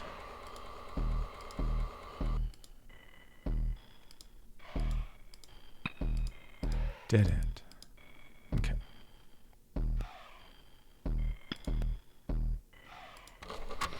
Let me catch up on chat here. Dronon says, after tonight, my life will be without meaning and purpose, no pressure. I find that difficult to believe. Say it depends on loading times and such, and whether this version is any way more cumbersome. It's such a long game that matters more. That's a good point. I will say, like, setting up an Amiga emulator, I'll hit my button here with links to what I'm using for my setup. I found it a little bit more complicated. But now that I have it set up, I would say it's just as easy to use this version. I was not able to get the game to recognize having all 3 discs inserted at the same time. But the disc swapping is not very frequent and not that hard to do once you get used to the keyboard shortcuts. So yeah, there's some little details there. The way I have it set up, at least, it's running faster and more smoother than when I was playing it in DOS. But if you use higher cycles in DOS, that might kind of even things out. I found that when I used higher cycles in DOS, it made the text-to-speech kind of give kind of crackly pop sounds occasionally.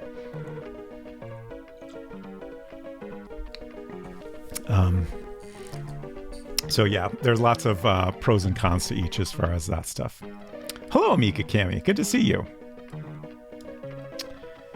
I hope you are doing well. I saw you've been doing some game dev stuff on Amiga recently, which is very cool. I didn't have time to check that out, but it looked very interesting.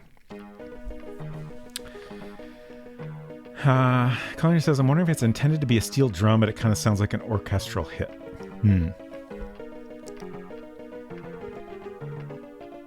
DOS version looked better here. Yeah, like I do feel overall the DOS version was like a more interesting drawing. But still fun to see both versions regardless. Okay, let's close this all up. Let me check my notes and make sure we did everything. Yeah, just read the wall. Okay, that's everything put back.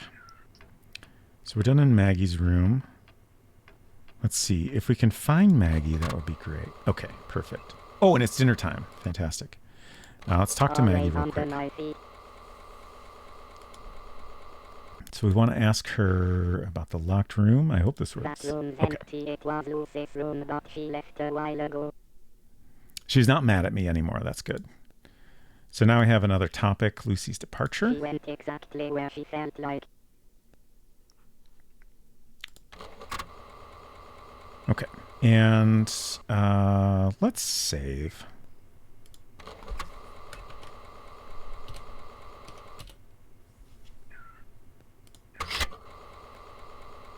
see. I think we used slot 3 last. Okay. And now we'll have some dinner. Okay. Not super obvious what that accomplishes, but it does make our condition improve here. And we've noticed 38% of the clues. That's pretty good.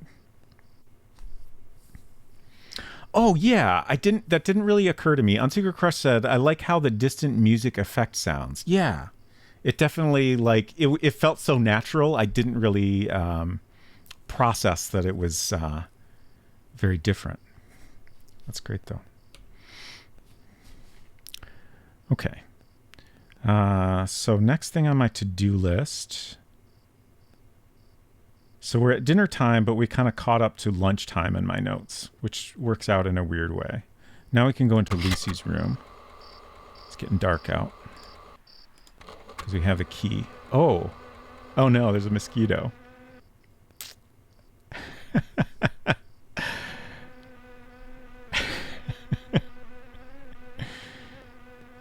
Oh, can we let it out?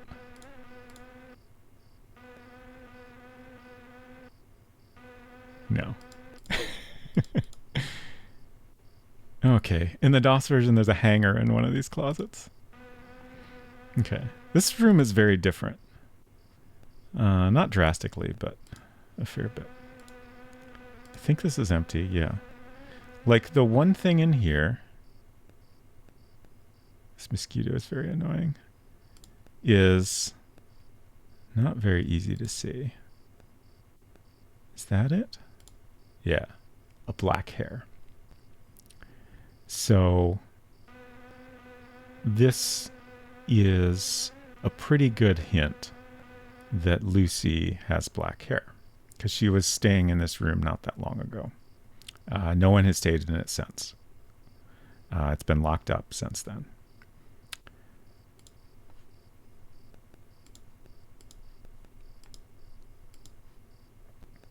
Let's see.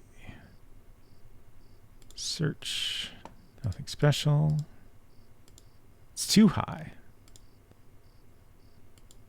Even if you get up on the bed, you don't see anything. Let's see. Doesn't look like... Oh, there is. That's very subtle. The cigarette butt is a little more obvious in the DOS version.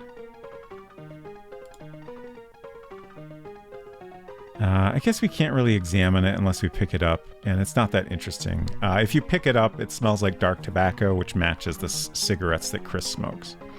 So that's some evidence that he has been in here and snooping around.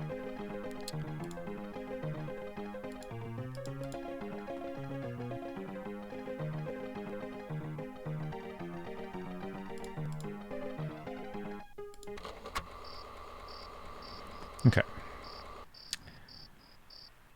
So, oh, I actually could have smelled it. That's right. We'll do that in case it gets us any clue points. The smell of dark tobacco.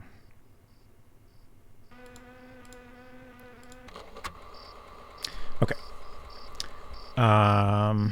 If it were 4 p.m., we could go to the pond, but we'll have to do that later at 4 a.m. We already did the well stuff. We can go to South Beach and search the tree. Interesting. Okay, so in general, the items on the ground are a lot harder to see in this version. Like, there's 2 items on the ground here, and you cannot tell that at all from looking at this. So that is maybe a notable advantage to the DOS version. Yeah. Like, I only knew that was an item because that's the same spot it's in the DOS version. I bet this? No? There it is. Okay. So this is suntan lotion and a cross that Maggie lost. Those aren't super important, so we'll leave them. And then there's $40 in a tree. Let me just update my notes here.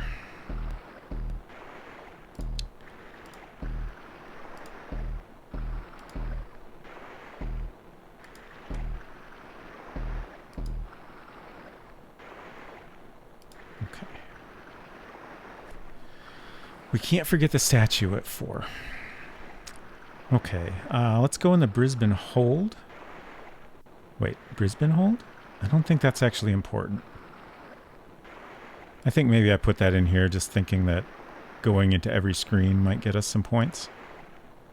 I don't know if that's true.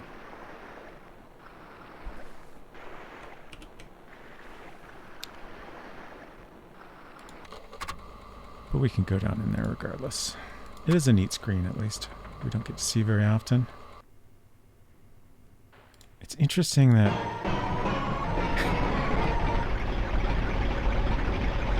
we get the dramatic sound effect for this. This is maybe the only situation where we've gotten the dramatic sound effect for something that doesn't seem important at all.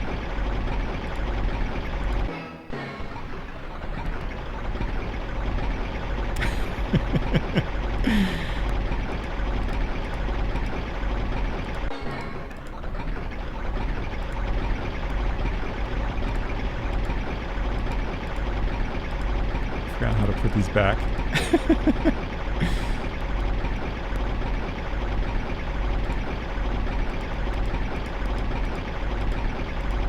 Well, it's fine. We'll just leave it. Why do we even have that lever? It's a great question. I think the answer is for fun.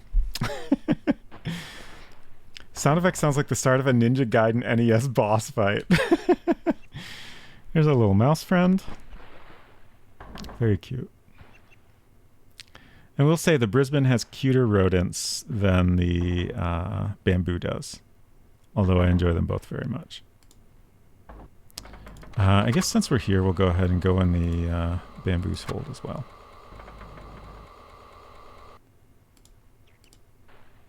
There's the rat that lives down here. Pandora's box. Explosives. And then we have, again, almost impossible to see. There's a bullet here. It's definitely more obvious in the DOS version. So I do feel like if you don't know where things are, you're going to do more point and clicking in this one.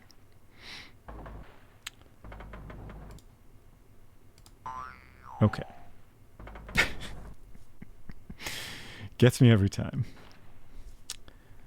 Okay, I don't know that searching the crate is important, but we'll do it real quick, I guess. I feel like it's probably not important. I haven't gone through the Drawn-On's guide on how you get your clue points really thoroughly yet, but it seems like it's only something that is actually important gets you credit. Well, there's maybe a couple things that aren't important. But for the most part. Okay, it's getting pretty dark out now. Let's see. This might be a good time to stash some more items in our hold. Yeah, definitely. Our inventory is quite full.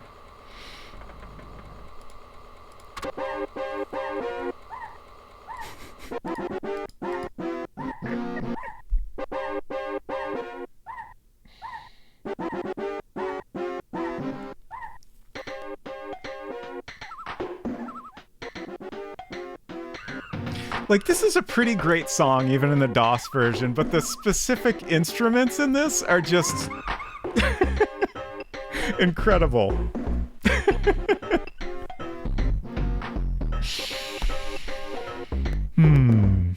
So good. All right. We unfortunately have not used our binoculars yet. I think we're good on both keys. I think those are safe to put away.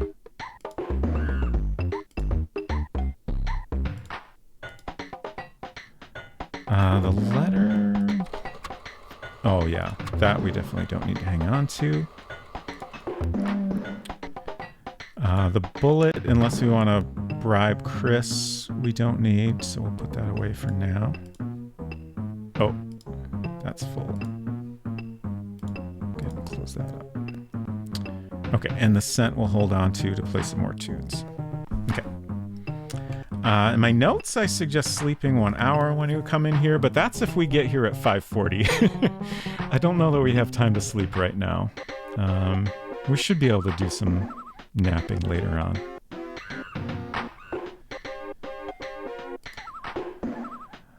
Oh, we can go in Marie's room now, so we'll do that next. Let's do another save.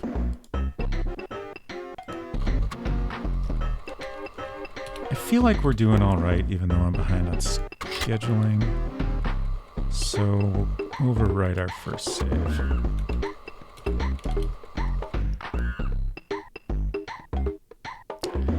Oh, you know, you get a dialogue like this telling you to insert disc 2 on the intro screen, and it's weirdly off-center.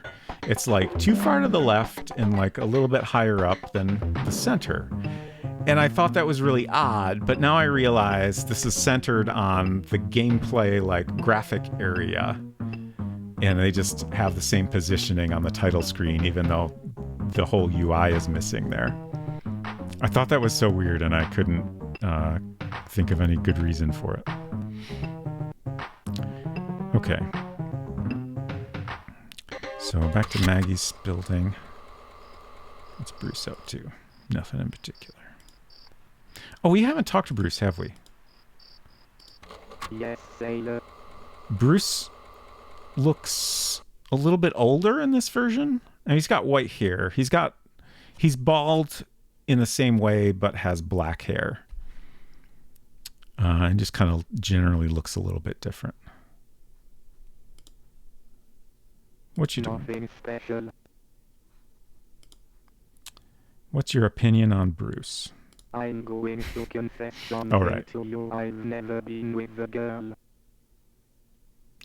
Like, that line is... Like, the more I play this game, I'm more confused by that line. Like, it's made pretty clear that, like, he's had sex with at least Maggie and Marie, right? Maybe he's saying he's never been in a real relationship or something? I don't know. It's very weird.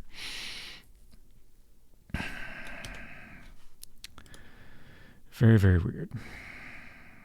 Maggie watched over her as if she was her own daughter. God, I never really thought about that in relation to, like, him having sex with Marie. Oof, buddy. A really good woman, believe you me. Well, good luck with all that, Bruce. Okay. So now we can get the pirate book. And read that real quick. Just going to click through since we've already looked at it tonight. And then we want to make sure we look at that. That gets us a topic, at least hopefully. And that should be all we need here now. Okay, Bruce is still here. We'll use him to make sure we got that topic. You again. It's me again. What's your opinion on Marie's The one bookshelf? who broke in will let you in on it. I don't think that's true, but I appreciate your optimism. It's messed up, Bruce. You're kind of a mess, Bruce. Yeah. Okay. What's next? We have lots of time until 4 a.m.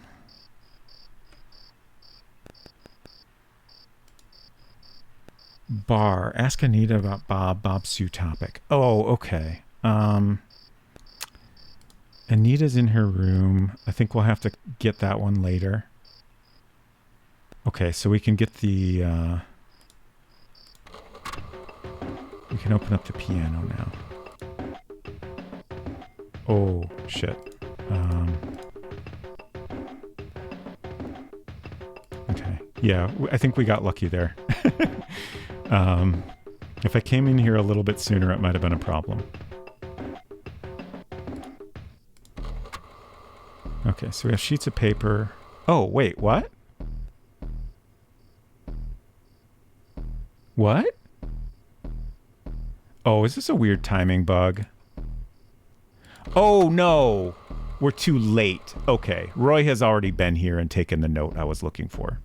My mistake. Okay. That's fine.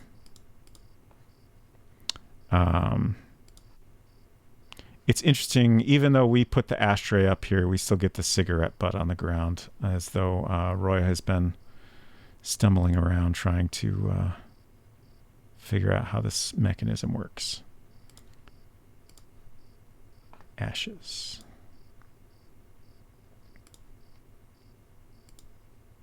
The perfume of American tobacco. So I think that's a lucky strike. Okay. We already had dinner. We're too late to get into Anita's room. Oh, wait, no. This might be... Yeah, let's go outside. I love the lights in this screen. So Sue... Wait. Oh, did Sue turn off her light because she's gone to sleep? That's an even more impressive detail. Also, what is this room down here?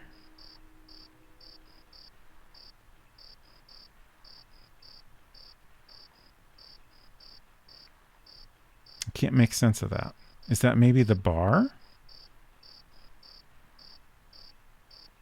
But we're going to wait until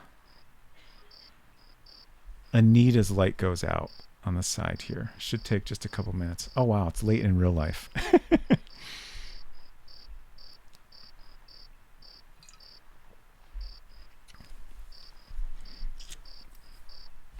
I guess I'm reluctant to waste time because we're so far behind here, but we'll do it. Oh, now that light's out. Interesting. Okay. So now we have a letter here. Be at the well tonight at midnight. I have things to reveal to you. A friend who wants to help you. So I don't think we ever talked about this on stream. Actually, no, I did speculate this at one point, I'm pretty sure. But I think now that I've finished the game, I feel pretty confident saying that this note is written by Bob to get Marie out of her room so that Bob can come here and search and look for evidence that Anita is the lady in black and is the one that kidnapped Marie. Of course, he doesn't find anything. If we hide in here, we can see him come in. In fact, we might be able to see that happen. I love the cat. Need a pet verb.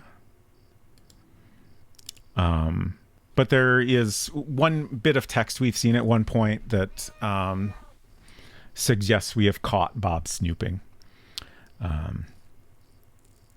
So it's not made super, super clear, but I think that is a pretty definitive interpretation of what's going on here. For a long time, I kind of assumed it was a genuine note and that Joost had wrote it, which I think potentially makes sense, but I don't think it quite adds up, especially with Joost trying to burn the wig. Like he seems very much like he doesn't want anyone to know that he found that. He just wants it to be gone. You catch Bob red-handed in his search. And then if we talk to him, I guess we'll go ahead and do that. What do you want? Hi, Bob. I'm surprised by your appearance every time I talk to you. I had a date with Anita. She stood me up. Which is a lie. All right, Bob. See you later.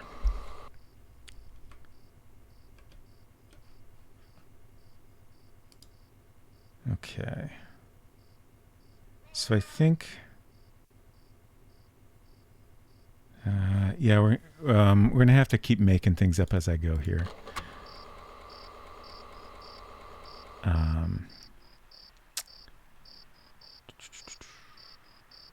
Let's maybe go back. Actually, let's play a song.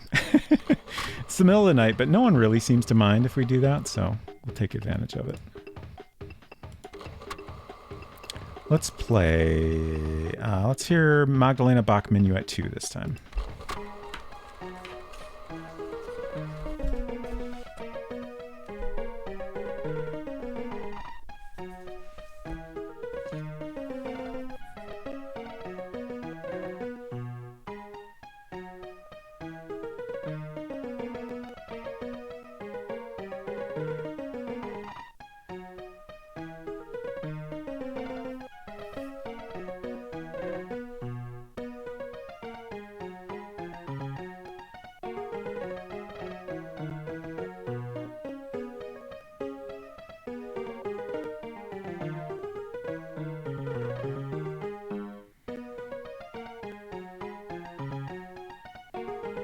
I'm so impressed by the animation. It's so good.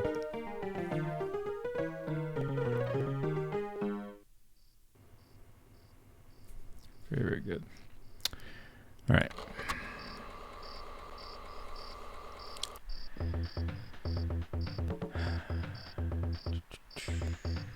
$9:30. It's a shame we missed searching Roy's cabin. So we should be able to do that at 1:30?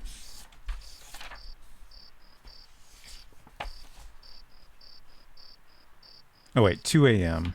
2 a.m. is safe to go in there. Okay. I think...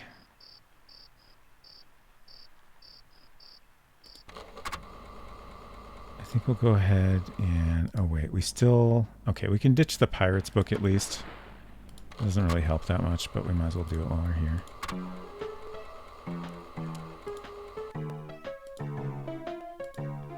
Okay, and then I think we'll just sleep until 2 in the morning. Which is basically, we'll just sleep once.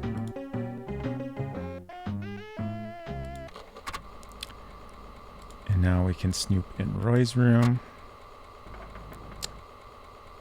with his dripping socks. I feel like if you squeeze those out a little bit, they'd be more dry by now. Let's see. The bracelet is visible now in the close-up. Okay, neat. So let's take that and we'll investigate it later. Well, we can self-search and see what it looks like now. So this is Lucy's bracelet. I guess it's kind of interesting. This never occurred to me until now, but Anita has a bracelet we can find and confirm it's Anita's. So I think that's meant as a red herring to make you think that Anita is the lady in black in the photo, but that's not the lady in black and it's not Anita. And this bracelet is the evidence that fits with everything once you figure out what's really going on.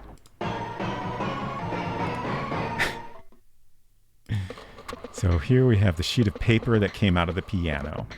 So the piano is this like receiver of encoded messages and prints them out. That secret compartment we went in earlier is where this originally appeared. You have to manipulate the piano in the correct way to print the message, basically. And then you have to insert the ashtray in order to open the secret compartment and get it out.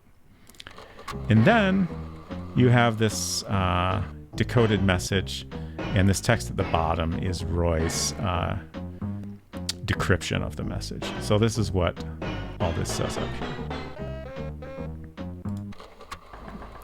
And you need this chess book in order to figure that out. So there's... Well, we'll go and look at the book elsewhere. So let's see. I think it might be too late to find the diamond in here. I think it's already gone. Yeah. But there's a spare diamond in there that Roy is now wearing because he lost his usual one. Don't know if this is worth points, but we'll find it anyways. Just some money stashed in there. And I think that's everything. Okay. So we'll go back into our room and check out our findings here. God. Okay, so sheet of paper we're just going to drop off. We already took a look at that. The chess book. Oops, wrong command. So this is a book with 52 chess games, which just so happens to match the numbers of weeks in the year. So each week of the year has a chess match that goes with it, and then you use the chess match for that week to decode the messages from the piano that are received during that week. And then in order to get the message printed, there's a song for each month of the year. Marie has that list in order. You have to take the song from her list and play that song in order to get the correct encoded message. In this case, that's already been done for us. Tomorrow, there will be a new message that we can get that we have to do everything for if we want to see that. So in this case, I think it's actually, yeah, it'd be the fourth week. So it's game number 4 that has the appropriate moves. So you take that encoded message, you take all the black letters, there's 64 of them, you arrange them in a chess grid. Let's see.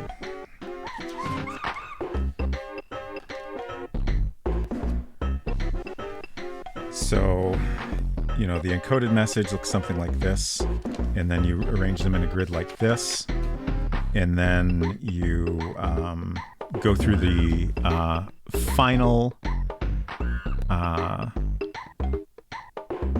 spot of each move, and then like E4 is where the first piece ends up. So you find E4 on the grid, and in this case that's the letter E. So like that would be the first letter of your message.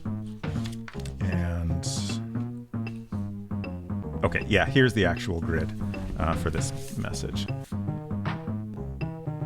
So the first letter is E4 or W, and then F3 is... Wait, what did I screw up? Oh, right, E5 is next, because the black player goes next. So E5 is E, and then we have F3, which is another W. So you end up with We Wait the Boat. Which was honestly one of the coolest puzzles I've come across in an adventure game. Okay, so we don't need the chess book anymore. So we'll put that away. Oh, that's full now. We might not have room to put things away now. Okay, we'll just drop it.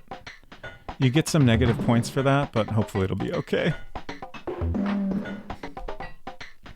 I could put it somewhere else in someone else's room safely without getting negative trust points, but hopefully we won't need to. I guess I'll hold on to the bracelet for now.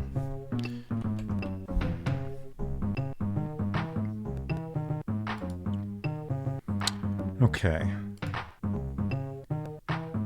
So we did our 2 a.m. stuff. And we can get the key on the pier now.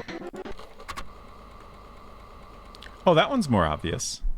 It's still pretty subtle, but the color of the pixel stands out reasonably well. So we can see now that a key has been dropped here. I'm still not 100% clear. Oh, sorry, wrong scene. These are the pixels here I was referring to. I'm still not 100% clear on the specific sequence of events surrounding Just's death. In particular, I don't know where he is killed exactly. My interpretation is that he is at his home. Roy breaks in through the window, Juiced wakes up, bolts out the door. At that point, Anita sees him leaving and in a hurry. He goes to North Beach. I'm not really sure why, but Roy follows him, kills him at North Beach. He drops the medallion when he is killed, and it ends up in the water. And then I guess it probably... I talked a little bit about, like, if the body is dumped in the beach, in the water at North Beach, like, it seems weird that it would show up here, but, like, it's not impossible. And I feel like it makes a little bit more sense that his body would get dumped in the water there. I guess another possible interpretation, which I think might be what Dronon suggested in their guide, is that Juiced is killed at his home, and then his body is taken to North Beach, and I guess like the medallion falls out of his pocket or something at that point. That to me doesn't make quite as much sense in that scenario. Also, like, if he's killed at his home, I don't see how Anita would have seen him at the right time. But maybe I'm just mixing up other things there. My initial thought was that Juice's body gets dumped off a pier here, and that's why it turns up here. But I think it makes slightly more sense that Roy is carrying this key and then accidentally drops it, I guess. I mean, it's definitely not an important item, so. But it is important to us.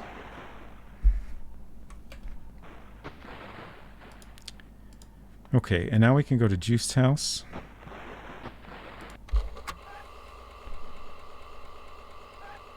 And poke around inside. Oh, we haven't been inside here, have we? Oh, the fish is gone. I wonder if it's there earlier in the game. Fascinating. And the fly. There's also this, there's some money sticking out of the mattress here that I don't know that I ever noticed. I really don't remember. Oh, what? Oh, the fish is there. It's just blending in. Okay. Okay. I thought it had been like, you know, the middle of the fish had been eaten and it was just the tail and the head, but I think it's all still there. Okay. So we have a couple interesting things in here.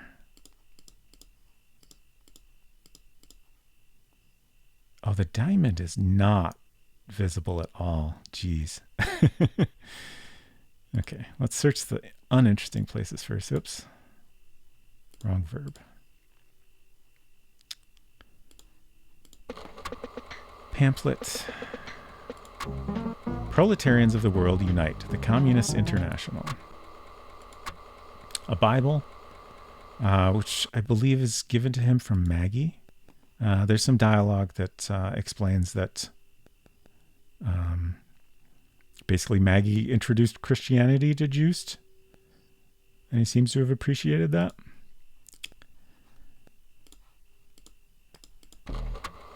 Fetish, doubloons, a mask. And we can search under here and find this photo. I'm very curious if this is the same. Oh, huh. Fascinating. So I think this is the same drawing of Juiced and Lucy. Again, it is flipped horizontally, but also the background is completely different. In the DOS version, it's very clear they're on the beach. It looks a lot like South Beach, like the same kind of heavily leaning palm tree in the background.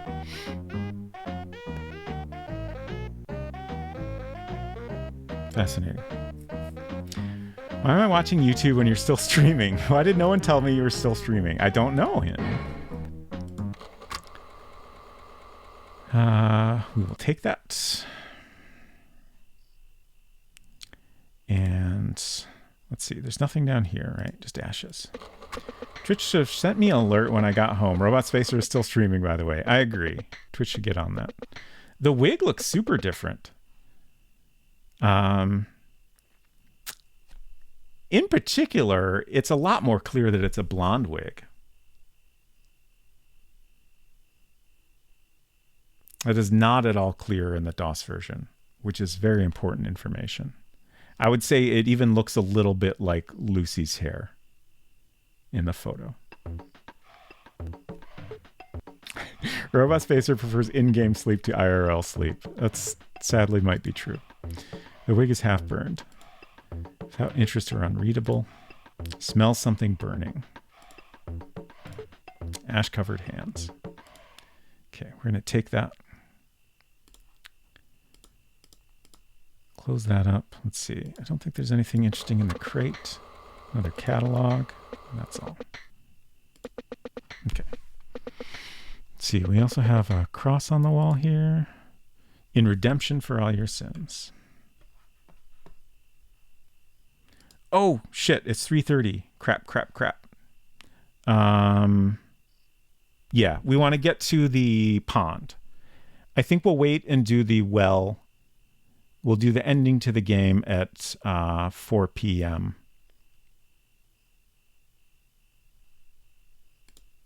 I assume that's fine. Because otherwise we don't really have enough time to wrap everything up that I want to look at.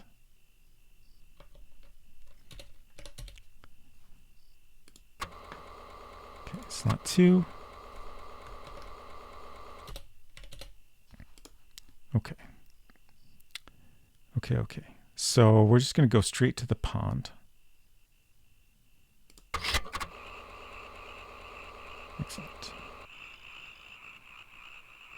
Okay.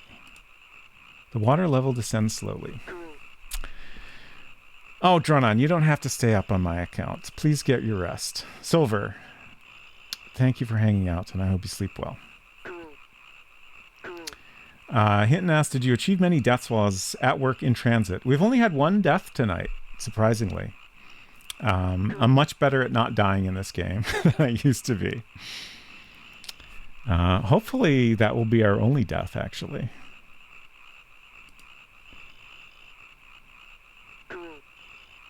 Okay. I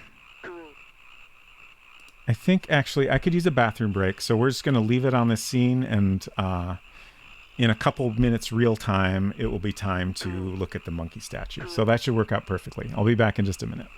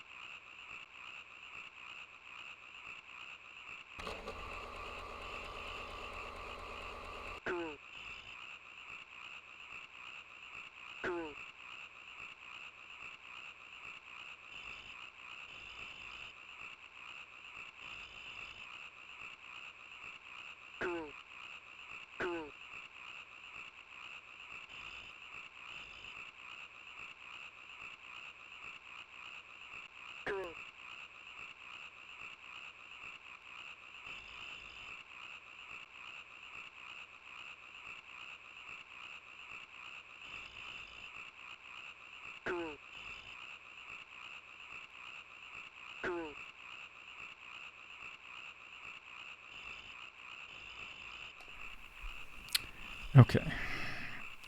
Unsecret Crush, thank you for the loon. Dronin says, now's your chance to theorize about the strongbox because the game certainly doesn't. First, we're going to look at... So, since I have the binoculars in my inventory, we're able to read this text. It's not really realistic that we'd be able to see it at night, I think. But this is the other half of the message that we saw in the cave below Maggie's room. So when we put that all together, it says 3 muertos, pesan 2 muertos y 5 muertos, 2 muertos, el segundos, el primero. I'm not going to bother to butcher the rest of this. In English, it says 3 dead, way 2 dead, and 5 dead, 2 dead. The second is the first, and the first is the second. The iron rotates on the pirate's sign. So that is a very, very important clue to getting to the very end of the game. And gives us a little bit of a boost to our score. Okay. So very soon the strongbox will appear here. My theory on the strongbox is that it's just meant as a subtle clue. Like, I think it does a good job of adding a little bit of extra mystery, and that it also gets you thinking about where this could have come from. And I think it makes sense that it ultimately came from the area that we find at the very, very end of the game, which is Marie's secret stash of, like, arms. So there's, like, description of a bunch of boxes under there, and I think, like, they're described as being up on a platform so that they don't get wet. And I think it makes sense that, like, at some point, for whatever reason, one of those falls off the platform and ends up coming out of the water here. I feel like that's a decent explanation, and if nothing else, like, it definitely got me thinking. Like, once I figured out that we could go down into the well, it definitely got me thinking that there was something important down in there.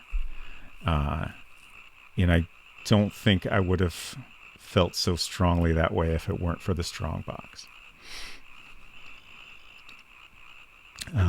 So yeah, it feels like an important little piece, even if it's not really explained very clearly. Yeah, we have seen one death, Efton. It was extremely different. It's like a very bright tropical scene with some palm trees in the background. The music is kind of wild. But the message, the text that appears over the screen is basically the same, I believe. Imagine writing text like that and expecting to be understood. I mean, I feel like out of all the puzzles in the game, like, that one I managed to figure out reasonably well. Like, once I got to the area in the game that it applies to, I was able to piece that together pretty well, I think.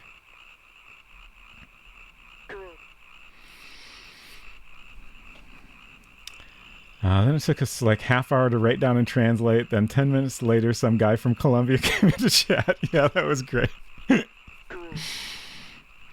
For game element, it's fine. It's just the verisimilitude I was poking fun at. Got it. Yeah, that's fair. Okay. So what are we gonna do again? Like, I'm off schedule from my route here, so I got to figure out what's the best use of our time.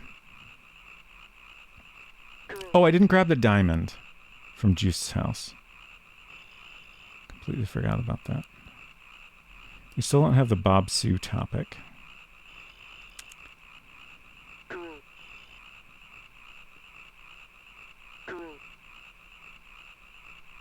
Okay. So yeah, I think we'll wait till the strongbox appears, so we can observe that. Nice. Anton's here, of course. Anton looks at the strongbox floating in the middle of the pond. He is astonished. A strongbox. I'm listening. Okay, got the topic. Who put it in the pond and why? That's what I'd like to know. Same, buddy.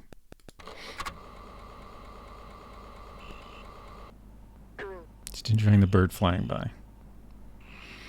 It also seems notable that Bruce and Roy are both trying to convince Anton that he's just seeing things when he talks about the strongbox. Because they would both have some amount of knowledge of what it really is, I think. Definitely Roy would. I think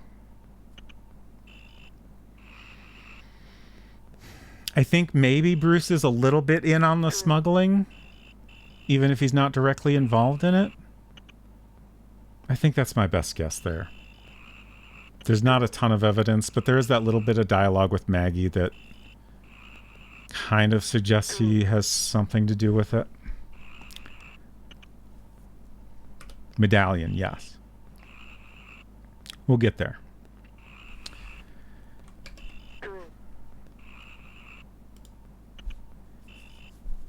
Okay. Let's see. Yeah, my notes, I didn't really get the medallion until later. But we can go ahead and grab it now. It's a good use of our time. We're doing not bad, so that's fine. So let's go to Juiced and then North Beach. We still haven't been to North Beach, have we? I don't know what's happening. There we go. Oh, wow. This looks super different and not nearly as cool. There's like lots of big rocks in the DOS version. But the animation is very, very nice. Gosh, it's a shame that we can't have like the best of both. All right, so we have a couple of items on the ground here. A hook that's not useful now that Juiced is gone. A shell that's never useful. And then we have out here a net with a fishing line, a seashell, some coral, and a medallion. So we didn't really do the puzzle in order, but I'm going to go ahead and unlock the medallion now. In order to get to this point, you need to go to the jewelry box in Marie's room and open that. I do want to do that, but since we're here, we'll go ahead and open this. Opening the jewelry box gives you a code that you enter in the medallion, which is 154236. For whatever reason, you can skip the first number, so we're going to go ahead and do that. So these are in the order 1, 2, 3, 4, 5, 6, 7. So 5. Mostly I want to see if you can skip the first digit in this version also. 4, 2,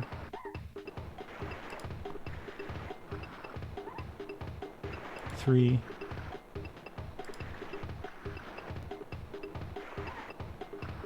6. Open sesame. Imagine playing a game for 100 hours, having the world speedrun record, and being like, I wonder what is actually going on in this game. Let us speculate. Yeah, it's pretty funny. Every time you say North Beach, I imagine the San Francisco neighborhood. Connor says, I imagine the Perth neighborhood. Nice. Had to step out for a bit. Have we come across any major puzzle gameplay changes? No, I would say we have not come across any gameplay changes. I believe all the gameplay is identical.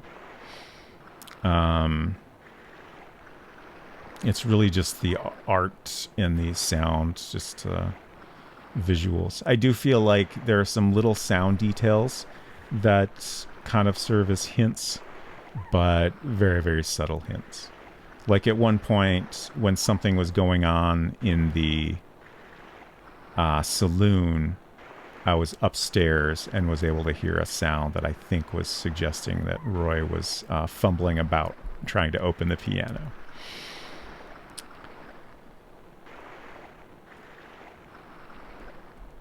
Unsacred Crush says, I decided to prune roses earlier without gloves on, and for some reason my hands kind of hurt now. Weird. That is very strange.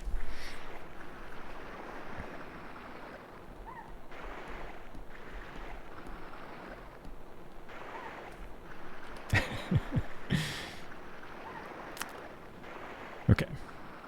So now we have our key, which is also very important in getting to the end of the game. Our inventory is getting full. So I think now we'll go back to the cabin.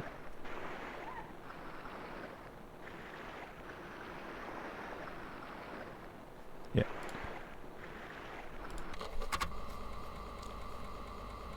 I like these colors. Nothing remarkable. Okay. I think we missed our chance to hear Roy and Bruce talking to Anton about the strongbox. Okay, we're done with the binoculars, so we'll drop those. I guess we'll go ahead and drop the bracelets. Oh, I forgot to get the diamond. Photo we don't need. Wig we don't need.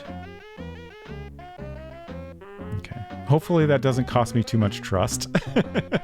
I'm a little bit nervous. I probably should be putting those things away somewhere, but I think we'll probably be okay.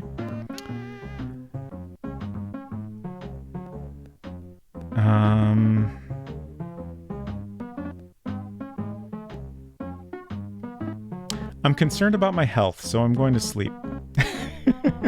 Someone tells you that Juice Body has been fished out at the pier. Oh, that went by quick. Okay.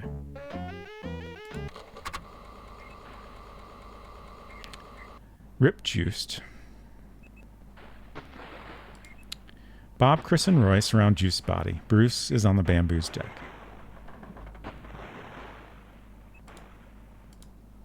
Juice throat is cut. Oh, Anton's gone. What for?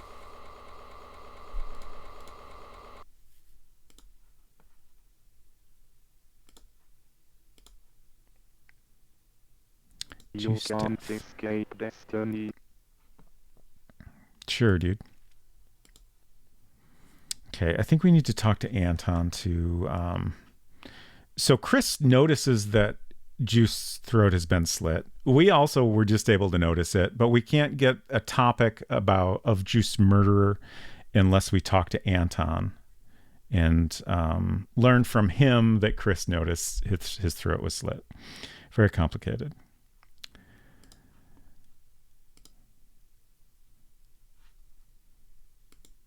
We don't really need to unlock all the topics, but I'm going to do it just because I feel like it. 63%. Okay. So let's... Okay. So we can do the piano puzzle.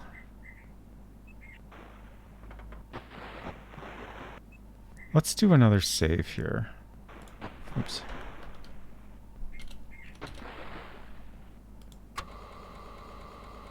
Three.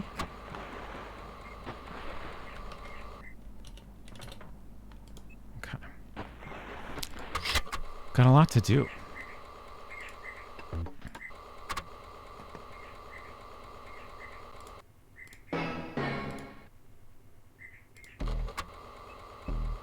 Okay.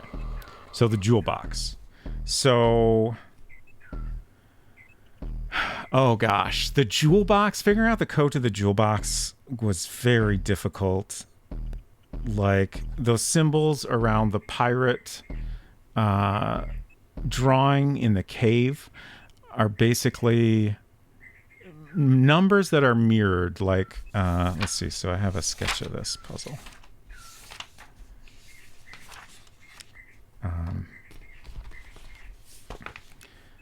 So here's my drawing of all the symbols, and like each one is, you're only interested in the right half, basically. I think this is kind of like meant to be a reference to the pirate twins. Twins and indivisible. You need to divide them to actually get what you're interested in. It's a little hard to figure out, I think. But eventually you get the numbers, and then you need the message from the pirate book, which says, with the map upside down from the north to the south by the pier, the monkey and the pirates in the cave on the wet death's head, add the numbers without going backwards. So like you have to take a map of the island, flip it upside down, and then go through the locations in the correct order. And then the locations each line up with one of these mirrored numbers. Like these all match the positions of those locations on the island. If you look at a map of it, which we still haven't done the follow mechanic. I should do that real quick just so we can check it out. But you eventually get the code. And where is the code? 154236, is that the... Or is that the final code? Yeah, that's the... Shit. Is that it?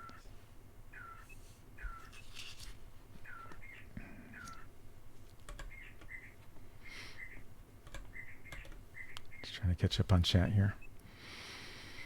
Must a beach have an actual beach? Is it not enough to have a beach frame of mind? I agree. Otter Sticker the Rescue. Unfortunately not this time. I don't remember which code is right. I know it's one of these. We'll try 327541 maybe? Shit. I don't know. Let me consult the guide really quick, actually. I should be able to find it in there easily enough.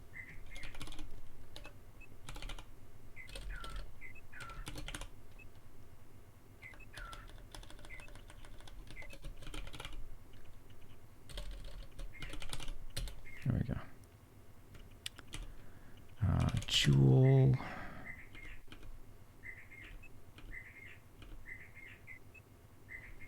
Okay. 413572 is the code. Where is that even written down? But then basically what we enter is 453352, which is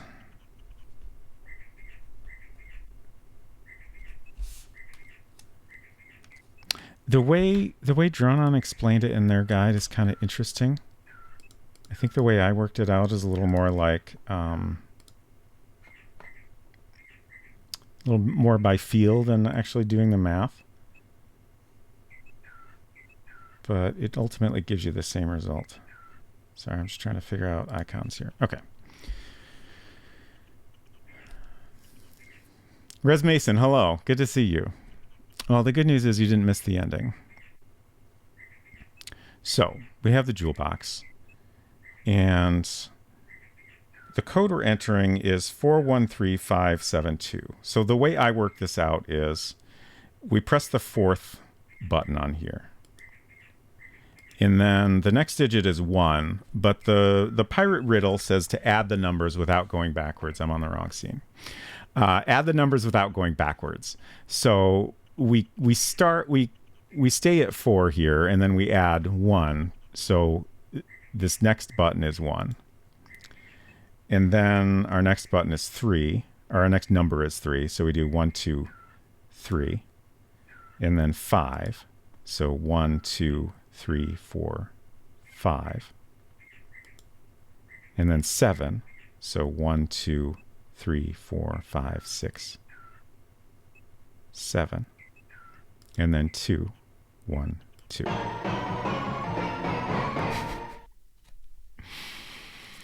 So this jewelry box originally held 2 medallions. If you talk to, I think Sue is the only person in the game that will give you this information. I think if you show her the medallion, she will tell you that Marie and Juste both have one of these. I think it's kind of unexplained how they each end up with one. I feel like Juste makes more sense because he's considered the last of the Malpides. He's presumably been here longer than anyone. It would make sense to me for him to wind up with one of these. Marie got here much more recently. She's been here for at least a couple years. And I don't think we're really given any information about how she gets a hold of it. Or who had it before her, for that matter. But she also has this jewelry box that was originally designed to hold them. And actually, I never realized this, but the way these indentations are is to hold them in their key form. So fully unlocked. And then these zodiac signs basically give you the code that we already entered on the medallion. So you just take the number, you just take the order of the zodiac signs and assign each zodiac sign a number, and then you get the code. So that puzzle is at least a little easier to figure out. Oh, ask Chris about his schedule at 2 a.m. I missed that. Or do you mean we can do that now? Okay. I missed talking to him, but we can definitely go find him.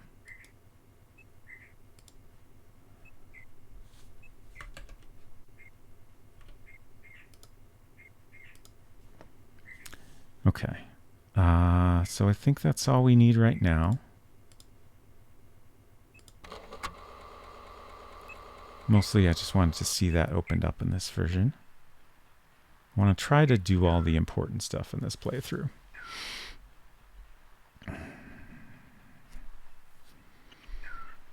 Have you missed your chance to hear the voices on Amiga? No. We'll find Chris and ask him what he was doing at 2 a.m.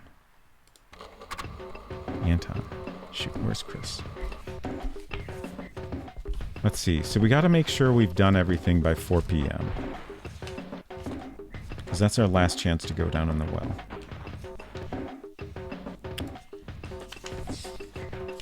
So it's the first at 10 to 9.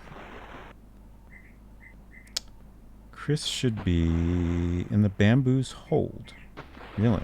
Okay. Interesting. No. Okay.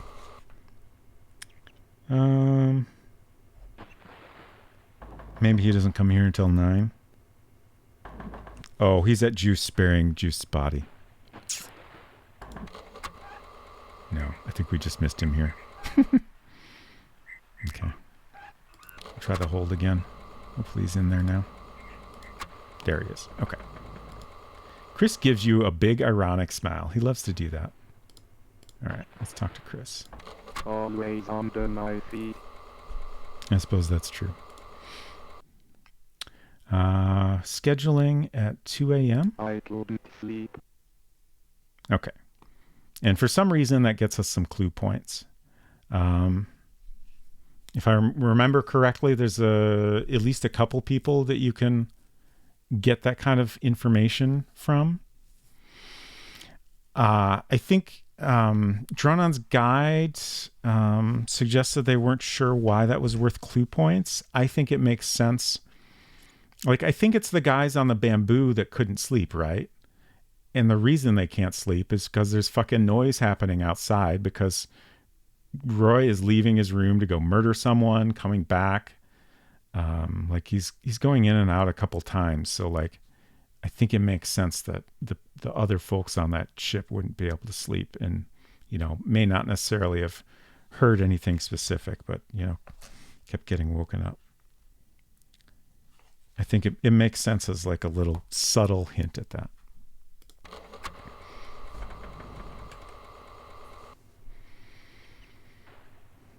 Yeah, we got lots of great little animations like this rat running around. Almost every scene has some little animation. That's great. And we have lots of like animations timed with sound effects, like the water hitting the pier here. The piano, the keys animate along with the music in a way that seems to be at least somewhat accurate. Like I think they actually took the notes that are being played from the audio file and used that as data to drive the animation or something. Like it's pretty impressive.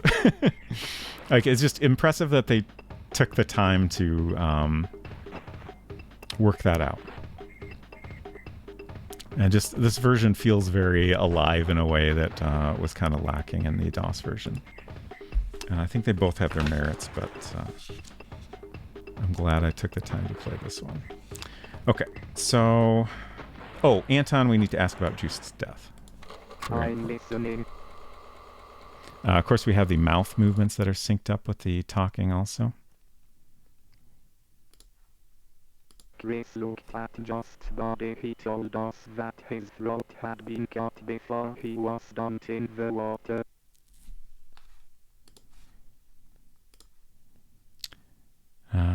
So now we have that topic. It's Bruce. He hates blacks. Go find out why.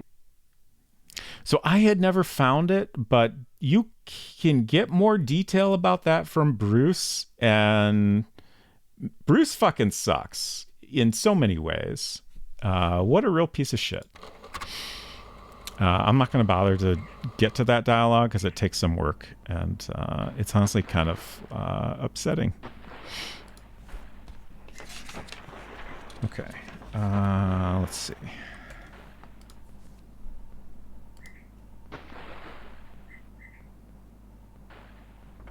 So we did that. Oh, I think now we want to go operate the piano to get the new message. Oh, and we should try to find Anita and ask about Bob.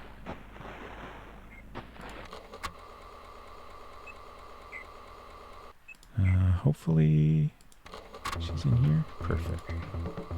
Were you looking for me, sweetie? I was, in fact. A bastard who had a hard time with him. So that gets us the Bob Sue topic. So we're just missing the body on South Beach and what's the other one? Drawing a blank. Oh, the shots fired. So those are both specific events that you have to wait for. I guess actually, no, shots fired will be at 10:30, which we still haven't heard in this version. I'm very curious what that sounds like in this one. And then the body on South Beach, we won't ever see that because we'll finish the game before that. We'll maybe reload just because it'd be interesting to see how the bad ending plays out in this one. The bad ending being you get to the end of the time you have on the island, but don't figure out what's happening. And that doesn't take much time to go back and do. Okay. Thank you, Anita. So let's save just because I'm worried about my trust level here. Oops.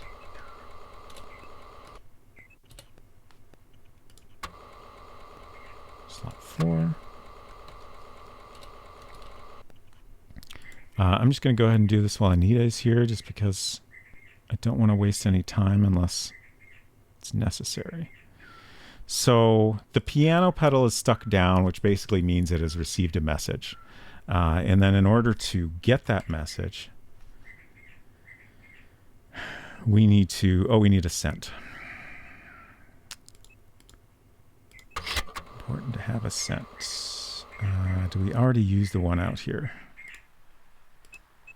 Yeah. Okay, hopefully the one in Marie's room is still there. Oh, I might have used that one already too. Shit. Juice house, maybe? Heck.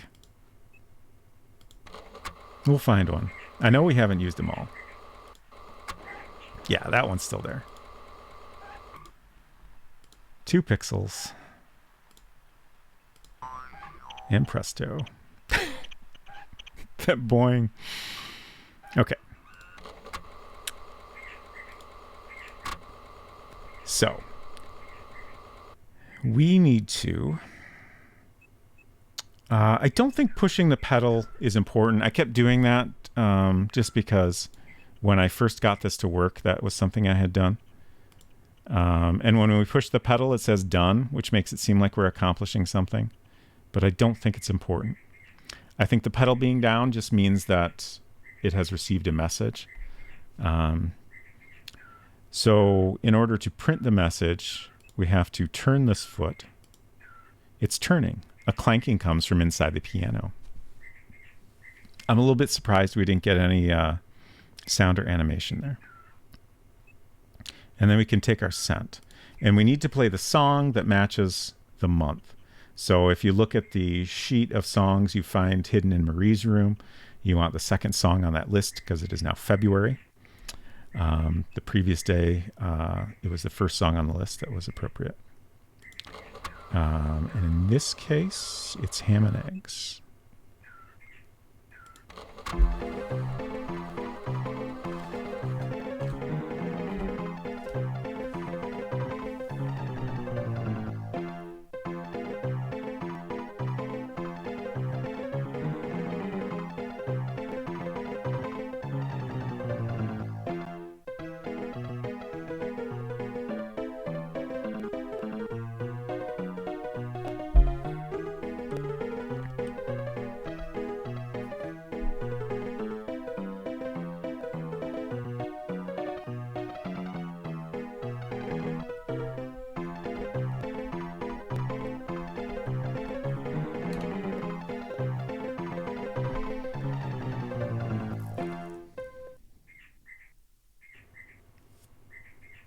Good night on Secret Crush. Adventure Josh said it may partly be because the platform was just cutting edge at the time. Like you had tools to edit animations, Deluxe Paint, and libraries to play them all, just ready-made for you to use. Yeah, I think that makes sense. Which on most platforms was not at all the case. Jordan said, is it that we don't figure it out or don't care? I missed what that was referring to. Apologies. Maybe the Amiga bad endings have Dragon's Lair animations where you turn into a disappointed skeleton.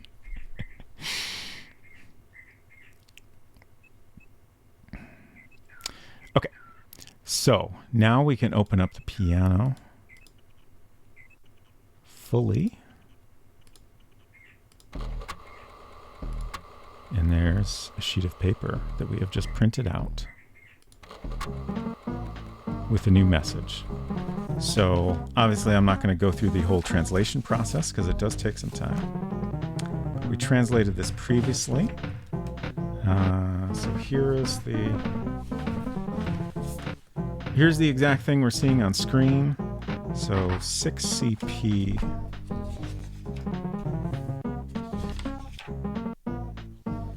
Yeah. I think this is it. So this is what it looks like when it's laid out in a grid, and then we translate it from there using the, since it's now the 5th week of the year, we take the 5th chess match from the chess book and use those moves to decrypt the message. And this message says, tribes need guns, exclamation point, the wind, exclamation point. And that's a message that you don't get unless you figure out how to manipulate the piano to print the message and figure out the encryption mechanism.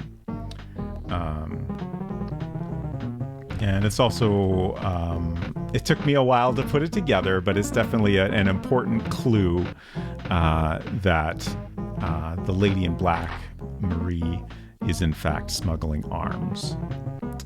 And the wind, that one is a real stretch. But I think that's a case where you kind of need the question at the end of the game in order to put it together. But once you see that question and the answer is available,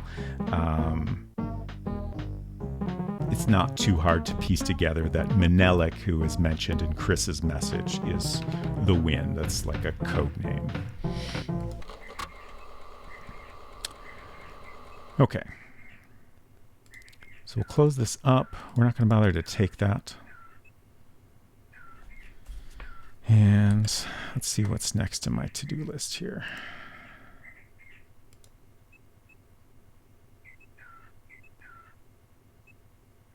We already got the medallion. Oh, 10:30 a.m. Ask Anita what she's doing at the saloon. Wait, did we miss the gunshots? Shit.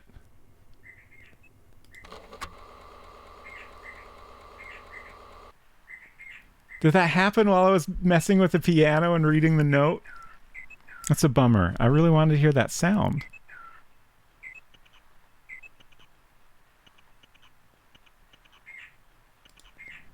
I'm going to save and reload so we can hear what that's like. It won't take long. Oops, wrong disk.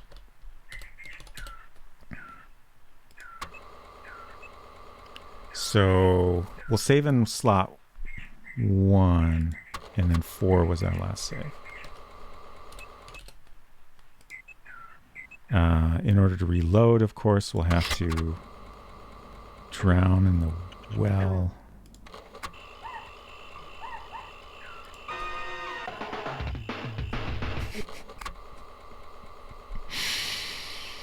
It's like a cartoon death. We will load this so we can enjoy the...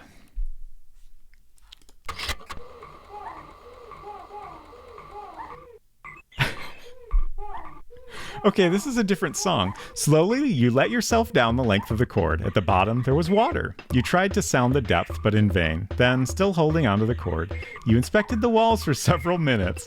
When you wanted to go back up, you didn't have enough strength left in your arms. You cried out, but nobody came to your rescue. You continued to hang on for several long minutes. Then, slowly, you let go. You no longer had the strength to hold on to life.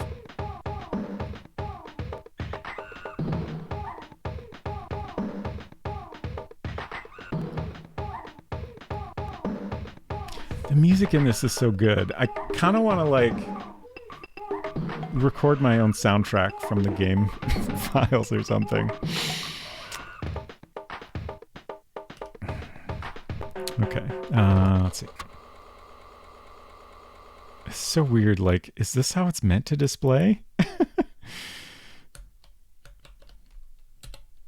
Or is something loading weird? Thank you for the oofta. Okay, so disc 2. Okay. We do want to load. We don't want to start over. We'll go back to 4. Hopefully this gets us there. Man, what if there is no gunshot in this version? That would be sad. All right, we have to click again. Okay. Okay. So we're just going to wait outside.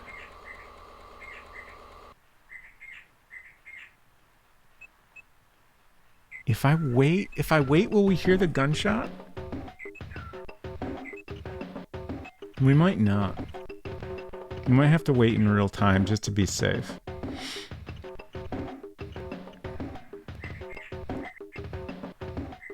Adventure Josh says if there are mod files, swapping them and editing them is quite trivial. Good to know.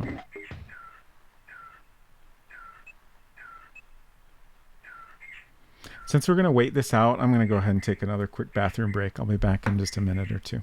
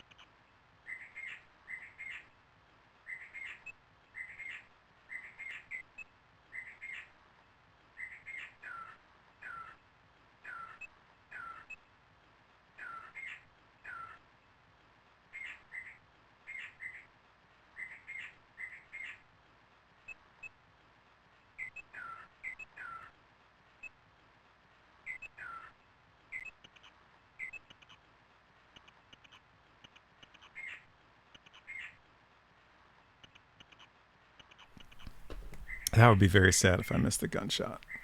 We've still got 15 minutes. That should be 3 minutes of real time. It's going to be interesting to speed run this version. I feel like, at least with the DOSBox settings I was using before, it might actually be faster in this version. Just because everything seems to, like, transitions seem a lot faster.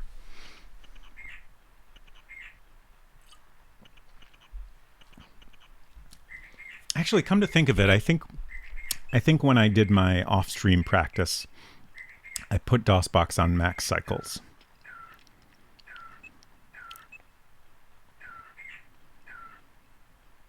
Which does speed up the transitions in that version. Do we hear the dinner song yet? I think so. We heard a few different songs that play at specific times of the day.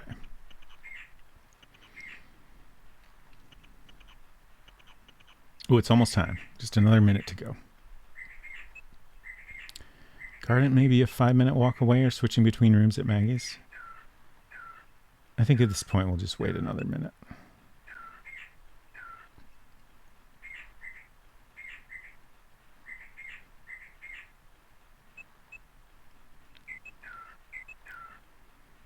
And then I think we'll head to... Oh, right. At 10:30, we can ask Anita what she's doing in the saloon and get an interesting response. And then we'll maybe redo the piano.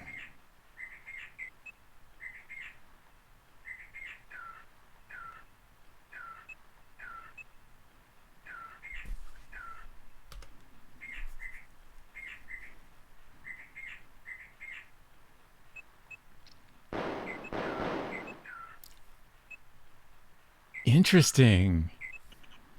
So much more realistic gunshot sounds, and multiple as well. All right. Let's go talk to Anita real quick. Were you looking for me, sweetie? Thank you for the scream. Pew pew.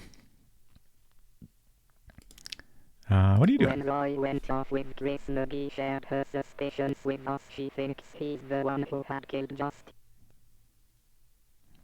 And she's right. Which is interesting, I think. There's also, I don't know if we'll have a chance to hear it. I can't remember exactly what point this comes up. But there's a certain point where if you observe, I think in the garden, you can hear Maggie telling someone else that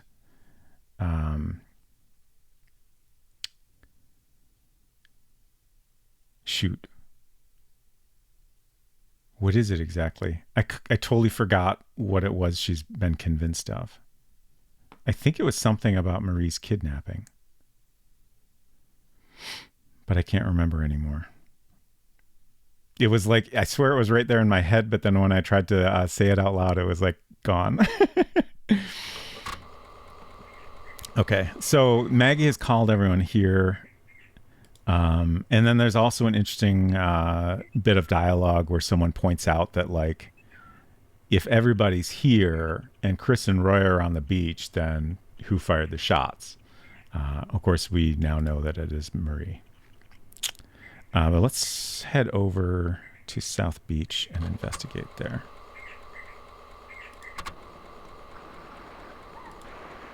Chris threw Roy to the ground. Right away, the shots rang out. And we can ask Roy what he's doing. Yes. Someone fired on us when I was walking with Chris. And that's all but one topic. So the final topic is when Lucy's body appears on South Beach. Everyone in the game thinks it's Marie. The face has like decomposed beyond recognition, and they just kind of make the assumption that it's Marie. Also, I think it's Bob buries the body fairly quickly. I think because he finds it upsetting and doesn't want anyone else to see it. So, like, not a lot of people get a chance to, investigate it and discover that it isn't actually Marie. I'm listening.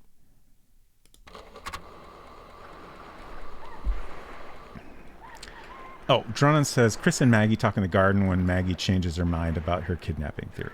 Got it. Thank you for the reminder. Okay, let's go back to Maggie's and do the piano again. I meant to do that before we came here, but that's fine. So we're just going to turn the foot. And, oh, right. We don't have the scent in this playthrough. Oops, not turn, take. I don't think turning the penny is going to get us much. Boing. Okay, good. Still no one here. Turn the foot.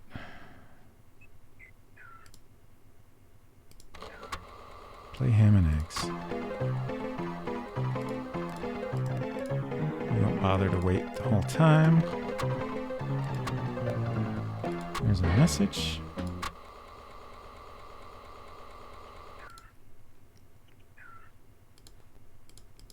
Okay.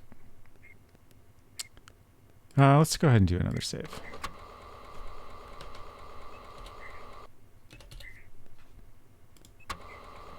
Slot 2. All right. Okay. Next thing we want to do is what? So 4 o'clock is our deadline here. I think we're all set. We have everything lined up that we need.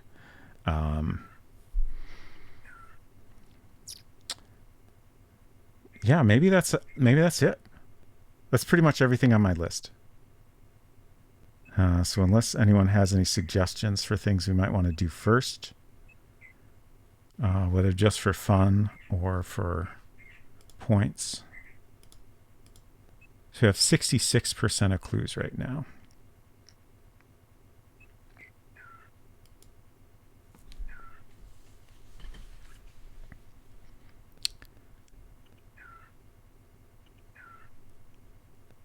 Let's see, I'm trying to think if there's anything else worth investigating. I think we'll just head over to the well. And then wait for a bit.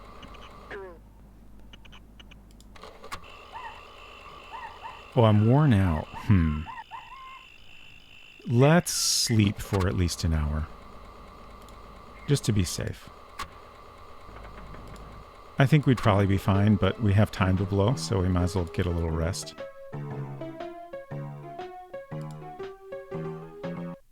Okay. We're still worn out, but at least we're less worn out.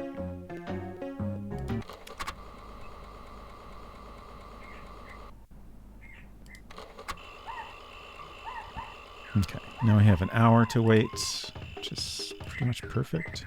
Bruce is here now. Bruce is talking to himself. He's nervous and jumpy.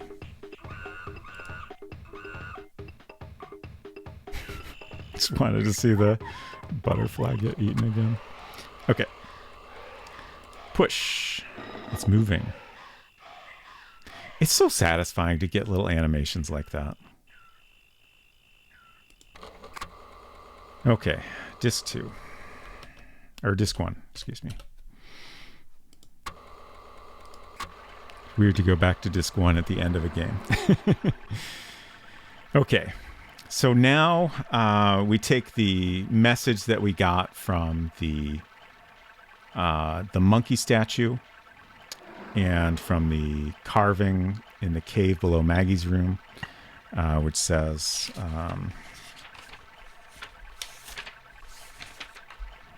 3 dead, way 2 dead, and 5 dead, 2 dead. The second is the first, and the first is the second. And if we look at these shells, This has 5 death's heads carved on it, which is also telling us how many measures of water this shell can hold. This one has 3 death's heads.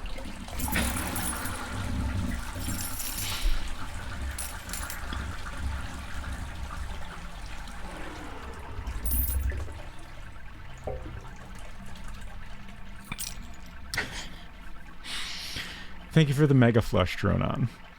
Excellent timing. This one has 8 death's heads on it. We really only need these 2. But basically we want to swap around water so we get these 2 shells with 2 measures of water each. And then we want to put them on the correct shelves here. And then we can unlock the door to the ending. So we're going to take this and pour it into here. And then we dump that out. And then we pour it in again. And that should give us 2 measures of water there. Actually, I guess that was not the optimal way to do that, but that's okay.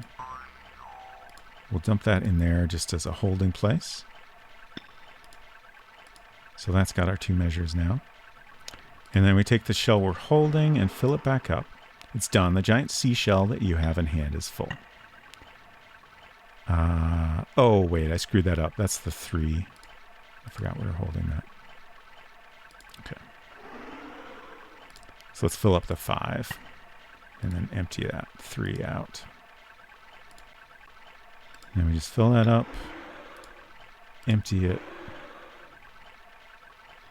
And actually, so the one we're holding has 2 measures of water in, because we've put 3 measures into here and it was originally holding 5.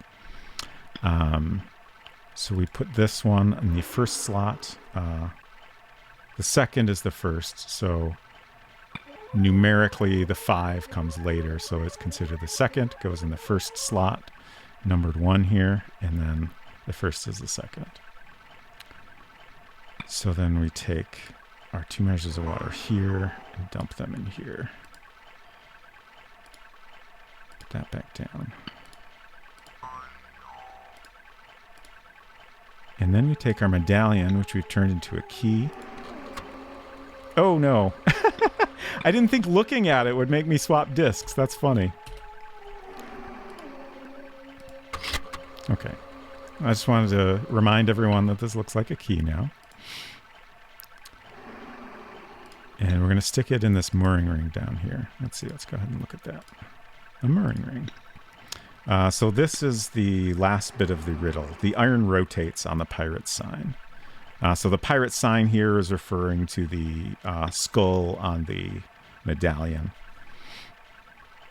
And then we can put it in here. The medallion fits into the mooring ring like a key in a lock.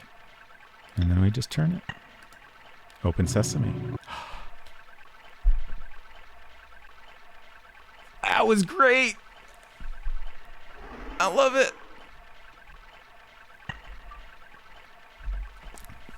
Stop. The game isn't over. It goes on. In fact, you have everything necessary to solve the mystery of Marie's kidnapping. You will be asked a certain number of questions about this investigation. Answer according to your most profound convictions. These questions will help you solve the mystery. Verdant Tree, hello. Yes, it is a very late one. I am usually done well before now. But I really wanted to do this all in one stream, and I talked too much and enjoyed the animations too much, so here we are. Who is Anita? Anita is a revolutionary. Sakanako.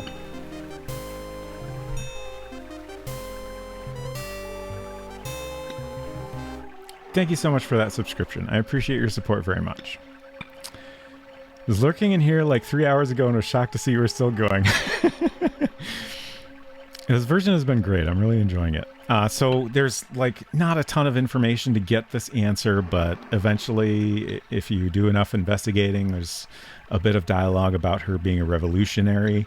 Dronon's Guide also points out that if you show her the bullet, she recognizes like what type of bullet it is, which I think is an important clue. I think we got that dialogue in my playthrough, but like I didn't really think anything of it. Who was Anton with the night of the 31st? This is like super unimportant information. I don't understand why it's here. Honestly, Anita being a revolutionary isn't that relevant to the main mystery either. I think the first two are kind of just there to like try to confuse you as to what information is actually important. Like they just want you to thoroughly investigate and find lots of interesting details, I think. So Anton goes to see Sue at around 2:30. Other than his murderer, who was the last person to see Joost alive. So Roy sees Anton on the beach. He has fished Lucy's wig out of the water. And he sees that wig and he realizes what it is. And he goes to burn it. But Roy sees him fish that out of the water, and I think he can tell that Joost has an idea at least of what it is. So that night, Roy sneaks out of his cabin and goes and murders Joost in his home. So Roy is the correct answer. Or sorry, no, Roy is the murderer. Bob gives Anita a note that says, "Meet me at the well at midnight." So that's why Anita leaves her room. And on her way back, after no one shows up, she happens to go by Joost's house. It's basically on the way. And she sees Joost in a hurry, presumably getting away from his murderer. And she is the last one to see him alive. So Anita is the correct answer. Who kidnapped Marie? No one. We talked about this a little already. Marie is the lady in black. She initially is having the Bamboo, the fishing boat, smuggle arms from here to Asmara. And because of the storm, the Bamboo has some damage to the hull and isn't able to make that delivery. So in order to try to convince Bob to make the delivery, she fakes her own kidnapping because she knows Bob is in love with her, and she has, as far as we can tell, no feelings at all towards him, so is happy to manipulate him. Unfortunately, it doesn't seem to work, but no one kidnapped her. Who signs their name? The lady in black, Marie. What does she do? Arms traffic. Where are the weapons delivered? So this only comes up in the message that is found in Chris's cabin. And it's all kind of broken up, so it's not super obvious. But I feel like once you get this list of names, like it's pretty easy to narrow it down. Most of these come up in the game, but most of them come up in different contexts that make it clear they're not what you're looking for. Who killed Joost? Roy, as we already discussed. The motive, the wig, is ultimately the thing. Ultimately the motive is because he has realized that Lucy has been murdered and did not, in fact, leave the island. And I think Roy knows immediately that if someone figures out Lucy was murdered and never left the island, was just dumped in the water, that like it looks real bad for him because he has told everyone that he helped Lucy get off the island. So like that's super suspicious if there's evidence that that didn't happen. Who did the wig belong to? Lucy. What happened to Lucy? She's dead. Who was Lucy? So this one, last week, I finally, I had guessed, I think, most of these answers. And I knew I was really close to having 100% on the quiz. And, I think I maybe speculated it was drug dealer just because there's evidence of drug traffic. At one point I tried thief because that is technically true. At one point she steals Joost's amulet and discards it. I might have even considered blackmailer, revolutionary, but like I explained earlier, I finally realized after reading Dronon's guide off stream that Lucy is the agent that goes missing that's mentioned in Chris's note. So unfortunately, I think the answer is other here. She's a secret agent. that goes missing because she is murdered. The target of the shots is Chris. For a long time, I thought it was Roy. Honestly, I'm still confused about, like, I think I maybe misunderstood some dialogue or something. I had this idea that Chris said Roy was being shot at, which I think is correct. But then I also thought Roy said Chris was being shot at, but then later changed what he said. I'm confused by what the actual dialogue there is. But once you figure out the rest of the things going on, I think it's pretty obvious that Chris is being shot at because it's Marie firing the shots. That's the only person that makes sense. And there's no reason for her to shoot at Roy. There's lots of reasons for her to shoot at Chris because Chris is here both to follow up on the missing agent and also presumably figure out what's going on with Marie's arms smuggling operation. I assume that's why Lucy was here in the first place. From what part of the South Beach did the shots come from? There's some dialogue from Chris that says he sees like a glint, presumably like light shining off the sight on the gun up in the trees. Who broke the bookshelf? So after Roy sees Juiced fish the wig out of the water, he immediately goes to break into Marie's bookshelf and get the chess book. Like, I think he... This is maybe something I haven't fully thought through since I pieced everything else together so well. We know the answer is Roy, but why does he do this exactly? I think he must not know exactly what Marie is currently up to. I feel like that's the only explanation. And he's maybe trying to figure out what Marie is up to, maybe so he can... like, he's obviously concerned because someone has potentially figured out that Lucy was murdered. And I assume he wants to let Marie know about that. I think that makes sense. And he obviously has some knowledge of this piano's encryption method, but not all of the knowledge. So it takes him some time to figure it out. But he gets the chess book to decode a message, which he eventually figures out how to get out of the piano. Message received by the piano. And then the message we decoded earlier says, "Tribes need guns, the wind." So that's basically Menelik telling Marie where to deliver weapons next. So I assume Tribes is a specific code name or something. But then Menelik's code name is the wind. Dear Mr. Lang, when you find this message, I will already be far away from Maupiti. Other business takes me away. Don't be too disappointed. It's only a missed meeting. Our paths will cross again. I'm sure of it. Marie, or the Lady in Black.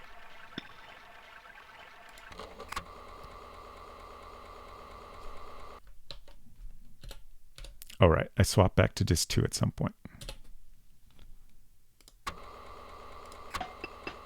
You inspected the cave. Some 20 crates were piled on a large platform about 1 meter above the ground, safe from the water that gets in during high tide. Inside the crates, you discovered a whole arsenal. Now you are traveling to Japan. Do you know how to say the tea pavilion in Japanese? Asks Bob. Oh, a very soft and beautiful name, Sukiya. And there on the deck of this boat, hearing him pronounce this name, you already dream of a Japanese adventure which will be called Sukiya, and which will never be released because the studio eventually shut down.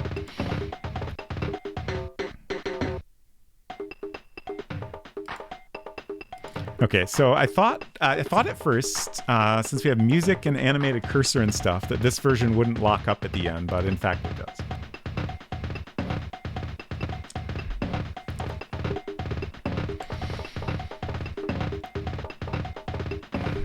Is that a dabbing Cedric? Yes, it is. Yes, it is.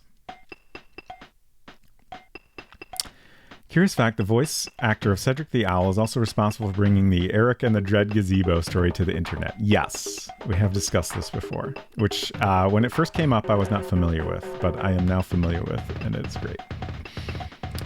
A wonderful fact. Sakanako says, interesting. I'd first heard the gazebo story told by someone at my after-school RPG club. Maybe not quite pre-internet, but I don't know where they got the story from. That is interesting.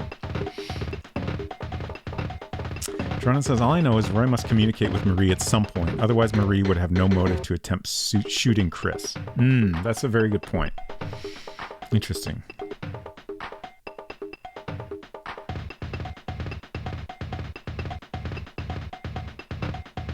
Yeah, in DOS, the game ending screen is super different. It's very dark. Like I feel like the ending screen in the DOS version fits better for like a death. This scene is a little bit better for a good ending, but a little bit odd for ending where you die. Afton says, honestly, the amount of Japanese stuff they'd probably get wrong, it's probably okay this game doesn't exist. Yeah, that's fair. That's very fair. You're welcome, Baird Redwing. So I think I really need to wrap up. It's so late, but I do want to see... Oh, no. Okay, there we go. I want to see real quick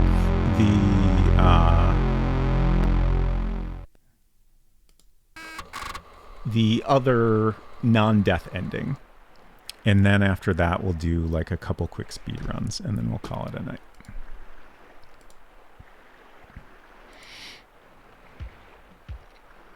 Oh yeah, spacebar.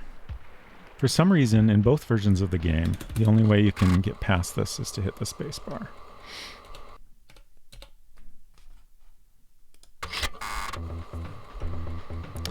Okay, so we're gonna load shoot. Does anyone remember where my last save was?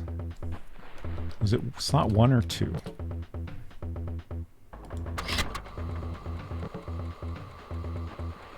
We'll do slot 1 because it probably doesn't matter.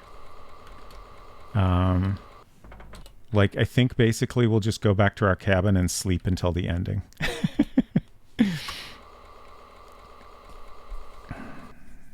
Just a boire to wake everyone up, yes. Okay, yeah, this is great. Actually, no, we want to see the, I'm just kind of curious what the art of the body on South Beach looks like. Probably not anything terribly interesting, but we might as well check it out since we're going to go by that part of the game. So we'll sleep until 7 p.m. when the game tells us about that.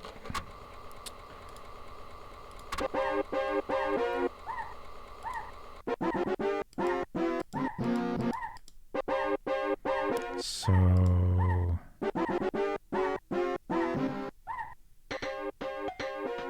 that's good.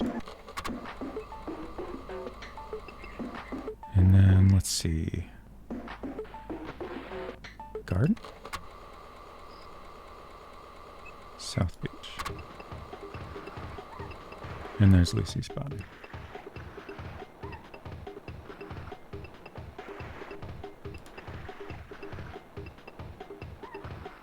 Body washed up by the sea. The odor of death. Putrid odor. And that's about it. Now we'll go back to the cabin and sleep some more. They just...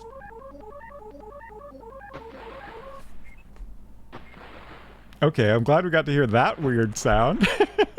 They just told you that Bruce found a body on the South Beach. Fascinating choice.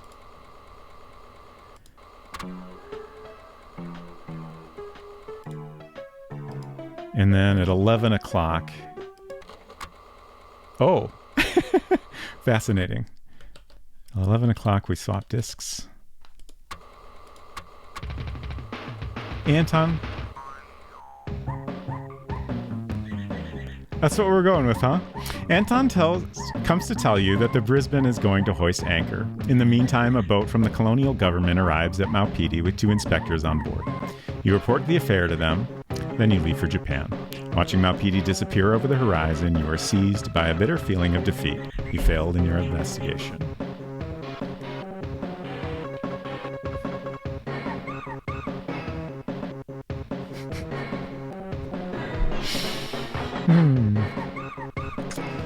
Good bad end, indeed.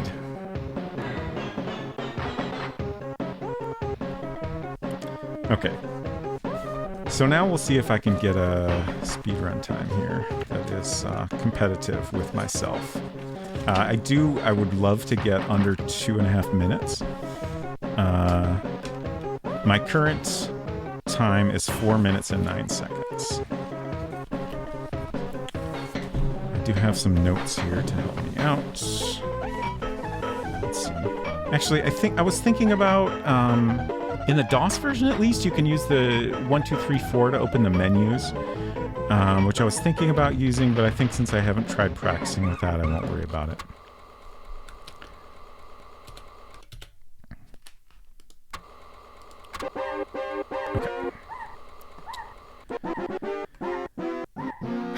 It's so late, I have to wrap up. Also, time to speedrun. I mean, it only takes 2.5 minutes to speedrun this, so like...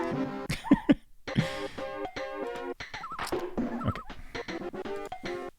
I originally thought this stream would go very different and that I would get through the game much faster, but that didn't happen, so... I figure we'll still do everything I had planned, though. Let's see, I gotta find my buttons here. Okay. So time starts when I hit no. I'm just going to go over my notes real quick. So like the speed run, we can basically skip almost all the game and just go straight to the ending. So we start out by sleeping through most of the game time until 1 a.m. I'm just going to click sleep 14 times, and then we'll go to Maggie's. The few things we need are the stone from the fish tank in Marie's room, and then from there we can go straight to the saloon where we take the cord or rope hanging up. From there we go outside, go to Juiced's, and go to North Beach. I'm not sure if that's the best route there, but it's like there's no way to go directly from Maggie's to North Beach, so one stop on the way is not a big deal. On North Beach, at that point, we can get the medallion and unlock it.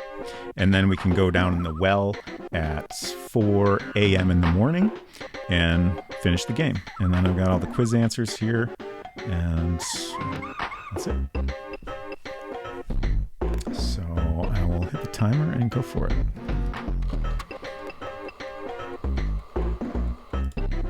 Two, 3, 4, 5, 6, 7, 8, 9, 10, 11, 12, 13, 14. Okay. Wait, is that right? Okay, I think we want one more there. One of my clicks maybe got lost.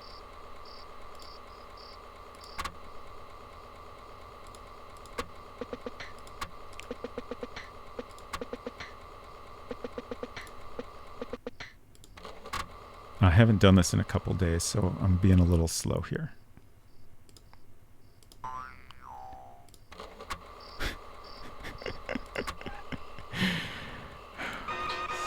Oh.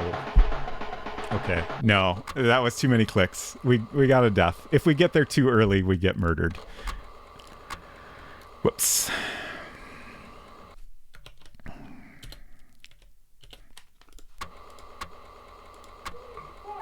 Here rests Jerome Lang, private detective, murdered by an unknown coward. May he rest in peace.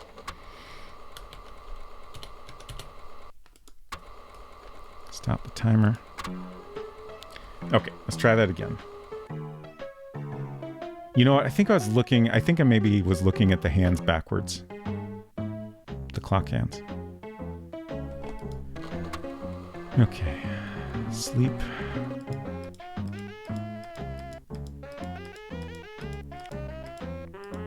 Okay.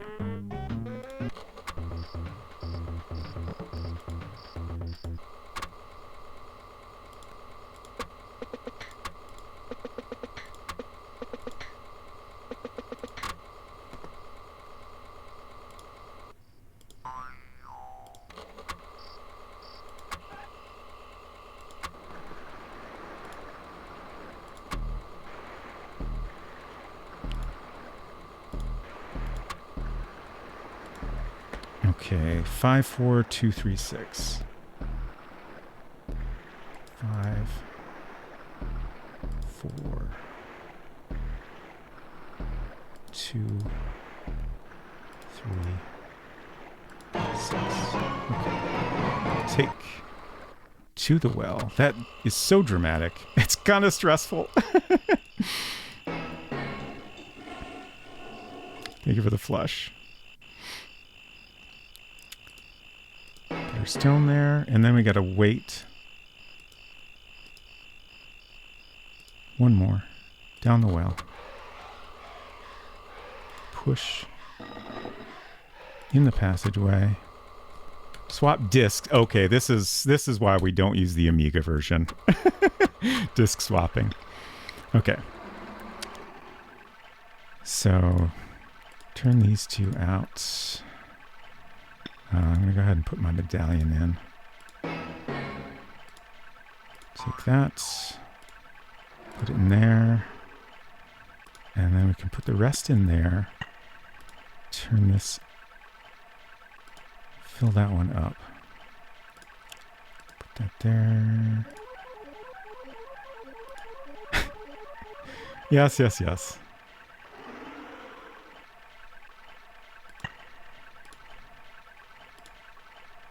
Okay. So 3 goes there. And then the 5 goes there. Whoop. What? There we go. Then we take this water, put it in here, and then turn, open sesame. The animation maybe also slows things down. Revolutionary, Sue, Anita, Nobody, Marie, Arms, Asmara, Roy, Wig, Lucy, she's dead, Other, Chris, Trees, Roy, Book, Decode, Piano, The Wind. More disc swapping. And that click is time. Oh no.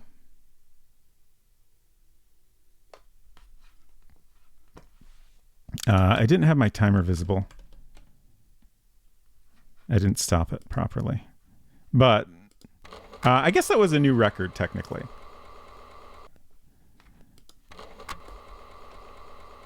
There we go. Okay.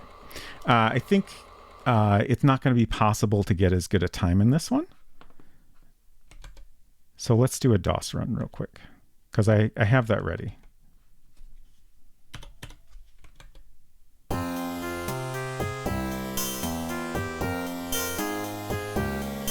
Let me just switch some things over here real quick.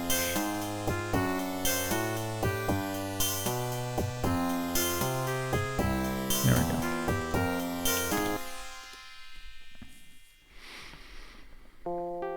Let me catch up on chat also. Murdered so hard it couldn't recognize the disc. Dronon says, checks Maggie to Juice to North Beach is the most direct way. Okay, thank you. Thank you for confirming that. Efton says 3:27 before you click go again. Okay, thank you. Now I have my timer visible so I can actually see what I'm doing when I do things to the timer. Okay. Sorry, Amiga, you failed because the speedrunning community despises you. If I can figure out how to play the game with all the discs loaded, then that would help.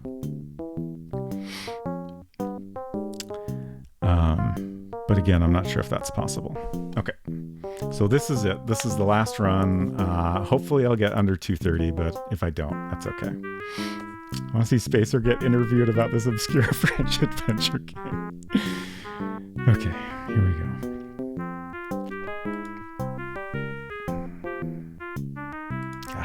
The mouse movement is weirdly different. Oh yeah, this feels so drastically different. It's kind of strange. There's a much longer wait between clicks. Oh, I don't have it on max cycles. That's the problem. This is probably going to look weird. We'll start over. Okay. Actually, we'll just sleep until the game ends, and then we can start over. Gunshot. The end. Really, if you want to do an any percent speed run, that's the fastest way to do it. But I figured it made sense to not include that type of run because it's not very interesting. Okay, here we go again.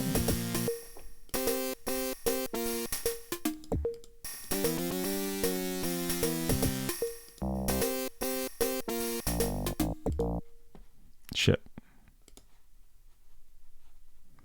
Again, the mouse movement is very weirdly different.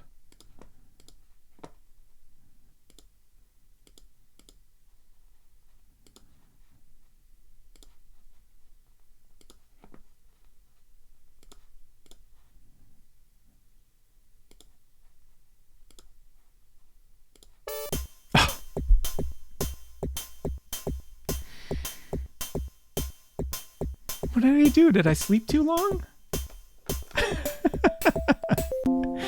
Okay. This is the one. 2, 3, 4, 5, 6, 7, 8, 9, 10, 14. Maybe I just took too long to get there? Oh, it's because I went to juice accidentally. That's what did it. We wasted time. Okay. All the walking time.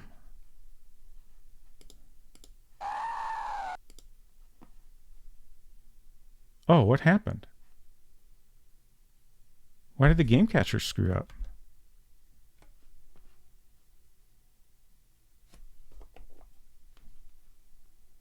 That's weird. Huh.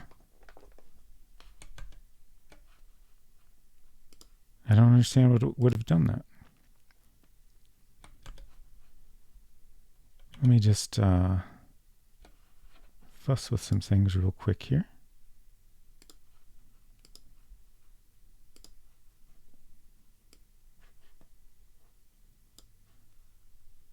There we go. Very strange. Okay, let me look at chat here and then and then we'll reset again.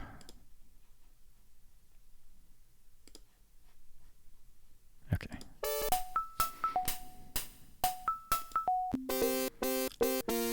Could probably program some disk swapping macros. Yeah, I suppose so.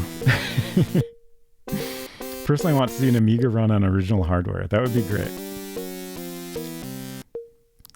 You know about any suggestions for the guide? I've already got a few things I want to check in the game and some text I can add. Yeah, I have a very small list of a few things I noticed. Nothing really significant, but I will definitely let you know.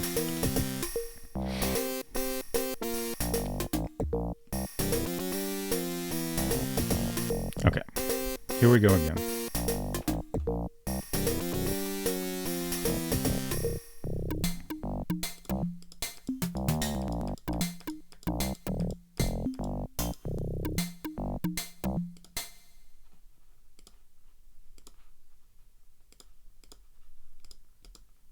Oh, I missed read.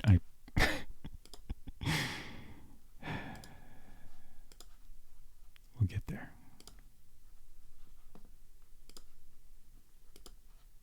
I think we'll call it quits after this, even if I do poorly.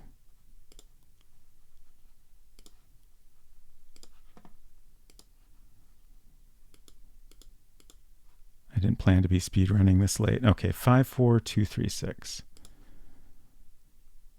5, 4, 2, 3, 6. Oh, shit, I screwed up.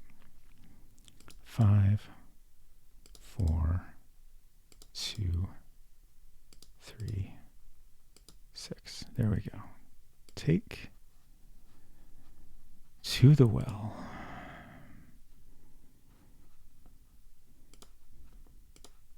Put the cord, put the stone, and then we need to wait. 3:15, 3:45, 4:15. Down the well. Push that in the passageway. Gosh, this looks so different. It's so strange.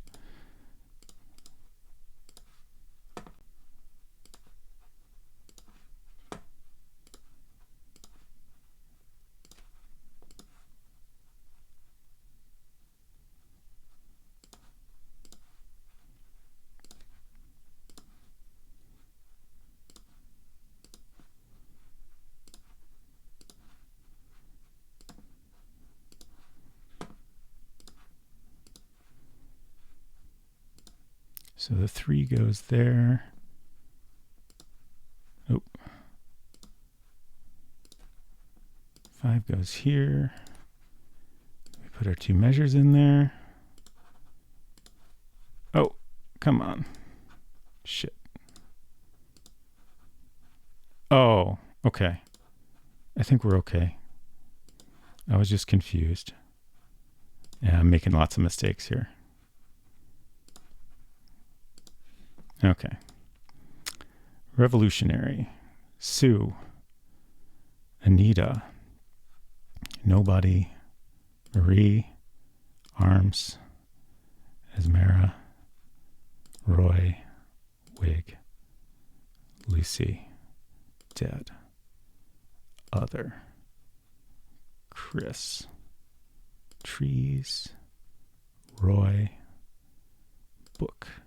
Decode, piano, the wind, and 3:15.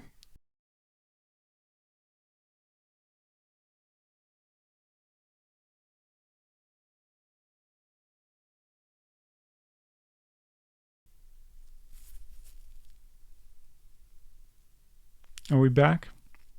Hi, I'm still here. I didn't even notice the stream had died. I did get 3 minutes and 15 seconds. I guess my local recording will have that still, so I could still submit it. Apologies. I guess our internet is being kind of not great today. Also, I don't know if anyone can even hear me. I have reconnected, but I'm not getting any chat messages so far. Anyways, I guess we'll do a raid for anyone that's still hanging out here.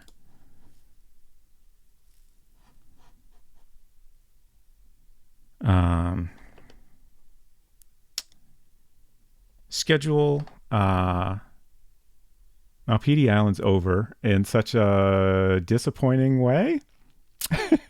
At least we got to finish the Amiga version.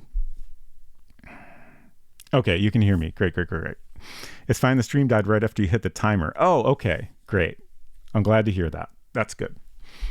Apologies for the troubles there. I think, especially after it completely died there, I think the hiccups we were having earlier must have been just our internet connection being a pain in the butt. You froze with your arms in the air and a big smile. That's great. Ideal way to do it then. Thank you. So, like I was saying, schedule next week. No more Malpidi. We're going to play Deja Vu for Mac. It's the last of the Mac Venture series that I haven't checked out. There's 2 of those games. I don't know if we'll necessarily play them back to back, but we'll start with the first one. We'll probably check out the NES version at some point also. And of course, on this Friday, we'll be doing some more painting. Our coloring contest will come to a close. I should post the link to that in chat real quick. I don't have it on my Tuesday setup, but I can grab it real quick. If anyone would like to color my game cover art, you can submit it, and we will all enjoy everyone's coloring on stream and vote on a winner. And whoever wins can win a choice of a handful of indie games I have picked out. So hopefully that'll be fun. I'm excited to see if more than 2 people will have an entry and what everyone's entries will look like. Gosh. Oh, let's... we haven't said hello to Galara Dragon in a long time, so I think we'll do that.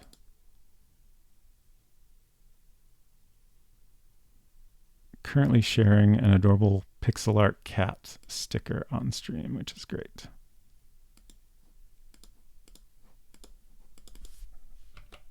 Oop.